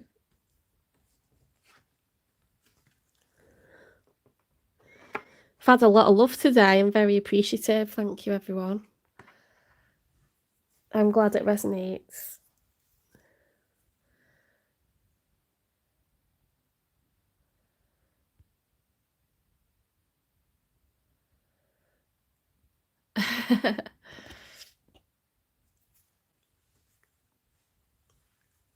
Hopefully we can grow the channel and have a place where everyone's supporting one another.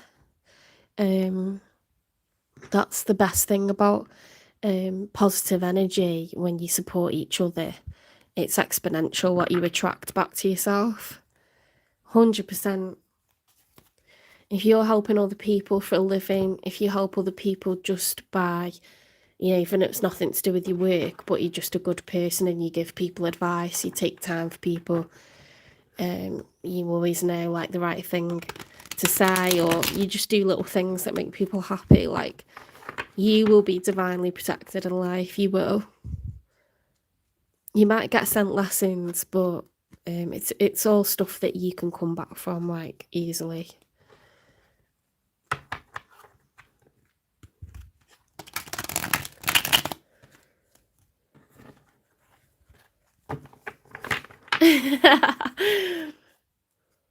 Karma. Is it Karma or Kamal? Or Cam? Sometimes I can't work out what people's names are from the emails or like usernames.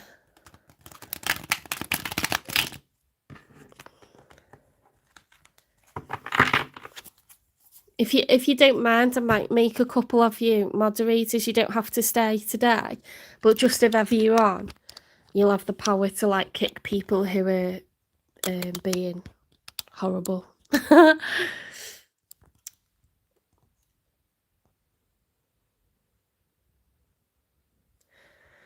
Now, how do I do it? Oh yeah. Just anyone that's like really supportive and you actually genuinely like the channel.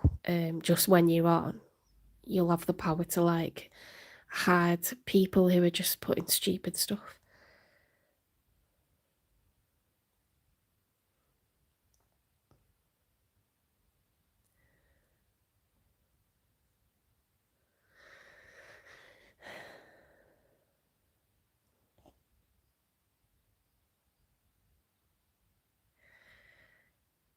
So I know Alien Overlord, Sun Fairy, and Karma or Kamal.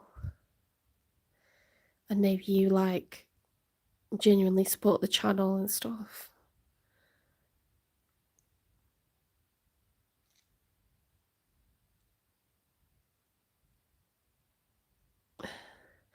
We gotta have an Earth Angel come on now. I don't time people out either. I just get rid. I just hide them so they can't write stuff. Andrea, let's do you.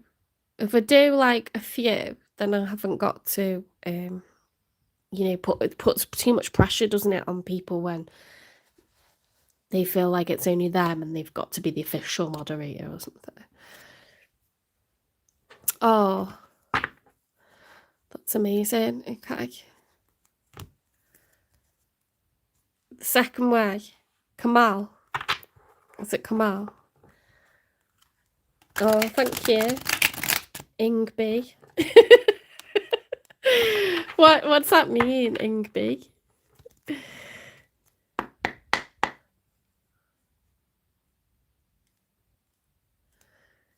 Oh, thank you. Good. All right. Spirit guides, universe, and angels, please stand beside me and guide me for Virgo's highest good. How is Virgo feeling in this second week of February 2026 with regards to when they're thinking about dealing with or manifesting it? 3 cards for how Virgo's feeling.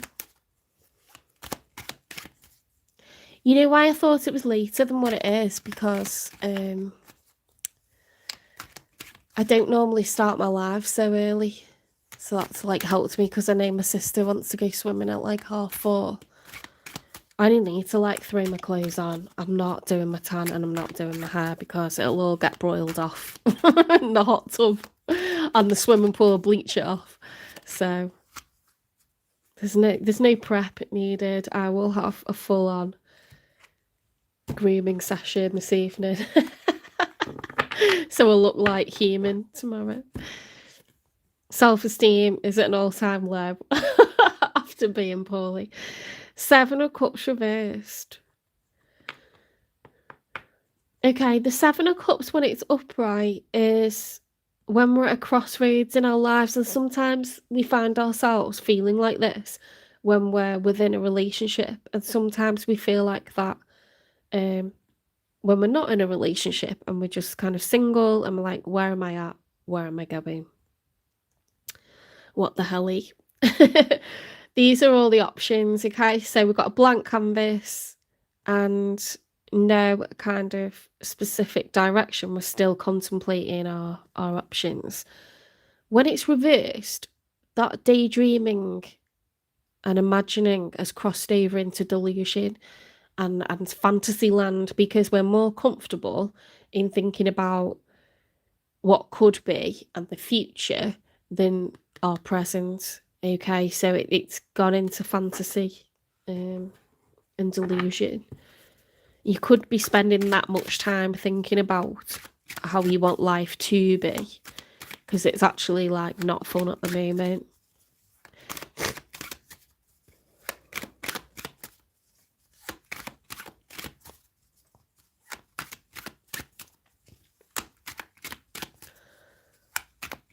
Oh, thank you. Thanks for your support.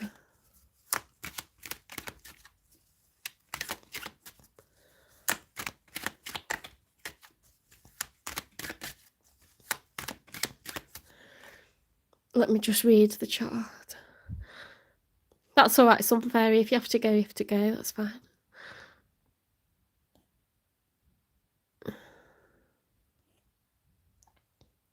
You're making your own tarot cards.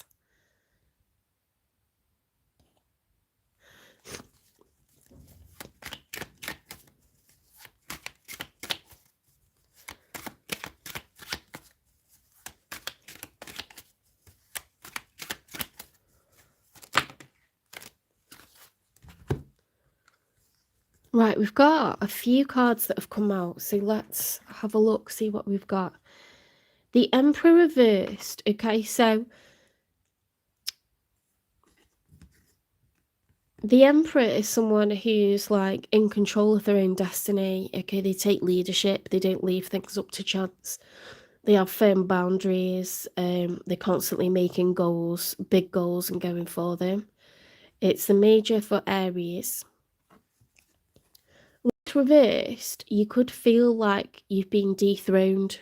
Okay, you could feel like something's really, you know, when you feel like you've had the carpet taken from under you, and so that's why you don't know where you're at. Like if you suddenly get broken up with, or you suddenly get made redundant, or you suddenly, you know, I don't know, it's not nice to think of, but if you have a miscarriage or something like this, it's like where you thought you were going, you're not. And it can be really disconcerting and really make you feel the opposite of grounded, like you're just floating around, drifting off, spinning out of orbit. It's really not a nice feeling. So you could just be feeling like a lack of direction, or like you've been suddenly thrown. Yeah, look, the Chariot reversed. So there was failure, loss, or defeat at the last minute.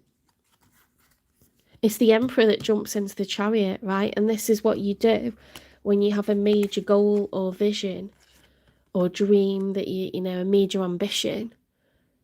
And when it's reversed, it's like this failure, loss, or defeat at the last minute, and it's made us feel really, you know, like dethroned, like disempowered.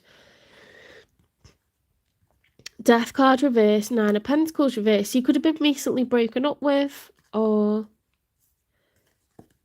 I'll tell you why I feel like that, because the Nine of Pentacles is about being independent, having enough to pay your own way.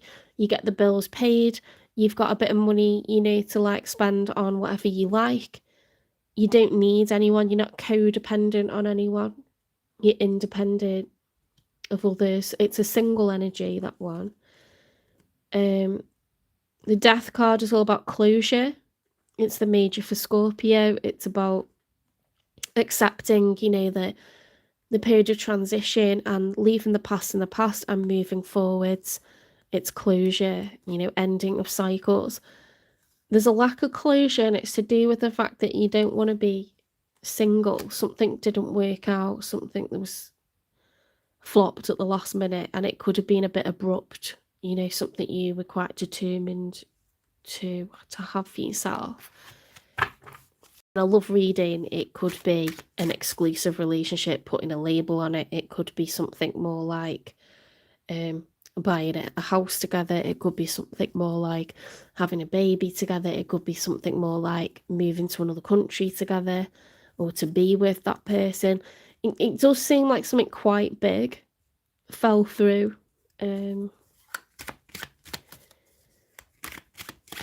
Or you just know that you've been single for a long time and you're trying to dream up something that you want, because you don't want to be solo anymore. It could be financial with the Nine of Pentacles reverse, but it could just mean that you don't want to be independent. You want to be Ten of Pentacles. You want to collaborate. You want to get to lasting generational wealth with a person.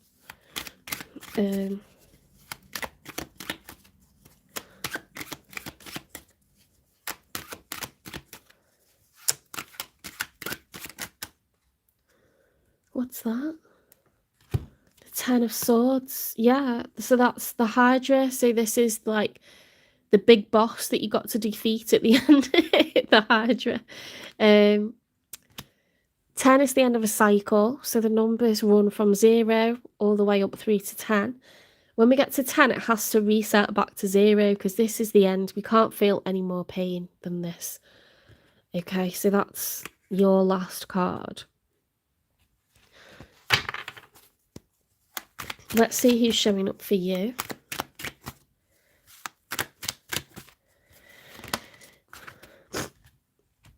King of Cups reversed with the Six of Cups reversed. That's not nice. So the King of Cups is someone who's very compassionate, very caring. It's water energy, so Cancer, Pisces, Scorpio energy. Are you? It's not really funny, I've had a nightmare boss and I actually just walked out. I didn't work notice because I just figured out they were psychopath, and they're no longer allowed to contact anyone from the company. After I left, everyone else left, and the people that stayed and worked their notice, she made their life a misery. I mean, really fucked up bad. So some people you got to get away from, and they are in workplaces. If they're a boss, it's a reign of terror. Terrible. Sorry, I feel really stuffy. Just 1 second, I'll just mute.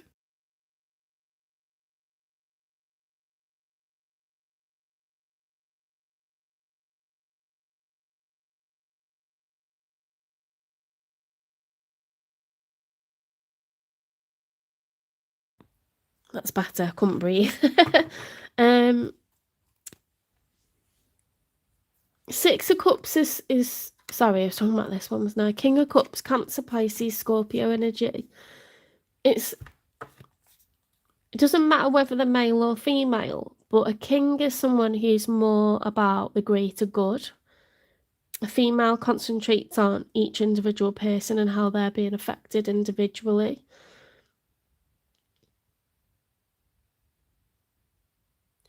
King of Cups is someone who's like, you know, that water is very, very deep. It's mostly calm. This person is very patient, they're very forgiving, they're very understanding. When it's reversed, they're the opposite of that. So it's someone who's feeling resentful, someone who's holding a grudge, someone who isn't over it. You know, they're stuck in the past, like they're harboring feelings of resentment, or they're not able to control their emotions. They could be having mood swings, you know, angry or crying, depressed. The Six of Cups, when it's upright, is a soulmate. It's someone who we've been with for many years, or at least a handful of years. There's been a lot of stability, a lot of lovely memories.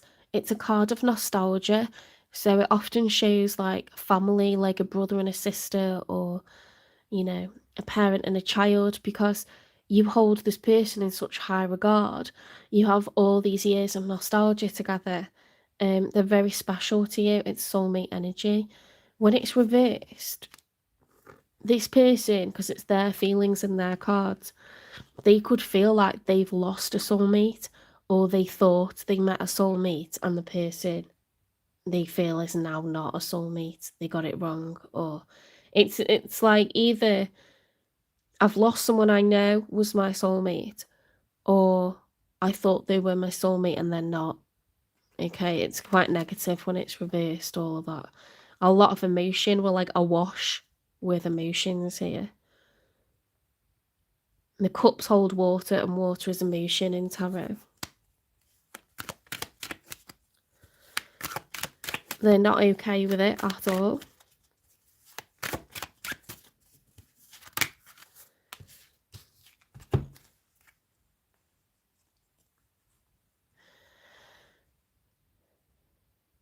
Oh, hi, Larita. I don't answer questions in the chat, but you're welcome to order a personal reading. You can email or direct message on TikTok or Instagram. The email's in the channel description. It's jen3585@gmail.com. Hi, Sanguita.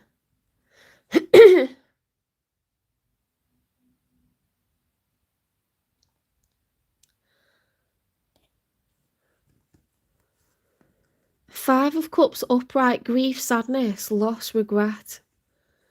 With the Queen of Swords reverse, which can be a divorce card. Very harsh energy, that's severing ties. And the Ten of Cups reversed, breaking up a family dynamic. Bloody hell.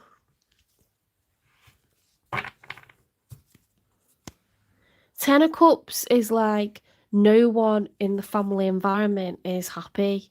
You know, that's harmonious, that everyone's cup is full of emotion. It's wish fulfillment. It's happily ever after.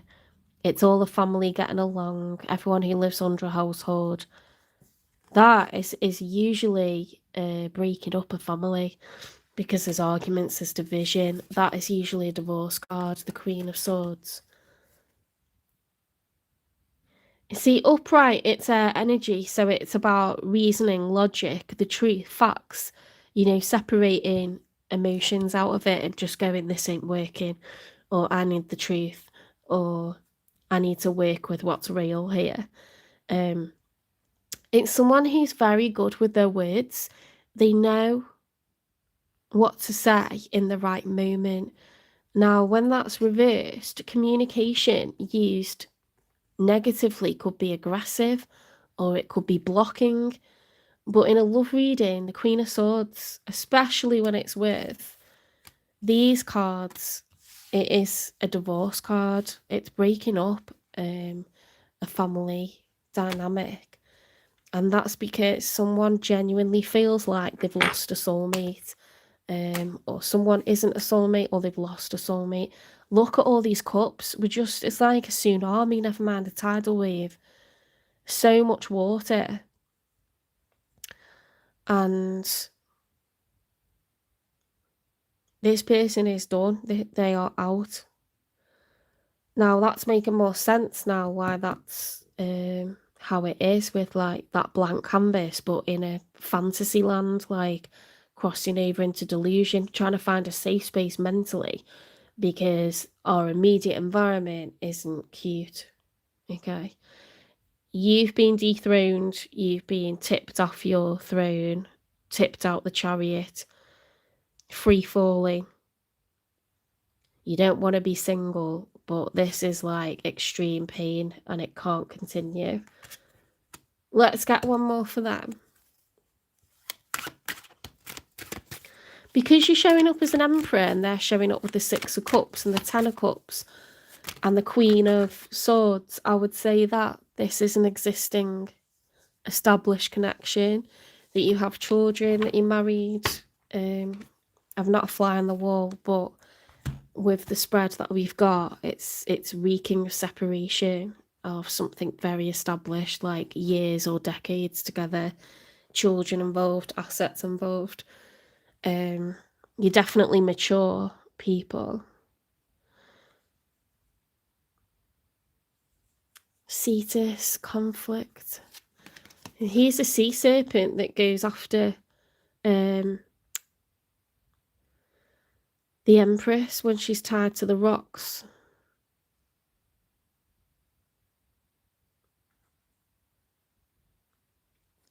It's nothing but drama. See how these waves are rolling and then you've got like this treacherous like rocks.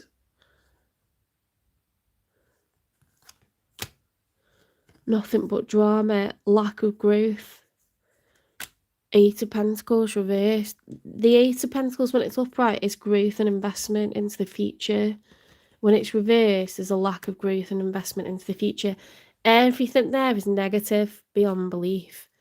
It's just negative beyond belief, like very emotional, like very intense. Lots of drama, endings.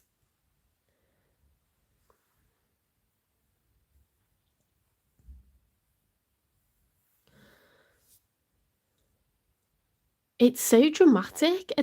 Whenever I get like I do like these cards because because it's like Greek mythology. It's like tragedy, isn't it? It's like drama, sex, violence, tragedy. It's like very heightened, like by everything that's attached to it in terms of like the mythology and stuff. It's very hectic.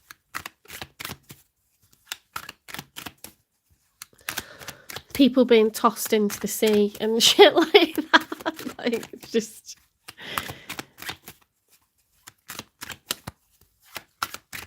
it conjures up quite the imagery, doesn't it? Like,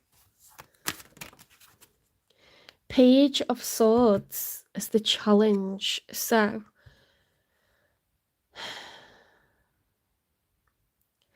a Page of Swords is someone who's watching and waiting and studying from afar. It's the anticipation of communication. It's looking at the horizon and thinking, I'm going to see their car any minute, or my phone's going to go any minute, or I'm going to get an update on like social media by this person, or I'm going to get some sort of information. It's very clandestine though. It's like, I don't want to be seen. I don't want to be seen asking around about this person, or I'm just going to open up my ears to see what mutual colleagues or people say. Mutual, like, say, like, if this person's friends with your siblings, you're going to just have your ears open to hear if there's any talk about this person. It's like, I don't want to be seen. Okay. When it's reversed, was it reversed? When it's reversed, it's like you've got your eyes and your ears closed. You're like, please don't tell me anything. Do you know what? This is really like a horrible memory. But I had a really serious relationship with someone and we split up. I was devastated. I thought that we were going to get married. Everyone thought that we were going to get married. He wanted me to move to another country with him. This was like when I was mid-20s. So he ended it with me because it kind of reached a head where like he was like, no, I know what I'm going to do and you're saying no. So that's the end kind of thing. And I just was like, oh, I was devastated. So across the next year, I couldn't listen to the radio. I had to have the radio off. I couldn't listen to love songs. It was just too emotional for me. I was just trying to put one foot in front of the other because this guy was proper romantic. He was a Leo and he treated me really nice. We had beautiful memories together. We did like trips of a lifetime together. I was very set that we were going to be together. I think he was as well. It was horrible, right? So across the next year, I wasn't looking at Facebook. I don't want anyone to give me updates on who he's saying, or I don't want to hear it. Please don't. I don't want to, I deleted everything. I told people, like, please don't give me updates because I don't want to know. It's going to wreck me to find out if he's seeing someone again. My friend took me for a drive and she said, I've got to tell you something. And I was like, what? And then she said, it's about X person. And I was like, I don't want to know. And then she was like, no, like, he proposed to like the girl that he's been seeing last night. And I literally, like, the feeling in my stomach, like, it literally hurt so much. It was horrible. Like, when your stomach sinks, like, my stomach dropped, and I don't know what makes that feeling, but it was awful. Like, oh, this is like, I don't want to know. I don't want to know vibes, like, please don't update me, please don't. Please do not give me updates because I don't want to know. I think what she did that for was she said at the time, like, I just didn't want to, I knew you might find out from someone else, so I wanted to tell you, like, so you can find out, like, while you're in a safe space and not, like, out somewhere, like, and feel shitty. Or it's just like, it was horrible. Because you think someone's going to realise what they've done, you think someone's going to change their mind, or like, he never did. He never did.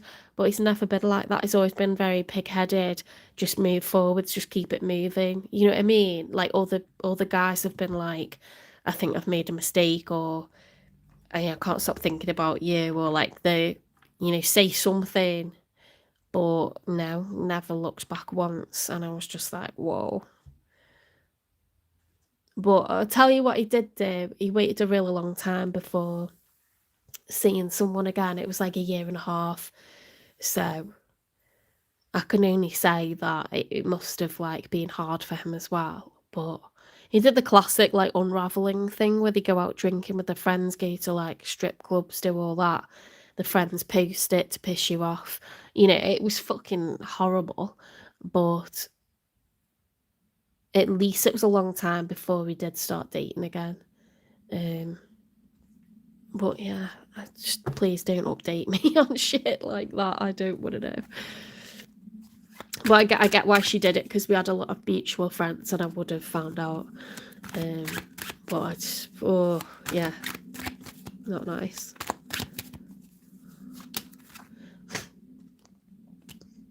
Queen of Pentacles upright.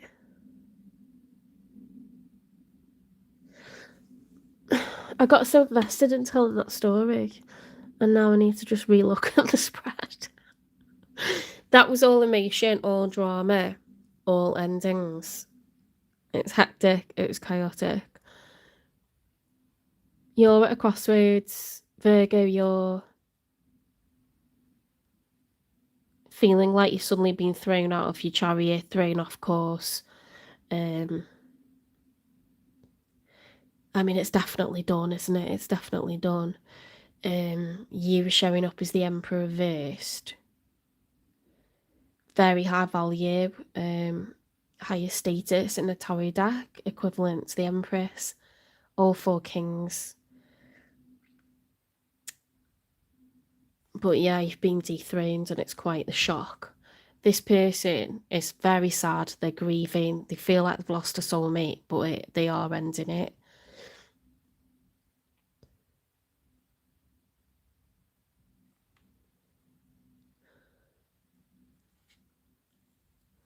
They know there's no growth and expansion, there's pure drama. In the outcome, we've got I don't want to know vibes. Queen of Pentacles is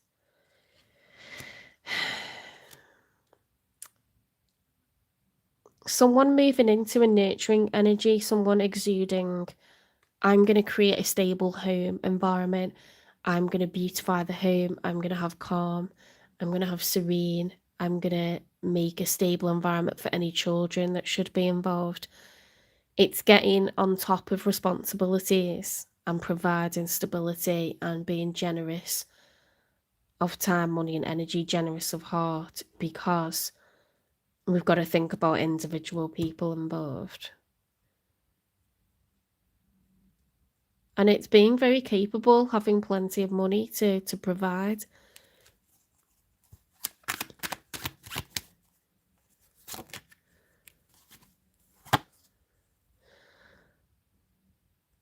Opportunities, Page of Pentacles. Page of Pentacles is someone who's open to investing once again. It doesn't mean you've necessarily found someone to date, but you're open. You're looking to put your time, money, and energy in another. They were all separate, so we've had our 3 outcome cards, haven't we?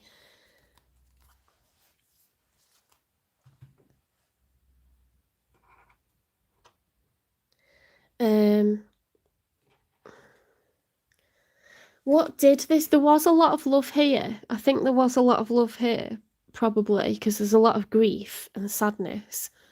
What did this person like or love about Virgo? You are like an angel that came into my life to heal and nurture me. You are so different from anyone I know, yet you feel so familiar. They truly felt that you were their soulmate. They are definitely devastated, but it's definitely done with, isn't it? Now, I don't know if it's you showing up in that Queen of Pentacles energy or them, but someone here is like, you know what, I'm just going to create a stable home environment. I want stability for any young ones or pets or this or that. People are horrible to their pets. They expect their pets to pick up the pieces and dry their tears and heal them. And it's like, do you understand that animals absorb depression? They absorb really tense energy. I think people screw up their pets and they don't even take responsibility for it, honestly. You need to be a parent to a pet. You can't let the pet guard you and get aggressive over you and get down because you're down. You are treating them like they're a carer towards you, and I don't like it.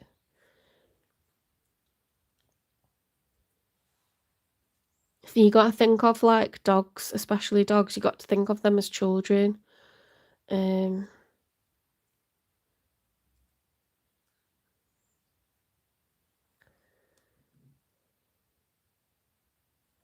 That's sad when things don't work out. Sometimes the contract has expired and it just becomes toxic when you try to stay together for the kids or you try to get back what you had.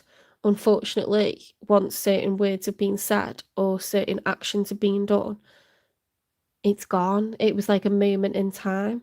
I've tried to be back with people previously and we've both wanted it and both thought we'd get that feeling back, and then we just looked at each other and said it's gone, isn't it? And it was really sad. Um Sometimes it's just done, the contract's expired. Which proves that it is a chemical reaction that happens in both of you that makes you kind of go, yeah, we're together, or yeah, this is forever, or yeah, you know, it's a chemical reaction, because it's happened with people that I've crushed on, and like I lose it in their presence. Like I'm shaking, I'm sweating, I can't cope with them being an inch away from me. You know, when some people just sizzle over the photocopy and you're like, shall I leave? Because it's weird. What is happening here? People sizzle, and then like years later, you're like, I can't believe I ever fancied that person. Like, why did I like feel like that? It's chemicals in the brain, guys. Like, you're infected, you're intoxicated, you're infatuated. But it doesn't always like stay that way. It's pure chemistry, pure biology.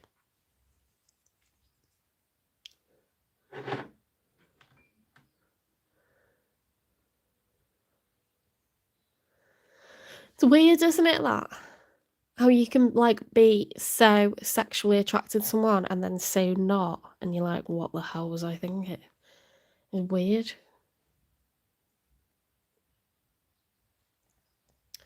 Um, let's get a message from this person who looks to be an ex. This love scares me. It could have become like a bit like, right, we need to actually separate because this is bad. Like how much we're arguing in front of the children, or like, you know, not talking to each other or something like this. Like it's gone hostile territory. What was it that went wrong? What's the messy truth?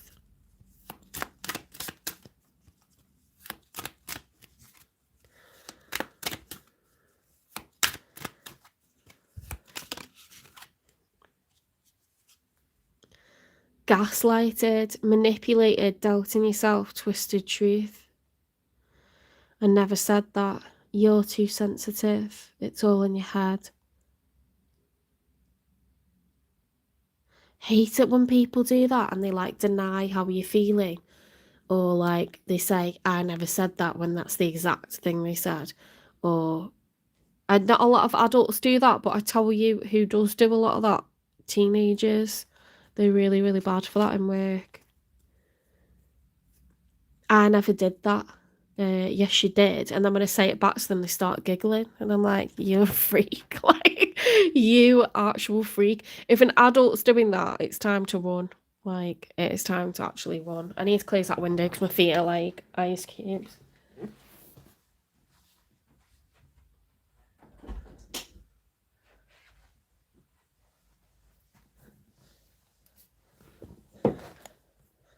That gameplay in that to make you doubt yourself, to make you like not trust your own judgment, you know, to make you, it makes you mentally ill when people gaslight you. That is mental abuse. So don't put up with that.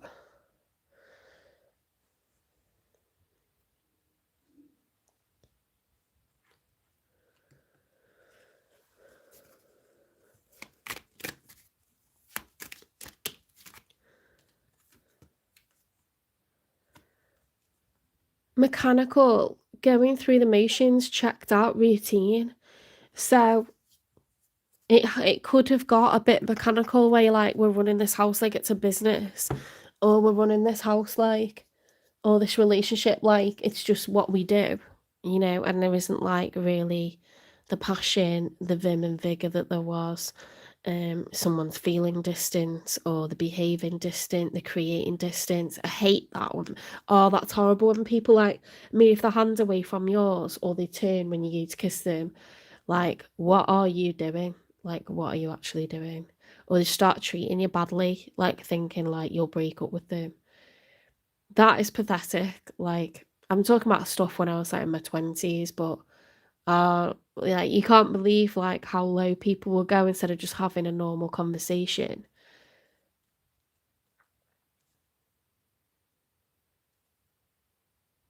Don't make people feel like that. It's horrible.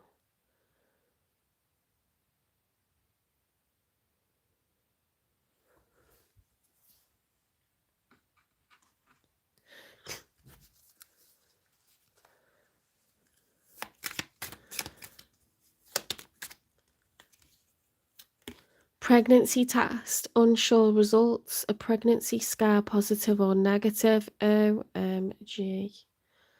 Nothing like one of them to sober you right up, to make you realise what would be a nightmare, what would be a huge mistake.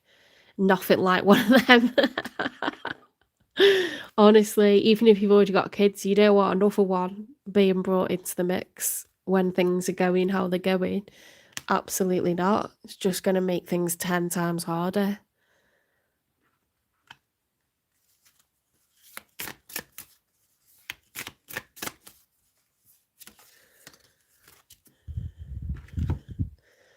Oh my god. Distractions, temptation, always busy, kept you waiting. Ooh, someone did not prioritise. Someone did not prioritise this connection. You could have had a pregnancy scare, or thoughts of like, oh my god, imagine if that happened and like we've already got these ties together, we've already got these responsibilities. You don't want more. You don't need more.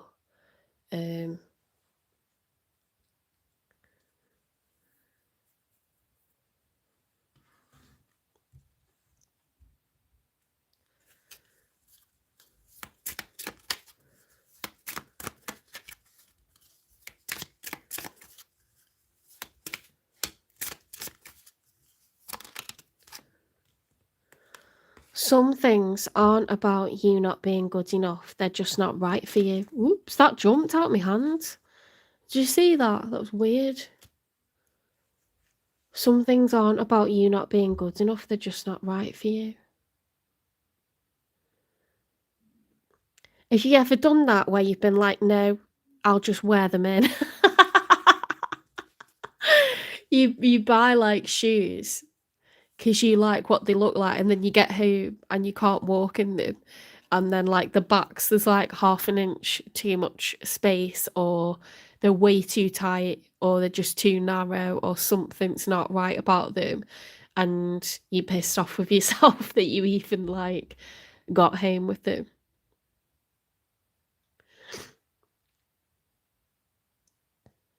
That shoe wasn't right for you. It's not the other way around, okay?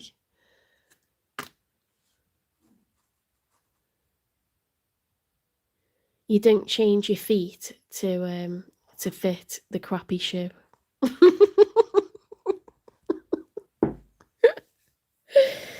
Oh, just throw them shoes out. Just take them back, get the money back, or throw them shoes like in the bin, or put them into charity so someone else can like try them on, because they might fit that person. They might fit that person. It doesn't make the shoe evil, but the shoe might fit someone else perfectly. But don't try Chinese proverb, don't try to walk around in shoes that are not right for you.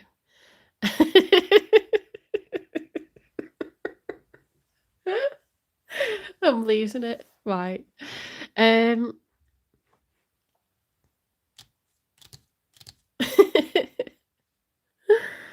You end up with blisters, you end up in a bad mood, you get halfway down the street and you're swearing, you know? So just don't do it. Let's get why is this happening now?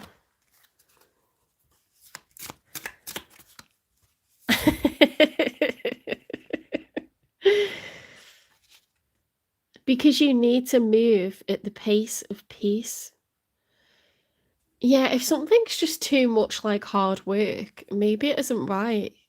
If you're giving it 110%, why are you doing that? Why are you trying to walk in a pair of shoes that you know don't really fit you? Why are you trying to live a life that isn't really doing you any good? It's not even serving its like basic purpose. It's just pointless, isn't it? That's just not even right. So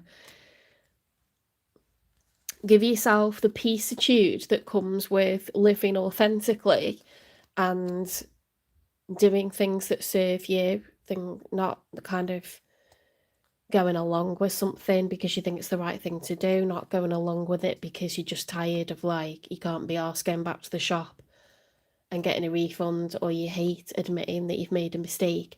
It doesn't matter.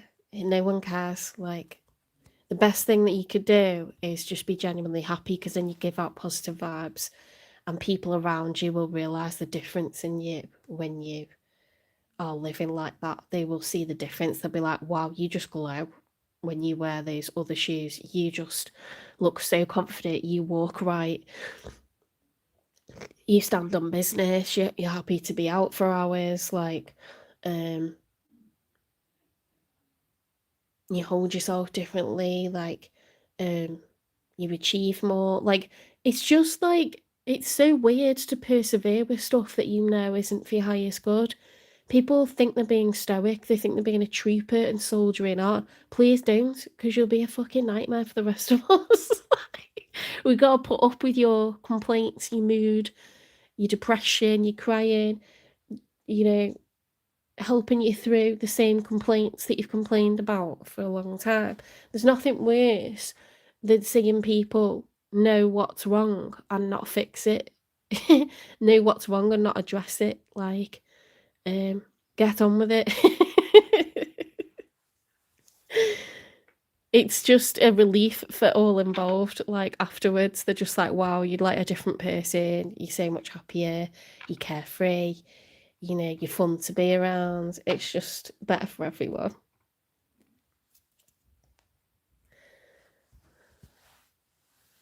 Oh, are you in China? That's so cool. Yeah, get a good sleep. You can catch up. Well, you can rewatch the live, or you'll see it when I post it. As individual signs. I am gonna finish soon. I'm just having a bit of fun. um, what's the karmic lesson?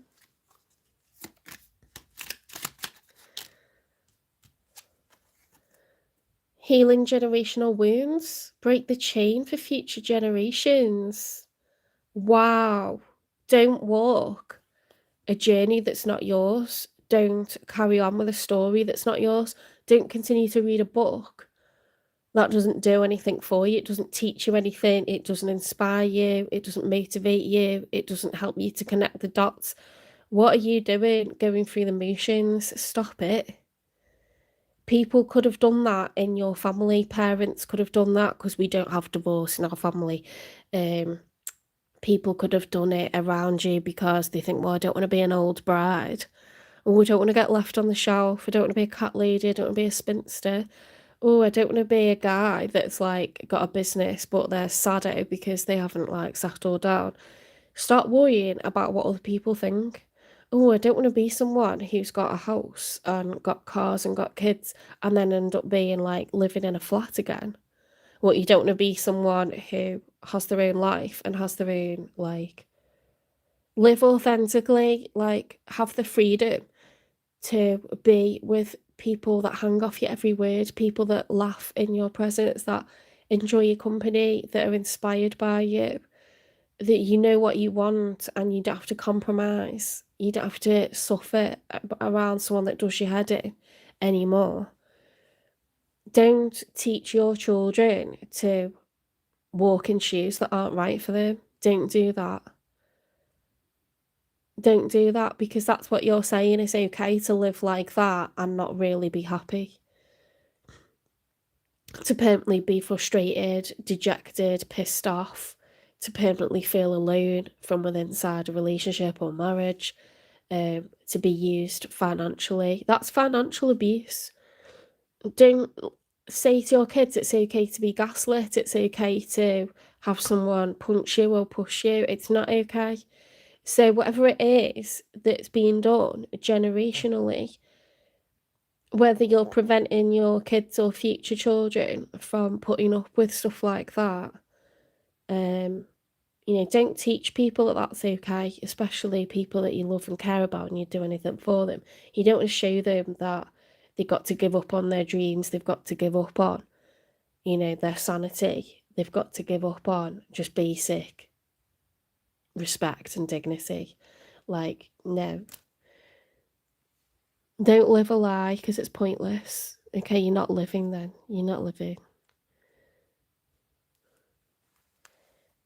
Generational wounds tend to suggest that, your parents or one of your parents or grandparents have stayed in relationships that they're not happy in anymore. They've stayed in marriage that they're not happy in anymore because of expectations of others. Sorry, expectations from others, from society, from a culture, from their parents, but I would never want someone to turn around and say, "I stayed because I was worried what you might think." Whether that's my sister, whether that's my mum, my dad, my child, my cousin, my best friend, my colleague. I stayed because I was worried what you would think.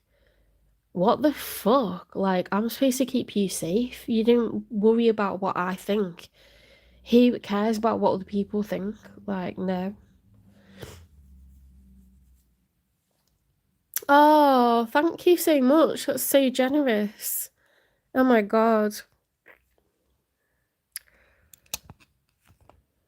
Thank you, Kamal.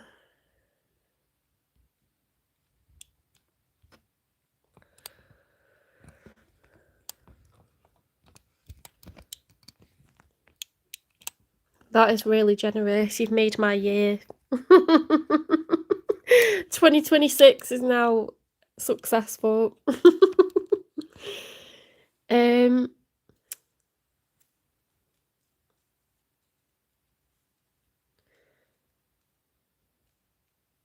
Move at the pace of peace. Do you know how much how do I describe it? I know physically life can't slow down, time can't last longer, but time rushes by when you're not really happy doing what you're doing. Another week, another month, another year, and you're like, what am I doing with myself? Like, actually.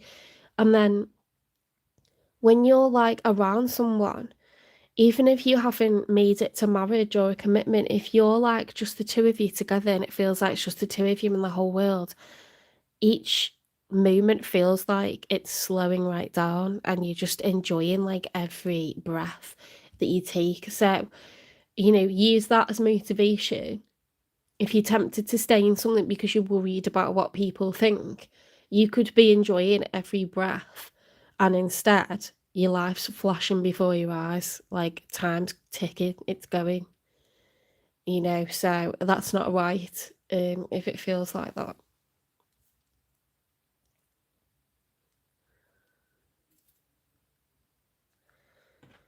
Let's get a message from the universe.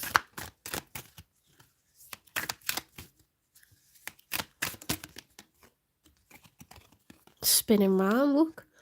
Don't lose sight of this truth. You came here to evolve and grow, so it is necessary to experience the difficult times. That's when you will grow the most. There is always light at the end of a dark tunnel. Oh, spirit really wants to be there for you and like let you know that you're in good company. You are part of the universe. When you look at sacred geometry, you're part of that pattern. You're not separate to it. We can tell ourselves that we're separate to everything. We have an existential crisis, be like, I don't understand my own direction in life. But you are part of it. This was all part of the experience. There's stuff to learn from it. There's stuff to grow. There's more experiences ahead. Your problems in a year's time are going to be very different ones. That's good taxi driver law. You know how you get dad law?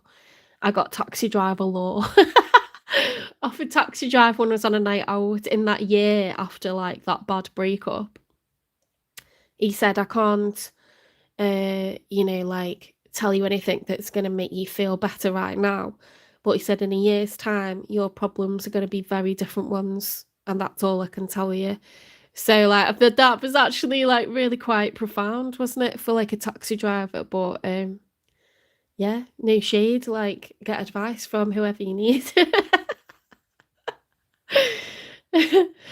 Um, it helped me, and I tell you what, he was right. He was right. My problems were people queuing up to go out with me. My problems were having a revenge body and me trying to pick between the most richest, handsome men in my local area. It was honestly fantastic. It was brilliant. Got into a lot of trouble. 2012, I was just permanently smiling, I'll tell you that. And I thought my world was over, do you know what I mean? So I did deserve it, but yeah.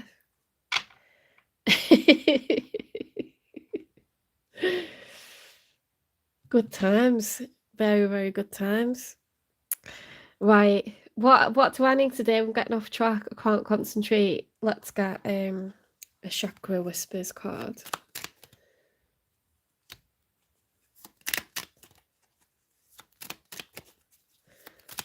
Just realised we've not had one troll as far as I've seen.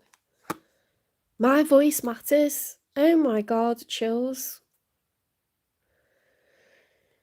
Don't be silenced. Don't be subdued by what other people think. Expectations that you place on yourself. Expectations that are placed on you by others. No. Like, your life is, you've only got one life, you got to live it. Don't have regrets. Don't sleep on. What is it? Don't sleep on your relationship. Don't sleep on love. Don't sleep on your health. Don't sleep on anything, because it's all out there waiting for you, and you can either feel really down and just accept your fate, or you can decide that you're going to enjoy life and find happiness. And tomorrow, you know, like, when I'm driving to work, sometimes I feel quite stressed in my job and stuff, but I look at the sunrise and I think, God, that's beautiful. And it's just like a matter of finding happiness in little things. And if you can do that, yeah, if making mini bunting makes you happy, do it. If making miniature bunting makes you feel happy, do it. Just do stuff, just book things in, go and see a comedian, um, book in a holiday, travel to places you've always wanted to go to. Life is out there, it broadens the mind. Travel broadens the mind. I haven't travelled for a while, and I really feel the need to, because I just need it. I just need exposure to stuff. I feel like I need to be in the mountains of Tibet right now. I need travel. Been stuck on a hamster wheel of routine, and it's doing my soul no good. The only thing that's keeping me going is my pottery. So that does, like, oh my god, I'd be an insane person if I didn't have that. And my tarot as well. I'd be an insane person, but I definitely need to travel soon. I've got to go somewhere in February half term, because I might just lose my mind. I might just go on a rampage.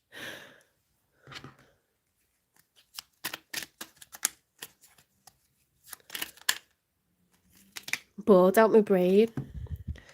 Right, we've got loads of stuff here for you. Look at this. Love to the moon and back, okay? So love hard, whether it's friends, colleagues, family, romance. Love to the moon and back. Full moon. Protect your energy and hold your stars close. Don't waste your time on anyone that's causing you unhappiness. Cut them out. Get them scissors and cut them out. Like, you know, if you've ever, like, sewn something and you've sewn it wrong, just unpick it and, like, continue how you were going. Do you know what I mean? Don't put up with the mistakes that you've made and the bad shoes. Just let it go. Just protect your peace. Move on to, like, more people that are good to you, that treat you right, that are fair. Because it's not that complicated, is it? It's not that complicated. I've got so many people in my life who are always good to me. They're so good to me. It's like, I don't know what I did to deserve it. And then for some reason, I'm giving my time to people that are really unfair. They're running away from a kind, compassionate person, someone who's successful. If you are running away from that, why the hell am I giving you like any time? Why am I giving you a chance to do that again? I have no idea. But I have so many people in my life, this is what confuses me, that are so good to me. I have no idea why, like, some people are the way that they are, but I don't think it's anything wrong with me. And I would just say, like, to you, Virgo, like, if someone's just not displaying the right behaviours, if they're not following, like, the normal patterns, just get rid. You know, and I'm going to follow that advice as well. The moon, take time to reflect. Very important. Eternity, give yourself permission to slow down. It's not, it's not a race, because people who race to the finish line marry the wrong people. People who race to the finish line have children with the wrong people. It might seem like they're going up ladders, but they're sliding down snakes, aren't they? They don't know that's what's happening when it's happening.